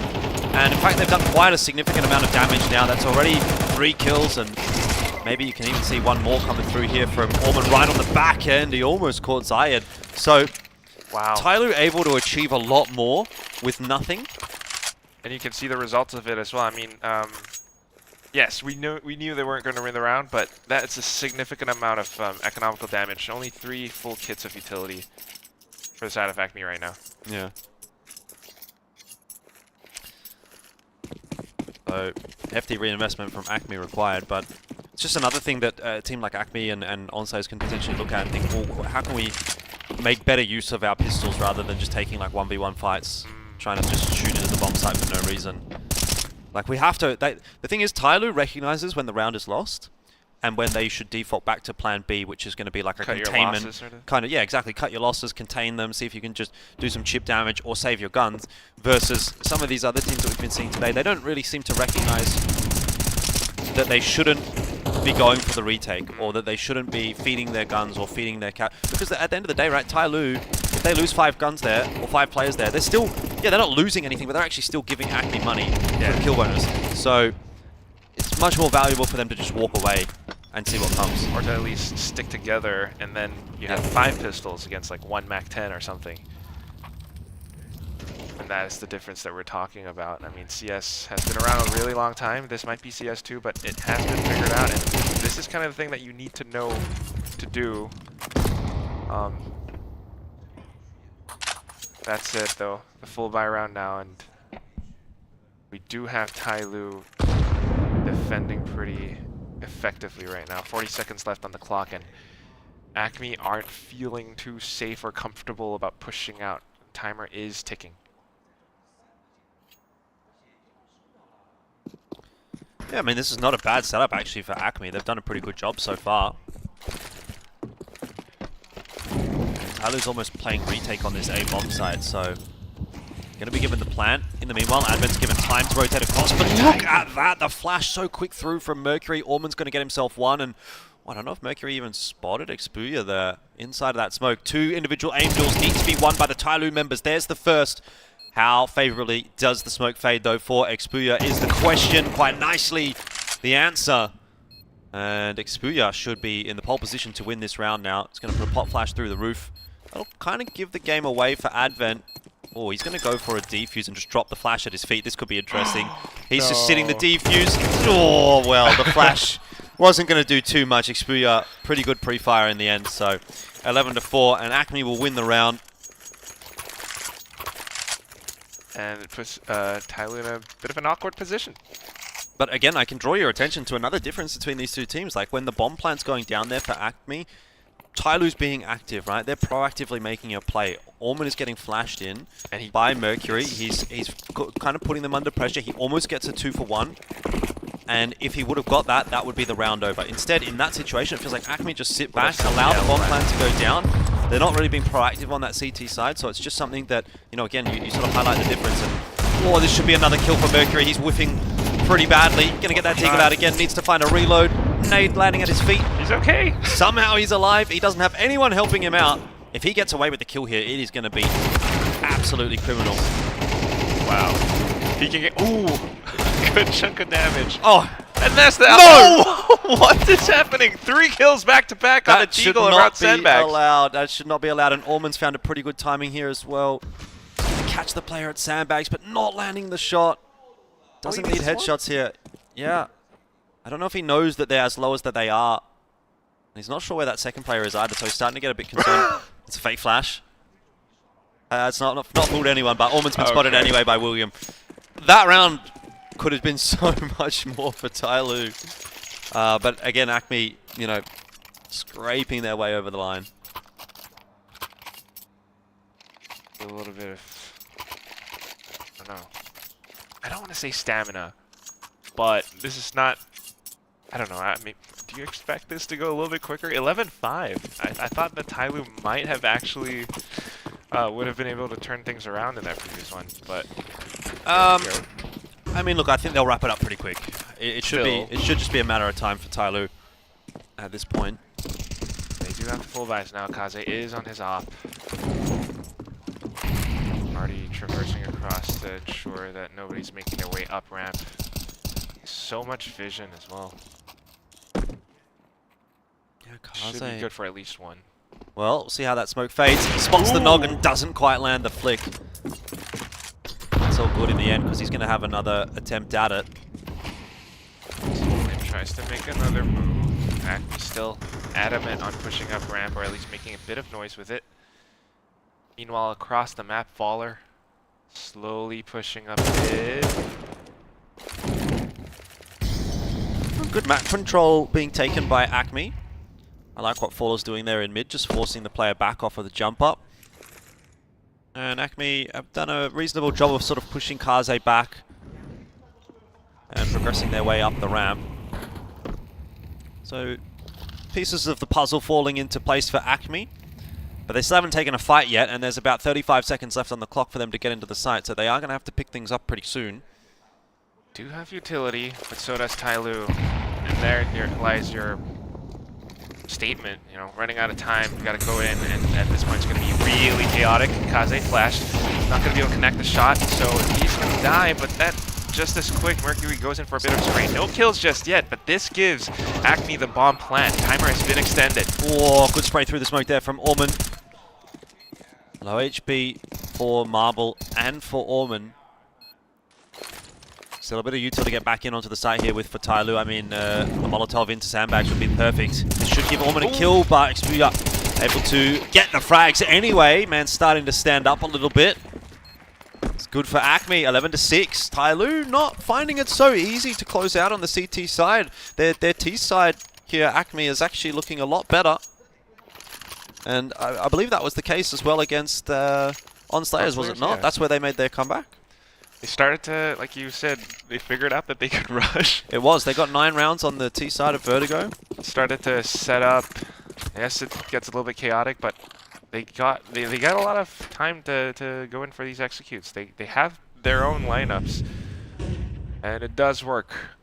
So this could be 11-7 as TYLOO goes in for the save on Deagles. So you'd be hoping for a 13-0 in the next map then if you're going to get your prediction right. I don't think that's going to happen, but here we go. A couple more shots. Trying to reposition to maybe retrieve a weapon and save it. Look at how he's playing around the box. Yep. That sort of vertical horizontal peak, I guess you could call it diagonal peak up and down the stairs, is always so hard to deal with. It's just way harder to track people on the X and the Y axis as opposed to just the X axis, which is what you normally would be dealing with.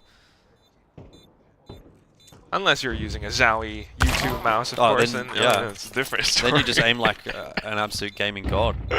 Can't relate though. Unless Zowie gives you one review right now, but that's it. Of course, TYLOO just looking to do what they can with the pistols. One kill, maybe another one, but that's it. So, now, do we finally get serious with this? TYLOO buying back up again. Got Kaze on the op, full utility. Surely they go into match point. Well, never say never. Acme have been doing a pretty good job on this second half. They've definitely looked the better team in the second half so far. Couple of clutch rounds, to be fair.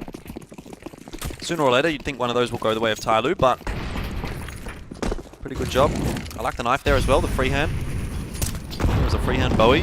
I have a freehand myself. But, I have a falchion. Oh, not a Bowie. It's a mini falchion. Still, this time Kaze making use of that off. Ram's effectively blocked off, as opposed to the previous one where we just saw that the little head peeking out from, I think it was Xperia from before, the bottom of ramps. So with that, I mean, Acme has to rethink their decisions. Like, do we still want to go up ramp? Because this op is pesky. What worked for them before was that they managed to sneak up a little bit. Yeah, and this is where I start to wonder, you know, how deep is the playbook for Acme, because often when they find themselves in a disadvantageous situation, they do seem to struggle. That's a sharp flick from Kaze. Very quick stuff. Starting to fall apart a little bit for Acme. Maybe you're right. Maybe we are going to map point for TYLOO now. Molotov to quad, or to the back of white box at least. Just into the middle of the site. They haven't really done anything with it though for Acme, so they're kind of just chucking a bunch of util and not really being too decisive about it. But, you know, still some damage being done. Xperia really feels like he has been the difference maker here for Acme on the T side. Not sure that a 1v2 on 11 HP is going to be a bit easy to convert with 10 seconds left here. He's going to have to be forced to plant the bomb, and so that's going to be that for TYLOO. 12-7. 1 round away from completing map 1. And of course, with that round 1, it is up to Acme to try something different. That ramp push no longer works because of Kaze's effectiveness on that op. Mercury has been really effective as well, finding his impact on the server. But apart from that, I mean, yeah, Acme actually showing a fair bit. I definitely did not think that this was going to go like 13-7 on this map. Bit of a pause and then we're resuming. Yeah. No, I mean, look, credit to Acme. They've definitely made TYLOO work for this one. Which is a sight more than most other teams would be able to do, I'd say. And it is only map 1, so we might still see something interesting from them on Nuke.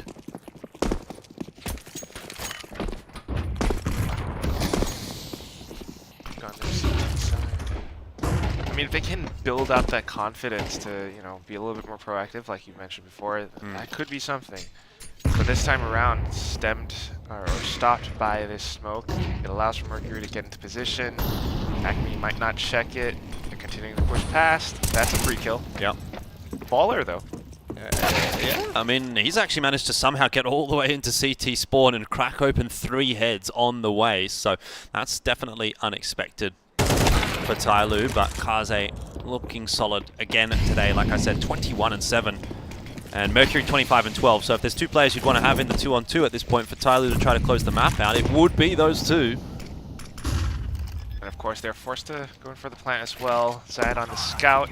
It should be easier for Mercury and Kaze. Expuya stuck between a rock and a hard place, instantly decimated. And that leaves us with the scout. Headshots only. Not going to happen. Well, it was headshots only, but it was just Mercury getting the headshot, unfortunately for Zayed, not the other way around. And that is going to be that. TYLOO will lock in the 13-7 victory on map number 1. But again, credit where it's due to Acme. They worked really hard for that, and they did actually manage to push TYLOO, and continues to sort of, you know, just raise an eyebrow for TYLOO's form at the moment, though they seem to be pretty happy with the result there. I mean, nothing to get too excited about. The thing is, like, there's nothing really to gain necessarily for TYLOO in a matchup like this. If they win 2-0, it's like, okay, fair enough, that's expected. But if they lose, well, then, yeah, that's really bad news. So it's just about making sure that they do make it through to tomorrow, and good job so far. Yeah, but, you know, this could also just be because it's Vertigo, right? Like you mentioned, they haven't really been playing this map, so I wouldn't... It's not too bad. They are pretty much in form. Mercury and Kaze popping off like that is always fun to see. Almond with that little bit of movement, the air strafing as well, is always fun. But yeah, Acme, not too shabby. They actually have something, and who knows, if we're starting out... It's biased a little bit towards CT side, and you'd think on paper that would be a good start, but I don't know, the T side seems like where they really do get a lot of their work done. But either way, obviously we'll have to sort of cross that bridge when it comes. But yeah, again, like 7 rounds, individuals doing a pretty decent job there for Acme. William this time stepping up. Fowler had an okay game. Expuya in particular as well felt like he had a lot of impact. But then again, you know, on the other side of the coin, you've got Mercury, who might be the individually most mechanically talented player in China at the moment. So what are you going to do? 27 kills with a 13-7 score, like 20 round map, which is really quite impressive already. I mean, we did have that overtime game yesterday as well.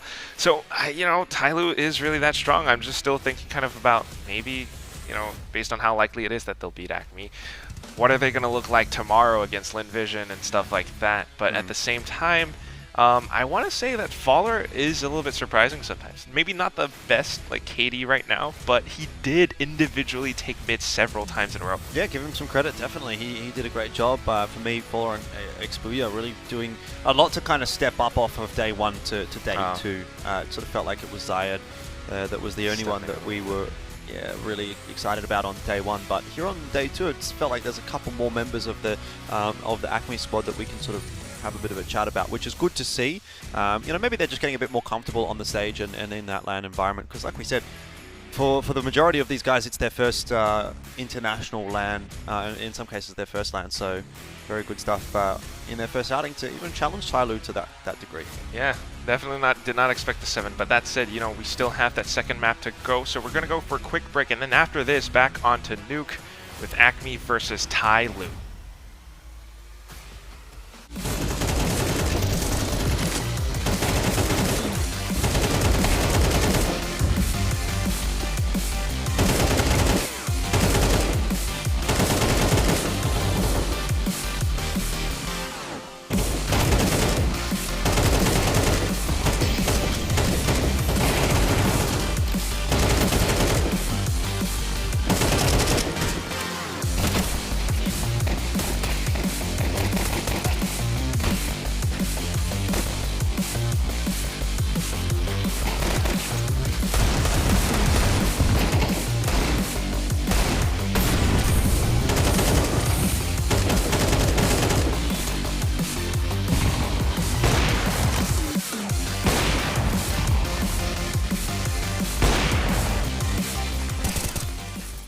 Zowie has developed the U2 symmetrical design wireless mouse specifically for claw grip players who prioritize agility and multi-angle operation.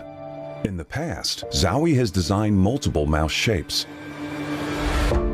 Among symmetrical claw grip designs, the FK mouse series is widely known. The shape of most Zowie mouse series in the past were primarily designed to accommodate significant horizontal movements, commonly found in games like Counter-Strike.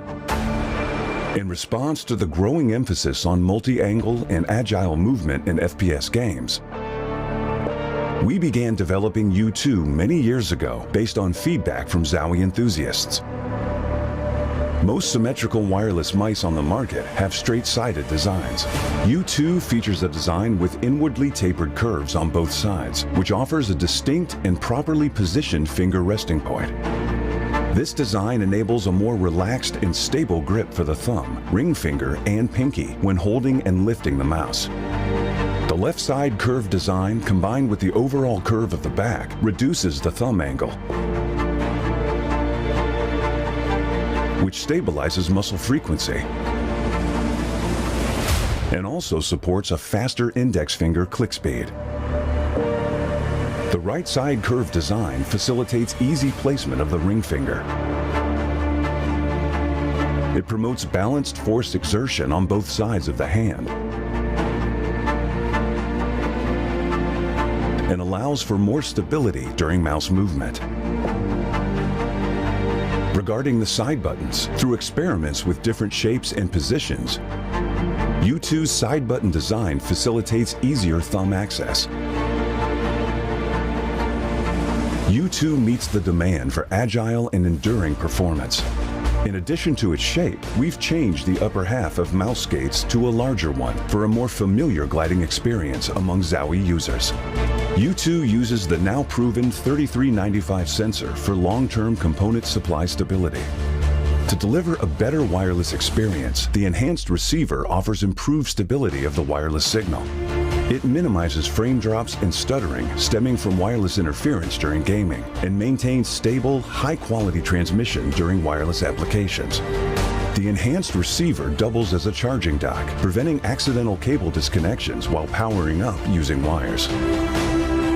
This is a brief introduction of the U2. Please feel free to DM us if you have any questions.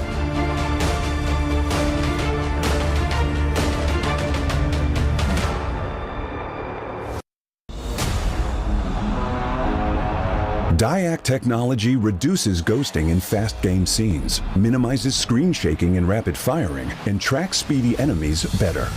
This exclusive technology controls backlight and eliminates after images of moving objects, making images appear stable to the naked eye. Though there's similar motion blur reduction technologies, DyAc stands out with its distinct panel hardware and firmware design, offering clearer visuals and enhancing controllability in-game. Furthermore, built in the monitor panel, DyAc functions independently and doesn't require any sync with PCs, thus not consuming any computing power to affect your gameplay performance. Additionally, Zowie adopts the fast, responsive TN panel, resulting in the best-in-class motion clarity compared to other monitors. Today, Zowie advances DyAc technology with its latest improvement featuring dual backlight design, the DyAc 2, which largely optimizes clarity for precision aiming and rapid firing in FPS gameplay. Please DM us if you have any questions.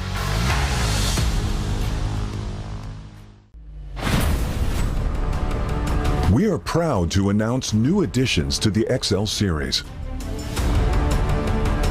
Both are using fast TN panels and newly upgraded DyAc 2 technology.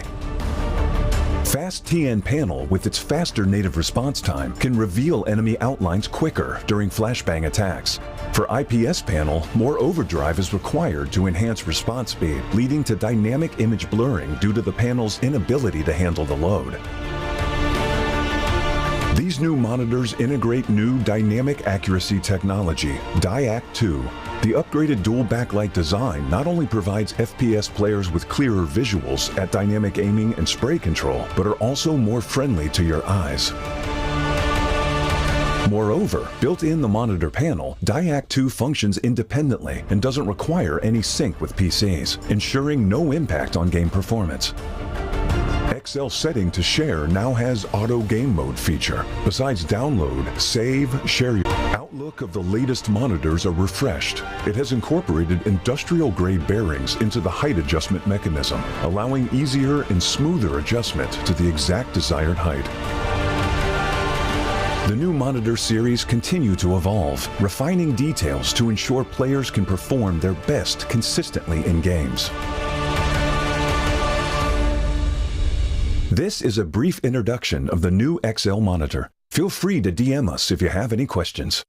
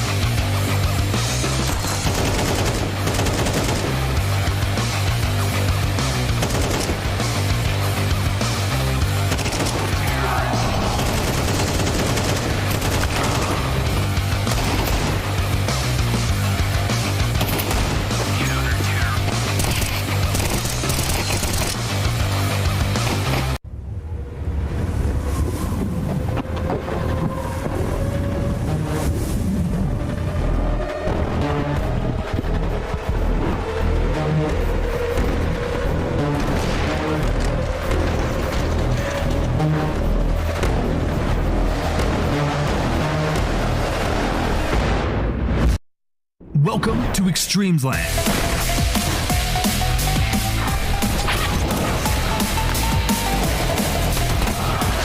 Since 2016, Extremesland has been the stage where many Asia-Pacific esports enthusiasts have dreamed. Now, at the Extremesland, the horn has been sounded, the flames of war have been reignited. Let's go!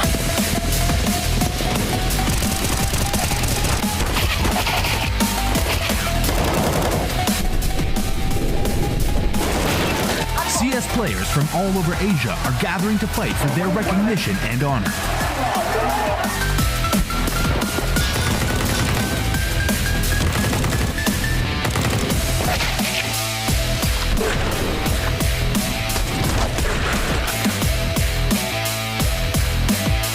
Be prepared to embark on a new chapter.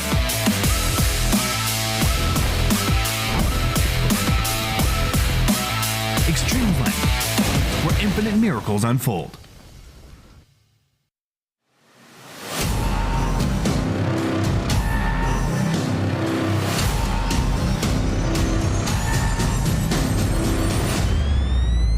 From Acme, Dubai Police Esports. Now we're gonna have some quick questions for you. I mean that T side, you guys looked pretty strong.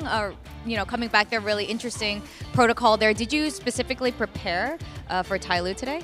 我们还是请到了 ACME 的Fowler 啊，然后呢，刚才在打进攻的时候，你感觉你们进攻打得还挺好的，你们有没有针对天路有一些准备的战术？I mean, from our we saw TYLOO, we saw some of their play. We specifically knew their maps, we know what to ban and what to pick against them. So that's why we picked Vertigo in general.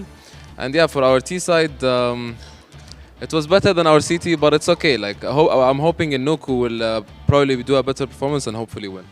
我们之前也研究了一下天路啊，我们知道他们喜欢搬什么图，喜欢选什么图啊，所以我们就知道我们就应该选大厦。然后我们当匪的时候也稍微有研究一些战术吧，但是希望我们在图2 Nuke 可能做得更好。Baseline, you have a question? Yeah, 对啊，就你们现在又是啊，也是丢掉了自己的选图图1，那又来到了对方的选图，那你们的队伍是如何能保持信心，然后争取拿下的 ？So we are in familiar territory. You guys lost your map pick, and now going up against your opponent's map pick, potentially your last map of the tournament. How do you stay motivated? It's okay, we're not demotivated. It's okay. We will pull up a performance, and we will even if it's their pick. Nuke is still, we're still very good at Nuke, so we're confident. 就我们现在其实还挺有信心的。虽然 Nuke 是天路的选图，但是我们这边对 Nuke 也是有一些的游戏理解的。有什么想对天路说的吗？ Is there anything you want to say to the TYLOO players? They're very good. They're very good. Their aim is really good. 天路打得非常好，枪非常准啊。 All right, with that, I think we are ready to go into game 2. We got Acme and TYLOO. 好，感谢 Fowler 接受采访啊，我们马上回来啊，我们。 Thank you, Baseline J and Chubby Ninja. Yes, their aim is really good. That one shot that Kaze had on the head, that was amazing. Yeah, you know, I love the attitude though that Acme comes in with, because they seem pretty realistic about things. They just want to play their own game, have a good time, see how they go, and they're not necessarily too perturbed by the fact that they're dropping here to TYLOO at the moment. Though, you know, again, who knows what will happen for the rest of this series. And a little anecdote, I did run into a couple of the Acme guys in the bathroom and had a bit of a chat with them, you know, see what they were feeling. Bathroom chat? Yeah, it's one of those things that crops up at LANs every now and then, and you know, I was sort of saying to them, you know, I think you guys just, you know, you're good, you hit your shots when you've got the opportunity, but they just don't seem to play with confidence. That was kind of the feedback that I gave to them. The confidence seemed to be lacking in it. Again, it's like we were talking about, right? That proactivity, decisiveness in a lot of cases seems like it's maybe lacking from Acme when they're playing against a team like TYLOO, and the same can be said for their match yesterday as well, which they lost. When they are actually playing their own game, they actually do seem to challenge these teams to a degree, but it's when they give them too much respect that the game gets difficult. Which is why I think, you know, maybe they perform a little bit better on that T side, because then they're forced to push out rather than hold defensively. So that's the thing. They are starting out on CT on Nuke though, to be said. So Zai just hiding up around Ramp now and starts off with a nice headshot as a fully fledged Jamyang tries to hop over into the corner. A lot of support coming in through from William now, but then he gets taken out by Jamyang, and that leaves us with a 2-on-2 with a really wounded Jamyang. Yeah, I mean, again, like when you throw bodies at each other, it's not as if TYLOO always comes out ahead. Acme are able to make that one even. In the end, though, TYLOO's going to try to work their way down toward that B site. There is someone in control room. I like Marble's position here a lot, though, with those dualies. And Orman's going to have to be really methodical in clearing this angle out. Or he might have even been spotted. Certainly he's been heard now picking up that gun. So it's all on to Marble to decide what he wants to do from here. He hasn't seen Orman's exit through the connector, so he's going to have to assume he's down towards B. I don't know that he checks the box, though. Oh, no. Does he check the box? He's not going to check the box. Orman's seen him. Uh-oh. Not looking too good now for Orman, but he's going to land his shot. The swing is a little bit too strong, and then Jamyang from behind, well, won't be able to land the killing blow, but Orman's going to hightail it all the way to the A bomb site. He does have the bomb in tow, so he'll be able to get up the ladder, and he'll be able to get this bomb plant pretty safely. In saying that, Faller's going to be right behind him, so Orman can't get off of the default bomb plant spot, and this is a bit of an awkward duel sometimes when you're down the bottom. Very hard to take those fights, but with the dualies, you'd back him to win it, and he does. And TYLOO up 1-0. Yeah, tough to aim on that X and Y axis, as you put so adequately before, Jordan. But yeah, I mean, with the dualies, he just spams away, and he actually gets a headshot with it too. So great play from Alman, hiding behind the box, waiting and being that patient. It's something that Acme definitely did not expect. So now Vi's coming in. Of course, we're just looking for TYLOO to extend their lead.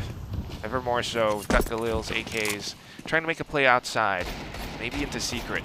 The spam's coming through though. Just kind of reveals positioning. So with this, Mercury gets to sneak in towards secret, potentially a B play coming through. Maybe another kill as the smoke dissipates. And at this point, it's just... Nah, they're good for one. They're always good for one with the Eagle.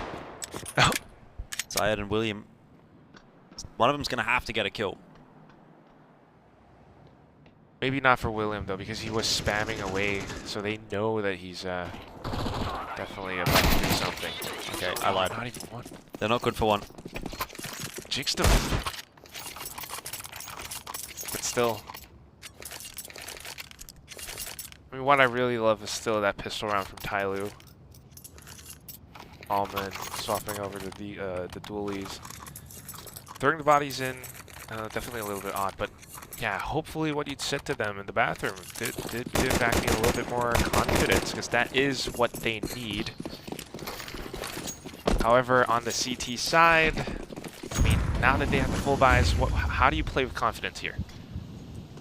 Do you want to go proactive and look for a pick against TYLOO? Well, again, I don't think you necessarily need to do that in the first round on the CT side. Like, you want to be throwing those adaptations in a little bit later on. You would run your default setup initially and see what that looks like, how that goes, and then make the adaptations based on what you're going to see with TYLOO. Good trade from Expuya, but he's going to be out in no man's land, and in the end, he's still able to double down up there from rafters. He's fallen off the top, and Advent's going to capitalize on that one.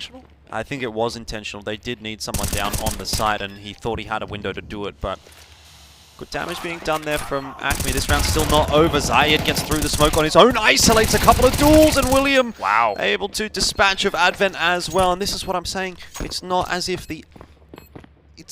they're not good enough to take these fights. They just need to believe in themselves, have that confidence. That's when Zayed really starts to shine too. I mean, sometimes just figuring out when he can actually go in for it rather than, like you mentioned before, passively holding back. He actually surprises TYLOO, and they weren't expecting him at all. Picks up a double, and then you clean out the site with William's support. Yep. A couple of guns taken through from Acme as well, so, you know, not necessarily great for the economy, not awful. Still need to see them get through this round cleanly if they're to really start to build on this CT side. And TYLOO obviously have reinvested as well. Look at the set util. Molotov into Annex nade to blow open the door on the timing. And tons of smokes everywhere. TYLOO are so quick through outer. There's nobody watching it. There's no AWP on the behalf of Acme in this round. I think that TYLOO would be aware of that. They would have known that they've done a pretty hefty amount of damage to the CT economy. Wow. And Kaze is more than free to sort of take these favorable duels. That's a sharp shot from Jamyang. Kind of anticipated it too. Zayed, though, defending secret, that's something that they, playing that angle that way. I mean, Zayed's a one-man army at this point in time. He's got another one onto Orman, picking his battles really nicely, and Kaze had no idea. I mean, Acme are just all over the place at the moment. And so Jamyang's going to have to try to secure a 1-on-2 from, was it a 2v4 now, or was it a 2v5? Acme, I think, might be winning a 2v5 right here. Potentially, I think so. Because it was at least Zayed, a 2v4. Yeah, but I think it actually was 2v5. Zayed did pick up like 3. Well, Jamyang is going to dispatch of Zayed, but Abel, just a complete off angle. Nothing going to happen there for Jamyang, and very nice round win for Acme. Ties up the score really early on, and with this, they could go for even more because TYLOO is going to have to save up. Well done from Zayed. That's really sharp shooting and great positioning as well. Reading the game very nicely, but in saying that, it was only the one gun taken through for Acme, so money is still pretty low on the CT side. And TYLOO, while they're going to take a save in this round, are still going to be in a position to pressure in the first half. That's, still really early. But I do like how Acme has these positions, now watching the outside. Of course, the pistols from TYLOO, they're trying to do something cheeky. But right now, just not quite able. Almond, though, able to get the one. Well, I'd like to see Expuya starting to come across to try and collect that dropped M4 on outer, but I'm not sure that he's going to get there in time. So it looks like the MP9 is going to go through to the next round anyway for Acme. Passed it over onto Faller.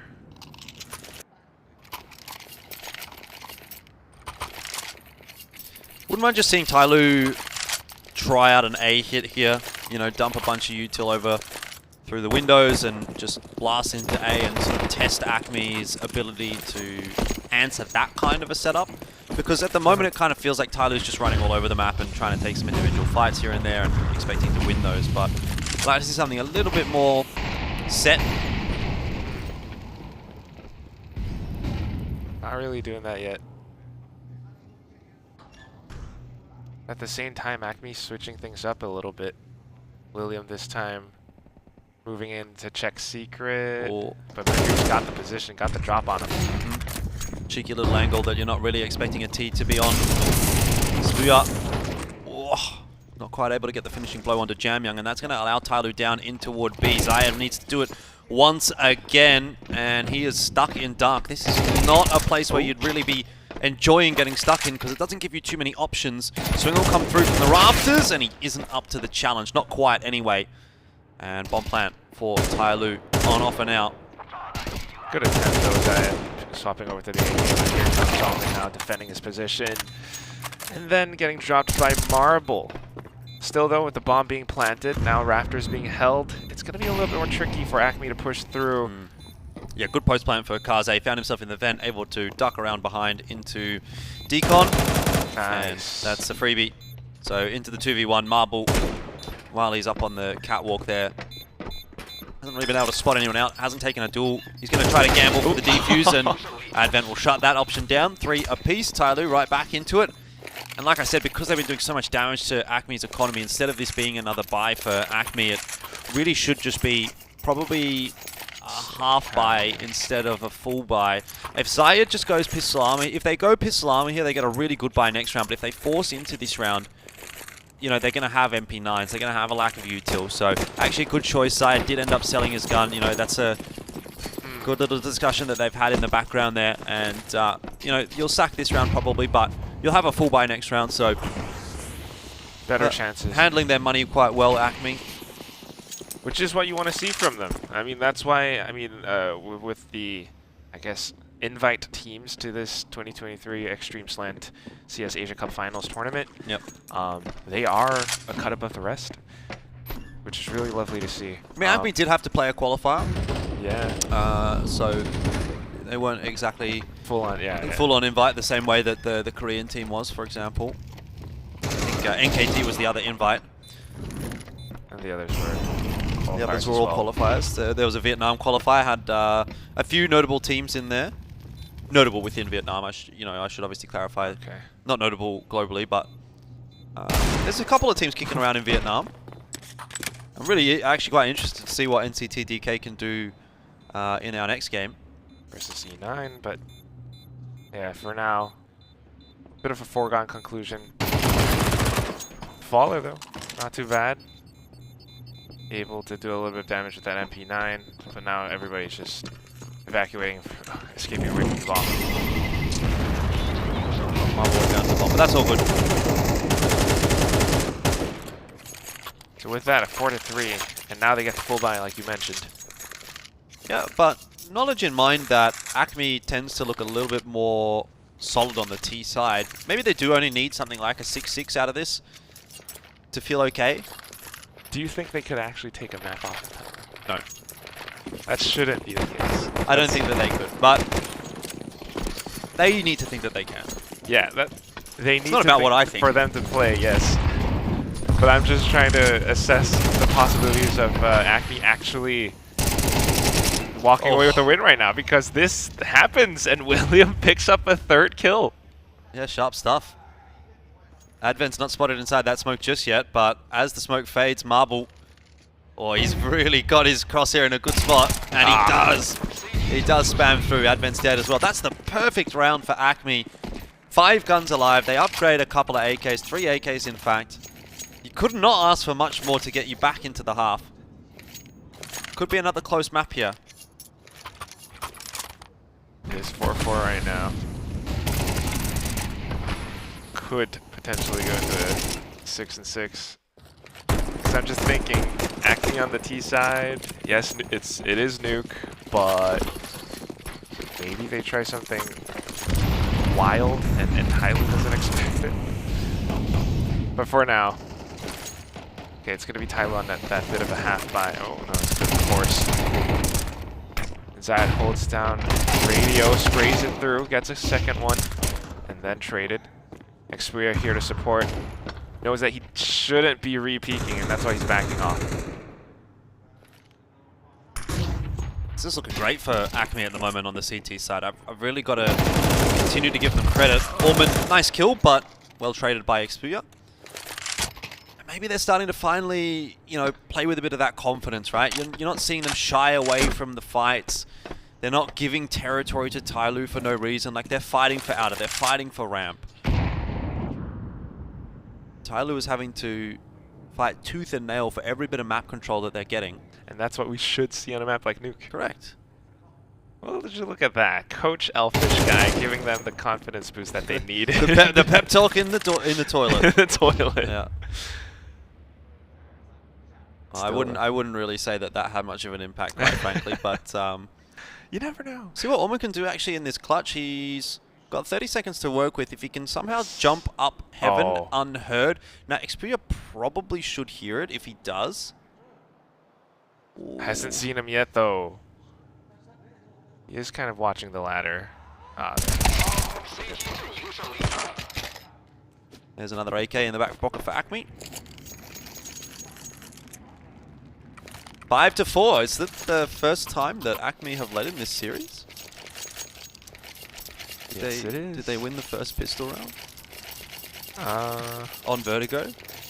No. I don't think they did because it was an 11-1 half. Yeah, they have not been leading at all in this series until this point. They did start out a little bit strong. Let's see if we can go even further, because I am kind of surprised. TYLOO on the save as well, so this is going to be a 6-4. With more utility now, they are blocking off so much, especially up around Hut. Squeaky. Op in the hands of William, trying to secure the outside. TYLOO laying down the timer, trying to walk away with the kill, but actually shouldn't give it to them. Where did that come from? Where was Mercury? Was he behind him or something? I do not know. I need to have a look back at that one.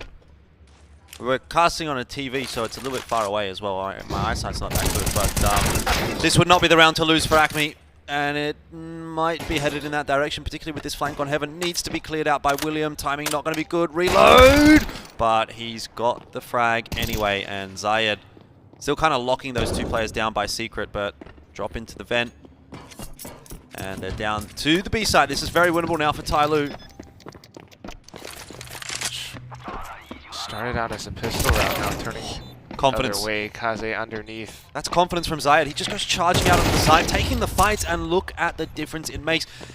They could be standing in Megaton still, behind that smoke and the timer ticking down and TYLOO in a post plant, but instead Acme have just said, stuff it, we're going to fight them, and we can actually take the fight, and it's working, 6-4. A few things. I mean, I am curious as to how Mercury got that kill or where he was when that fight started. But the other thing is, who did you exactly talk to in the bathroom? Was it Zayed? Because if it is... It was Xperia, and I said hello to Zayed. And you said that hello gave him the confidence that he needed. Maybe. I mean, if it makes any difference, I also said hello to Kaze on the way, and Jamyoung was right next to me too, so... Everyone was there. It was a party, actually, in the bathroom. Here at Perfect World Stadium at Extremesland 2023. Awesome stuff. But yeah, 6-4. Full buy from TYLOO now. Will they come back? William's still on the op. It blocks off the outside. No. Okay, there's that smoke.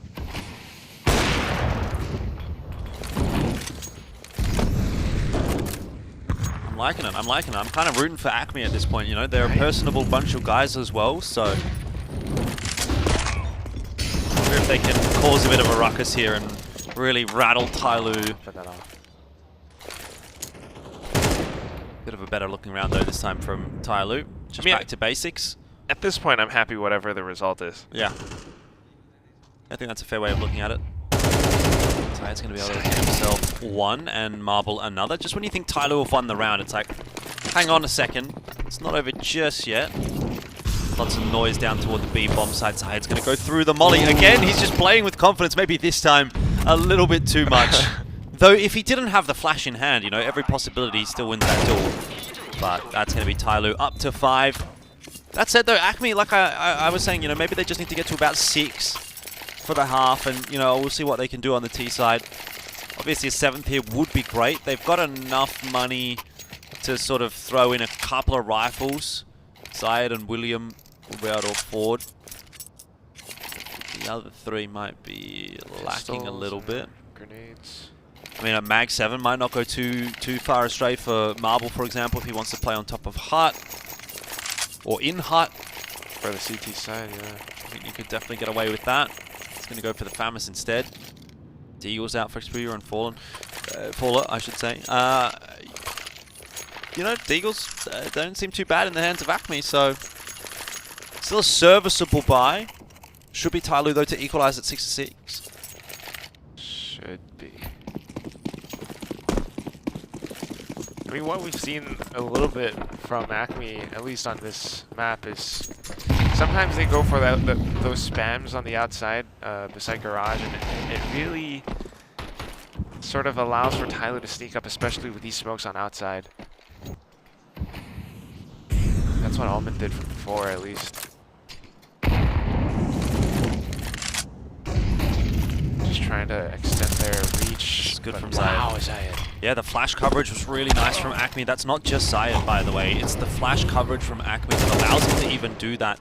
Again, he's trying to be the enforcer here on the CT side. You know, you live by the sword, you die by the sword. He's sort of gone a little bit overeager in a couple of rounds, but generally this has actually been working out for Acme, and especially when you have a buy like this, you do need someone to be a bit of an X-Factor player, and it's kind of put them in a winnable position here, Acme. Ormond's one Deagle shot away from death, and obviously Kaze down on 75 HP. Can be 2 shots. So it's not impossible for Acme to win this, and Faller's already in a pretty good spot here. I wonder if Kaze's going to be prepared for this. Looks like the timing will just favor Kaze. But one bullet for both of these players, Kaze and Ormond, is all that Xperia will need. 30 seconds. They don't really know where Xperia is either. However, they are going towards the B site, so that would be a bit of a journey for Xperia. Meanwhile, a good plant for TYLOO. And having Kaze go in for the plant means that Almond gets to set up a bit more positioning as well. Drop through vents. That's going to make some noise. It is, but can't really afford not to at the moment. He's got to play with the time. Doesn't have a defuse kit, so he's going to have to move pretty quickly here. And again, pretty tough angle to clear out for Xperia. You really have to expose a lot of your body as the CT there to get rid of that player. But either way, look, 6-6. Yeah. Give some credit to Acme. Putting on a solid display so far. It's William and Zayed that are leading the charge from the front on the CT side this time for Acme. And on T side, they generally look a little bit better. So, look, I'm still not going to predict them to win this map, but it is a winnable map. It is a winnable map. That's all I'm hearing. Zayed with the confidence, definitely showing up. But still, yeah, TYLOO. I mean, of course, it was that T side, so I'm expecting a lot more from CT.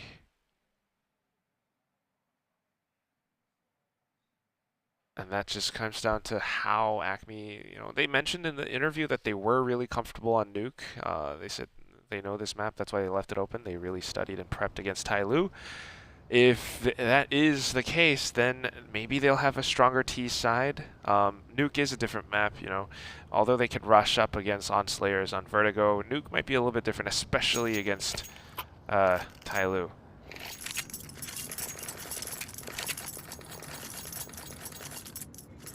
Reset the HUD for a second. Yep. All good.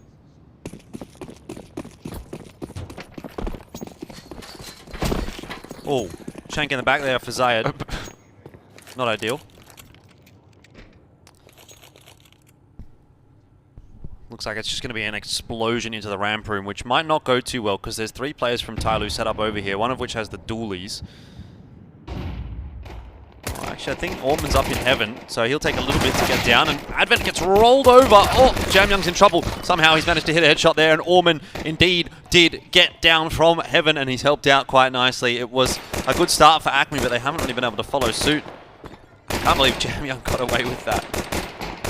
Faller, though, I mean, this Glock, he's a bit of a menace with it. Still, though.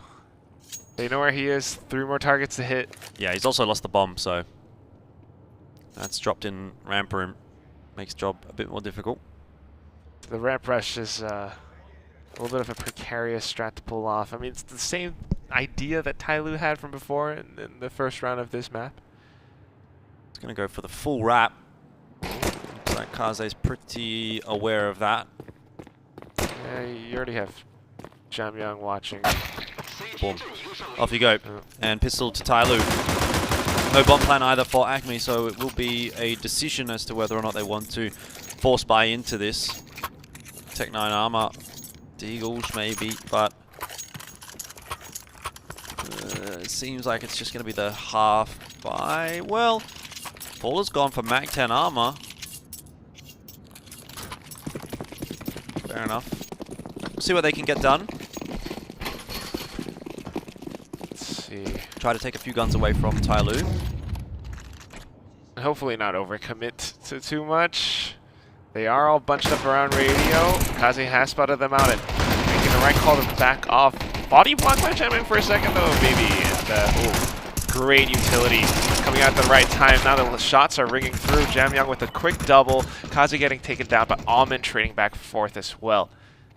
That's all well and good really for TYLOO. Losing dualies, not a big deal. Yeah. Kaze wants to buy the AWP next round anyway. Zayed's looking for some targets. Not being able to find any just yet. That's that. So 8-6, TYLOO on their merry way on the CT side. Maybe the Acme party has been shut down, but we'll wait before we make that call because there is still a couple of gun rounds yet to play. Which is this one? Kaze. Not going for the op yet. Why has he only got a Tech 9? That's what I'm wondering. I mean... And one frag grenade. This I'm does wondering confuse as me well. a little bit. Because they would know that Acme have a buy here. Sure. I guess this is just the supreme confidence being shown by TYLOO that they think they can get this done anyway. Let's go for it. Oh, trying to get some wall back. Not quite connecting all too much. Oh, there we go.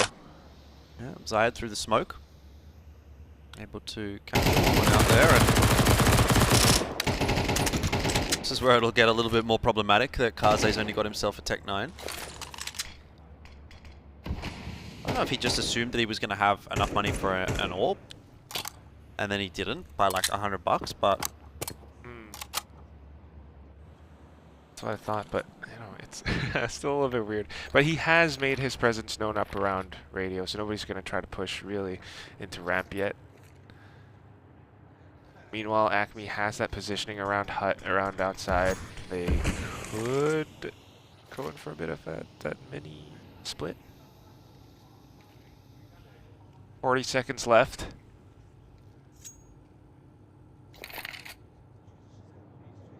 Where is that confidence? They've got three flashes, excuse me, to work off of. Evan's got that molly prepped. There it is. Now exploding on this side, but TYLOO's got every angle covered. Yeah, 3 players surviving for TYLOO is more than acceptable on the CT side. All 3 of them with AKs as well. That's nice. Surely now Kaze gets that AWP that he's been hoping for. There it is. Not sure what that was all about, but Acme's going to have to go back to a save. And for all the positives that we saw in the first half, slowly it seems to be falling away from them. T-side hasn't really been too kind yet. Bonus round being picked up by TYLOO. Yeah, that's what I was kind of thinking about or saying as well, because although we have seen successes from Acme on their T side, this is a different map. This is a different team that they're playing against. And on Nuke, it's just a little bit more difficult sometimes. Ooh. Maybe the Deagles again. Ooh. Woman's just jumped for no reason, but that's fine. Kaze there to help and save him. Jamyang getting one of his own. Not too much in this round from Acme, unfortunately. Trying to take some duels on out as Deagle against AWP. It's kind of wishful thinking. Yeah, they're trying to sneak by with some lucky shots, but it's not going to happen. And this is where TYLOO really starts to come in with a win streak. 4 rounds in a row now. Yeah, trouble is this is kind of TYLOO's best map. It's certainly their go-to map. And even though Acme, we heard in the interview there, they feel confident, they like Nuke as well. Obviously, TYLOO's pretty comfortable here on the CT side, and that is starting to show. Especially with Kaze on his op now, finally. Mercury, a little bit more of a quiet game than I expected, though. But nonetheless, still amazing. Kaze just playing around the outside, anticipating a bit of a push. Yeah, not everyone can frag all the time. True. Kaze today is good, though. Yes, indeed. Nice solid position from him as well. Able to take Zayed out of the round.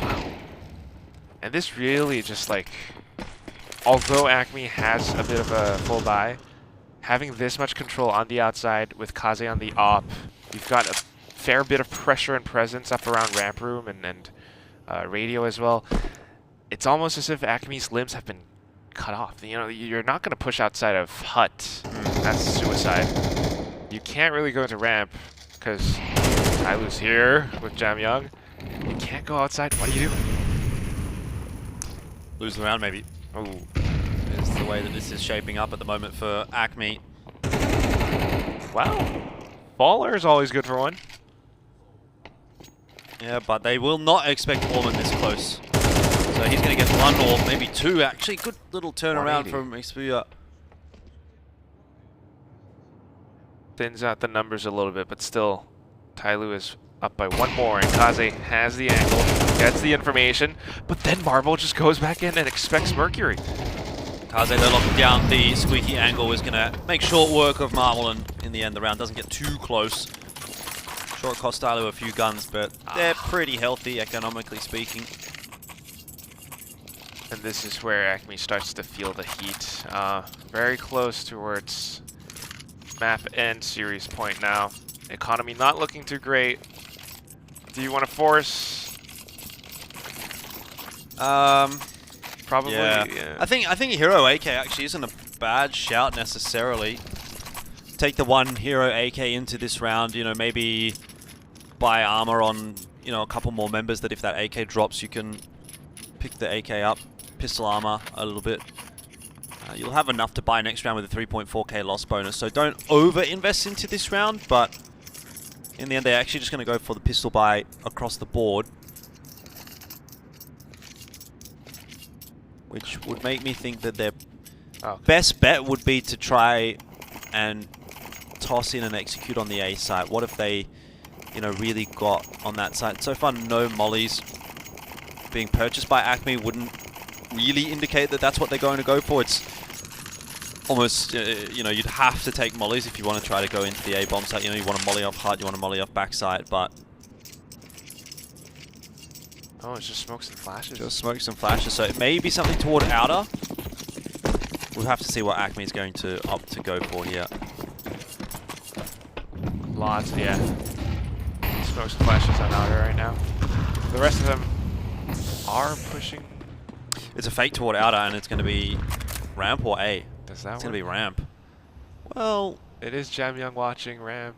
It'll allow Zayed to get across, but Orman's going to go and try and suss it out, and he's already got the info that there's nothing else going on over there, so TYLOO will be well prepared for this, and Jamyoung flashed off the line, but able to get back to safety, and yeah, they're going to have to go charging through the molly into an M4. It's a blender.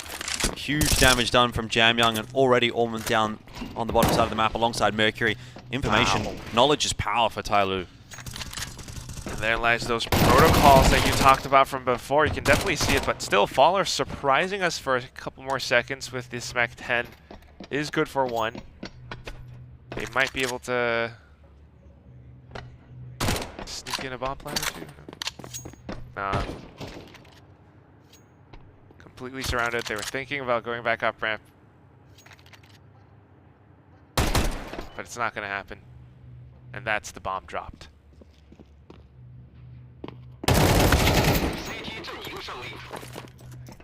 With that, it's going to be a 12-6, and very much so that match end series point.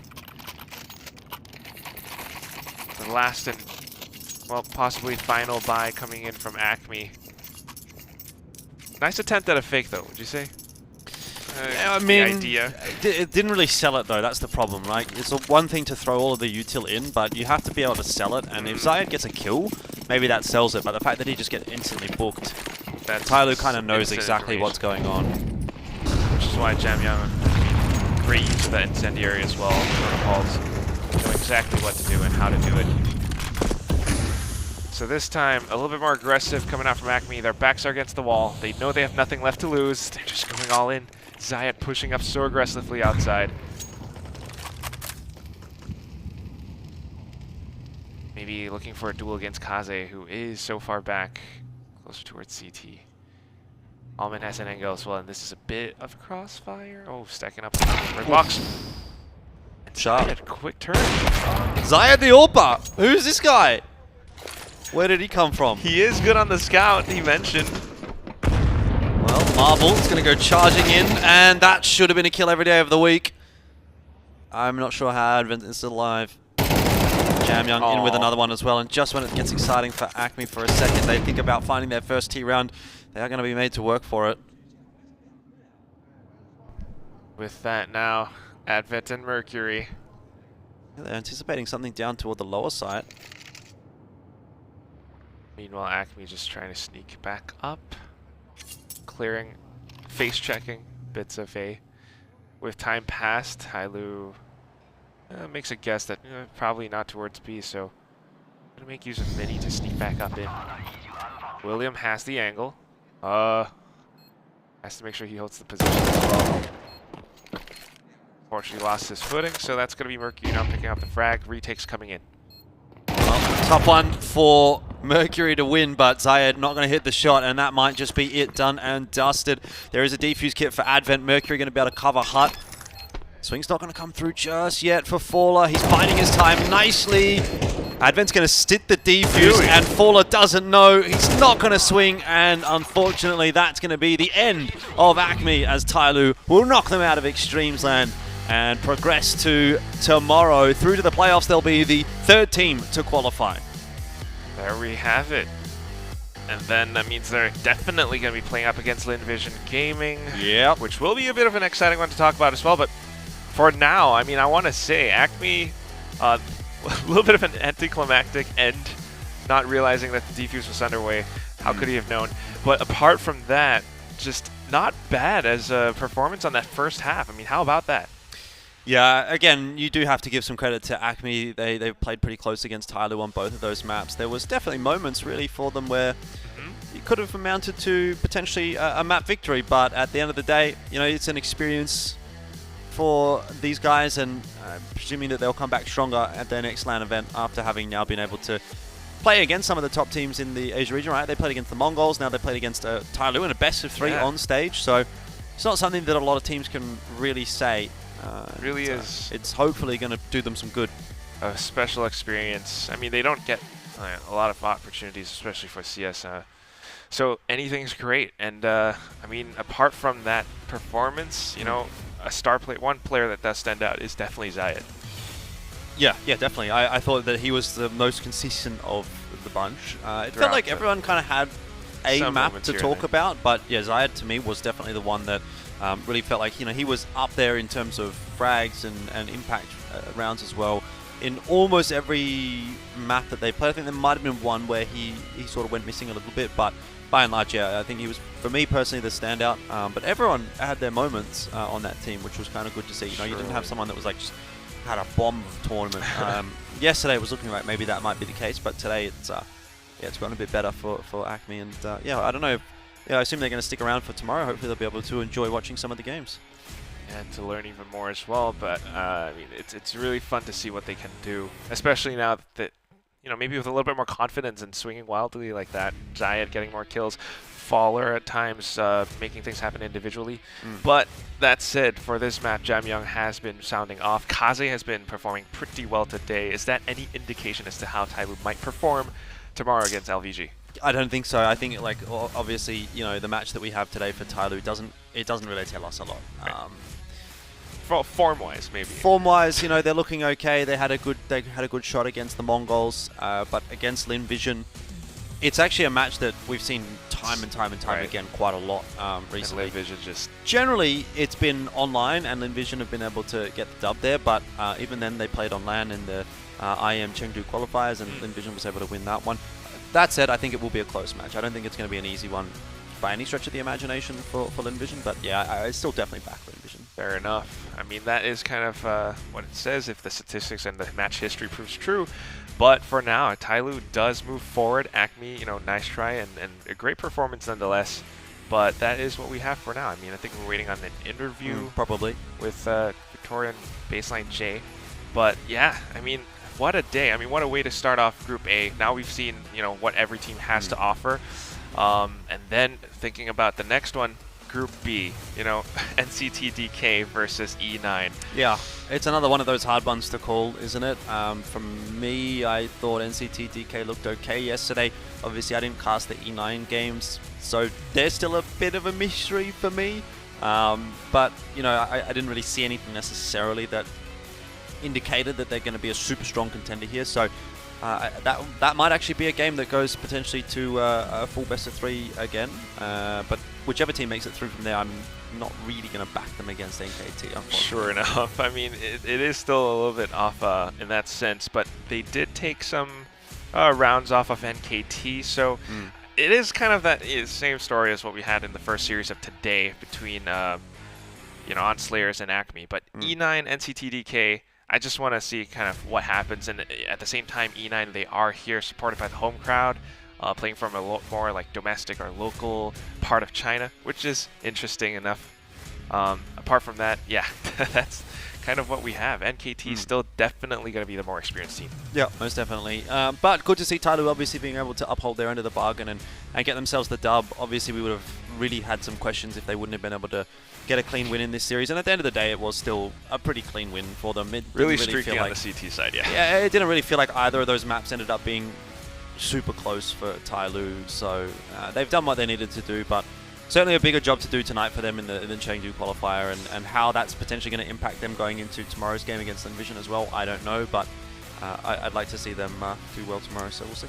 Wow. But, well, for now, the interview is ready, so let's head on over to Victoria Chubby Ninja as well as Baseline J.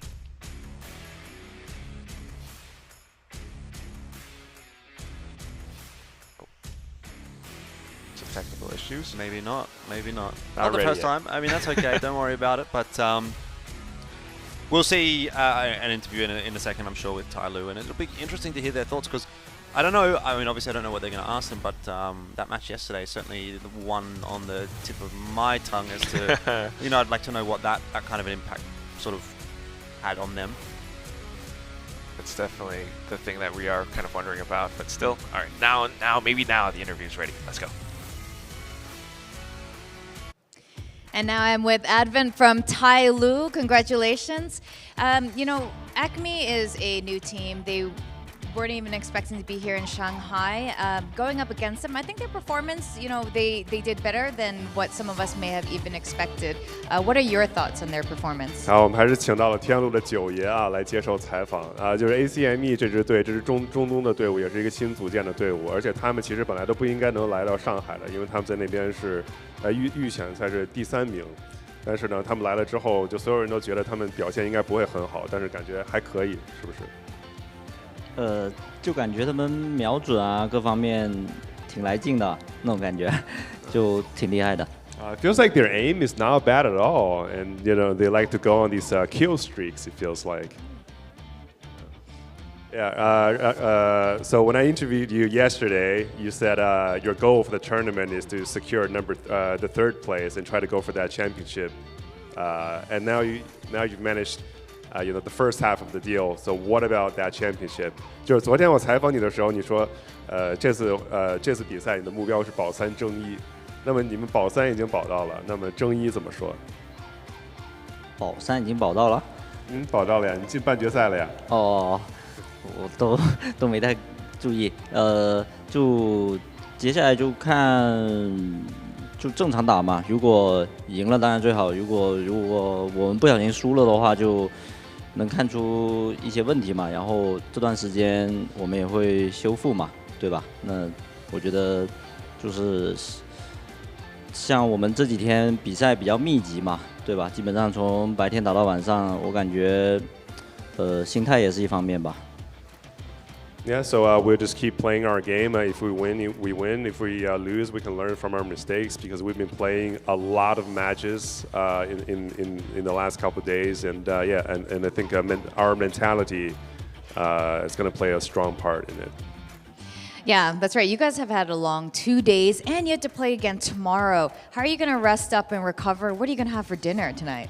是啊，就你们这2天比赛那么多，你们今天打完这个，一会儿还有比赛，那你们这个时间怎么安排呢？你们什么时候去吃饭呀？就没有什么吃饭时间，基本上就有时候就便利店买个饭团就开打了。Yeah, like we barely even have any time to go eat, and sometimes we just buy like a bento box from the convenience store. We eat that, and we just keep playing. Yeah. All right, well, rest well. And for the rest of you watching at home and those of you in the stadium with us, don't go away. After this, we're going to go into our next match. 好，感谢259接受我们的采访啊，也回去赶紧休息一下，接下来还有其他的比赛。好，掌声送给259九爷。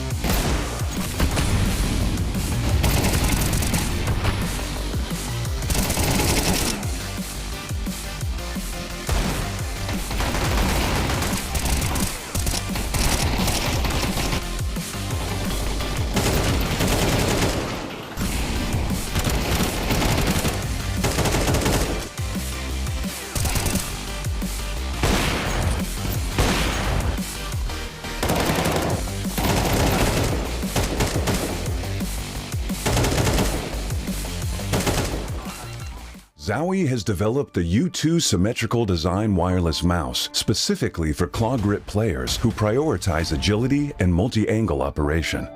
In the past, Zowie has designed multiple mouse shapes. Among symmetrical claw grip designs, the FK mouse series is widely known. The shape of most Zowie mouse series in the past were primarily designed to accommodate significant horizontal movements commonly found in games like Counter-Strike.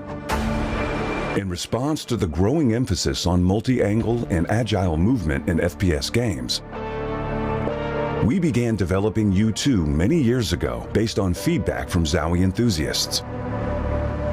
Most symmetrical wireless mice on the market have straight-sided designs. U2 features a design with inwardly tapered curves on both sides, which offers a distinct and properly positioned finger resting point. This design enables a more relaxed and stable grip for the thumb, ring finger, and pinky when holding and lifting the mouse. The left side curved design combined with the overall curve of the back reduces the thumb angle, which stabilizes muscle frequency and also supports a faster index finger click speed. The right side curve design facilitates easy placement of the ring finger. It promotes balanced force exertion on both sides of the hand and allows for more stability during mouse movement. Regarding the side buttons, through experiments with different shapes and positions, U2's side button design facilitates easier thumb access. U2 meets the demand for agile and enduring performance.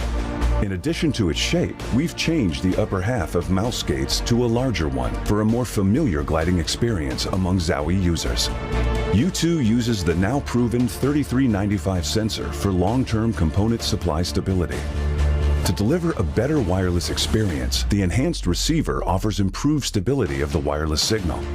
It minimizes frame drops and stuttering stemming from wireless interference during gaming and maintains stable, high-quality transmission during wireless applications. The enhanced receiver doubles as a charging dock, preventing accidental cable disconnections while powering up using wires. This is a brief introduction of the U2. Please feel free to DM us if you have any questions.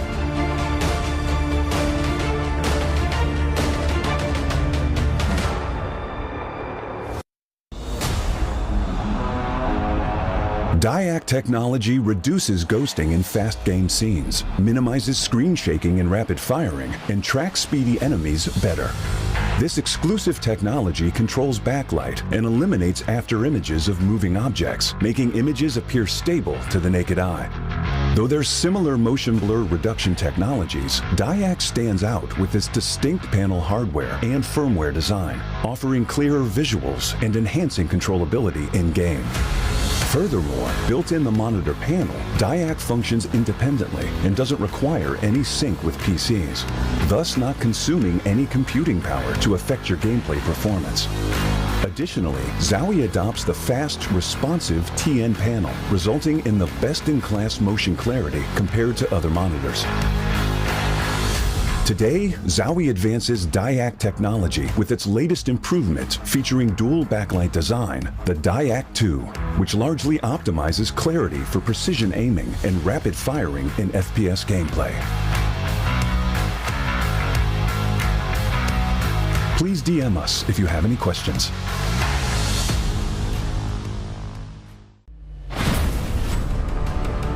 We are proud to announce new additions to the XL series. Both are using fast TN panels and newly upgraded DyAc 2 technology. Fast TN panel with its faster native response time can reveal enemy outlines quicker during flashbang attacks. For IPS panel, more overdrive is required to enhance response speed, leading to dynamic image blurring due to the panel's inability to handle the load. These new monitors integrate new dynamic accuracy technology, DyAc 2. The upgraded dual backlight design not only provides FPS players with clearer visuals at dynamic aiming and spray control, but are also more friendly to your eyes. Moreover, built in the monitor panel, DyAc 2 functions independently and doesn't require any sync with PCs, ensuring no impact on game performance. XL setting to share now has auto game mode feature. Besides download, save, share your settings, it will auto apply different color settings based on your usage scenarios. Outlook of the latest monitors are refreshed. It has incorporated industrial-grade bearings into the height adjustment mechanism, allowing easier and smoother adjustment to the exact desired height.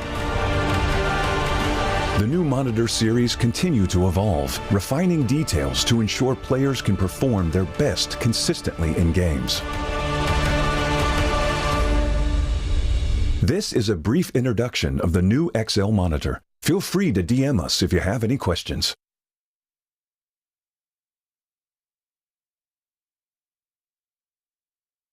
大家好，我是来自19电竞的队长 Terry。我们战队的话是相当于一个天津本土的一支队伍吧，一个是以电竞馆名义成立的一个队伍。然后呢，我们组建的初衷就是想在国内的这种赛事啊，留下我们那个自己的足迹吧。我们在海选当中跟民间队伍的对决的话，感觉就是说，不管是从队伍的打法还有纪律性来说的话，肯定是民间队伍都要是略逊于职业队伍的。但是呢，就是我们在准备呢，其实我们是参考了很多，包括国内一些顶尖队伍，还有国外的一些顶尖队伍的打法，然后呢，来增强我们自己的一个，包括从纪律性上，包括从我们的个人的那个个人的一些个实力上吧，就我们一直想往那个职业队的这个水平上面去靠拢，去靠近，能够从这个预选赛那个打过来的话，我们觉得就是都是很惊喜的，就是也是觉得我们这么长时间的努力也没有白费吧。我们赛事的目标的话，就是争取能进入前4名，这是我们一个最大的目标。然后呢，我们也希望在面对国外的对手的话，我们能够有好的表现。对于我们来说，京津冀的这个电竞环境的话，相对于南方肯定是略逊的，但是我们呢，就是说，还是秉承着就是能够在这种环境中能够打出一些成绩吧，激发出大伙的热情吧，为我家乡天津这边吧能够做出一些贡献吧。印象深刻的比赛的话，就是极限之地的比赛，还有那个完美的 PNL 的比赛，在天津啊、北京、京津地区啊，还是都比较官方，还是都比较大的一些个比赛吧，还是比较火的。我觉得提高 CNCI 的水平，最主要的还是从群众基础上面吧，多办一些个赛事，多给一些个个民间队伍机会，这样的话会更大的激发出大家的热情。像这次赛事，就我觉得极限之力就是非常的好，因为它有一个像民间的这种出现的名额，所以就是说对于大家组建队伍啊、一起打比赛啊、这种兄弟 CS 啊这种热情的话，都会有很大的激发的。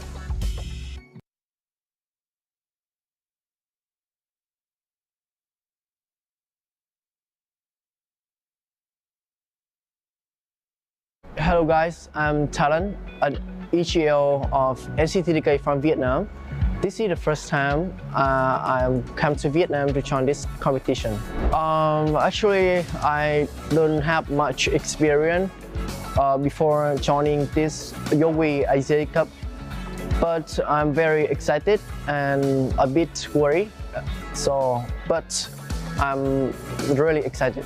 I think if you have like motivation and like strength enough, if you believe in yourself, you can overcome everything to be like professional players like other players in the world.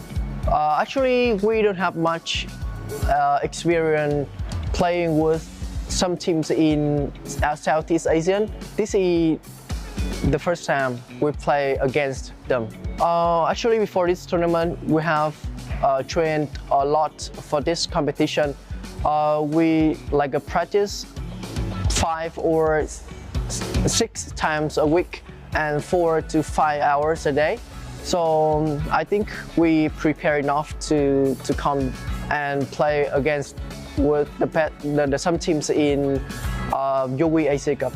I think these teams in this tournament are really strong. We know that.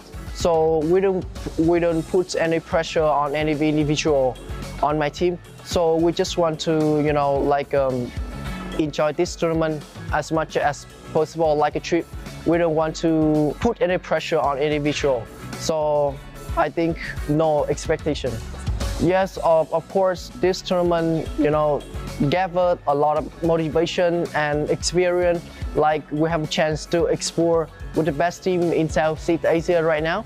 So I really appreciate this trend and thanks Zowie Asia Cup.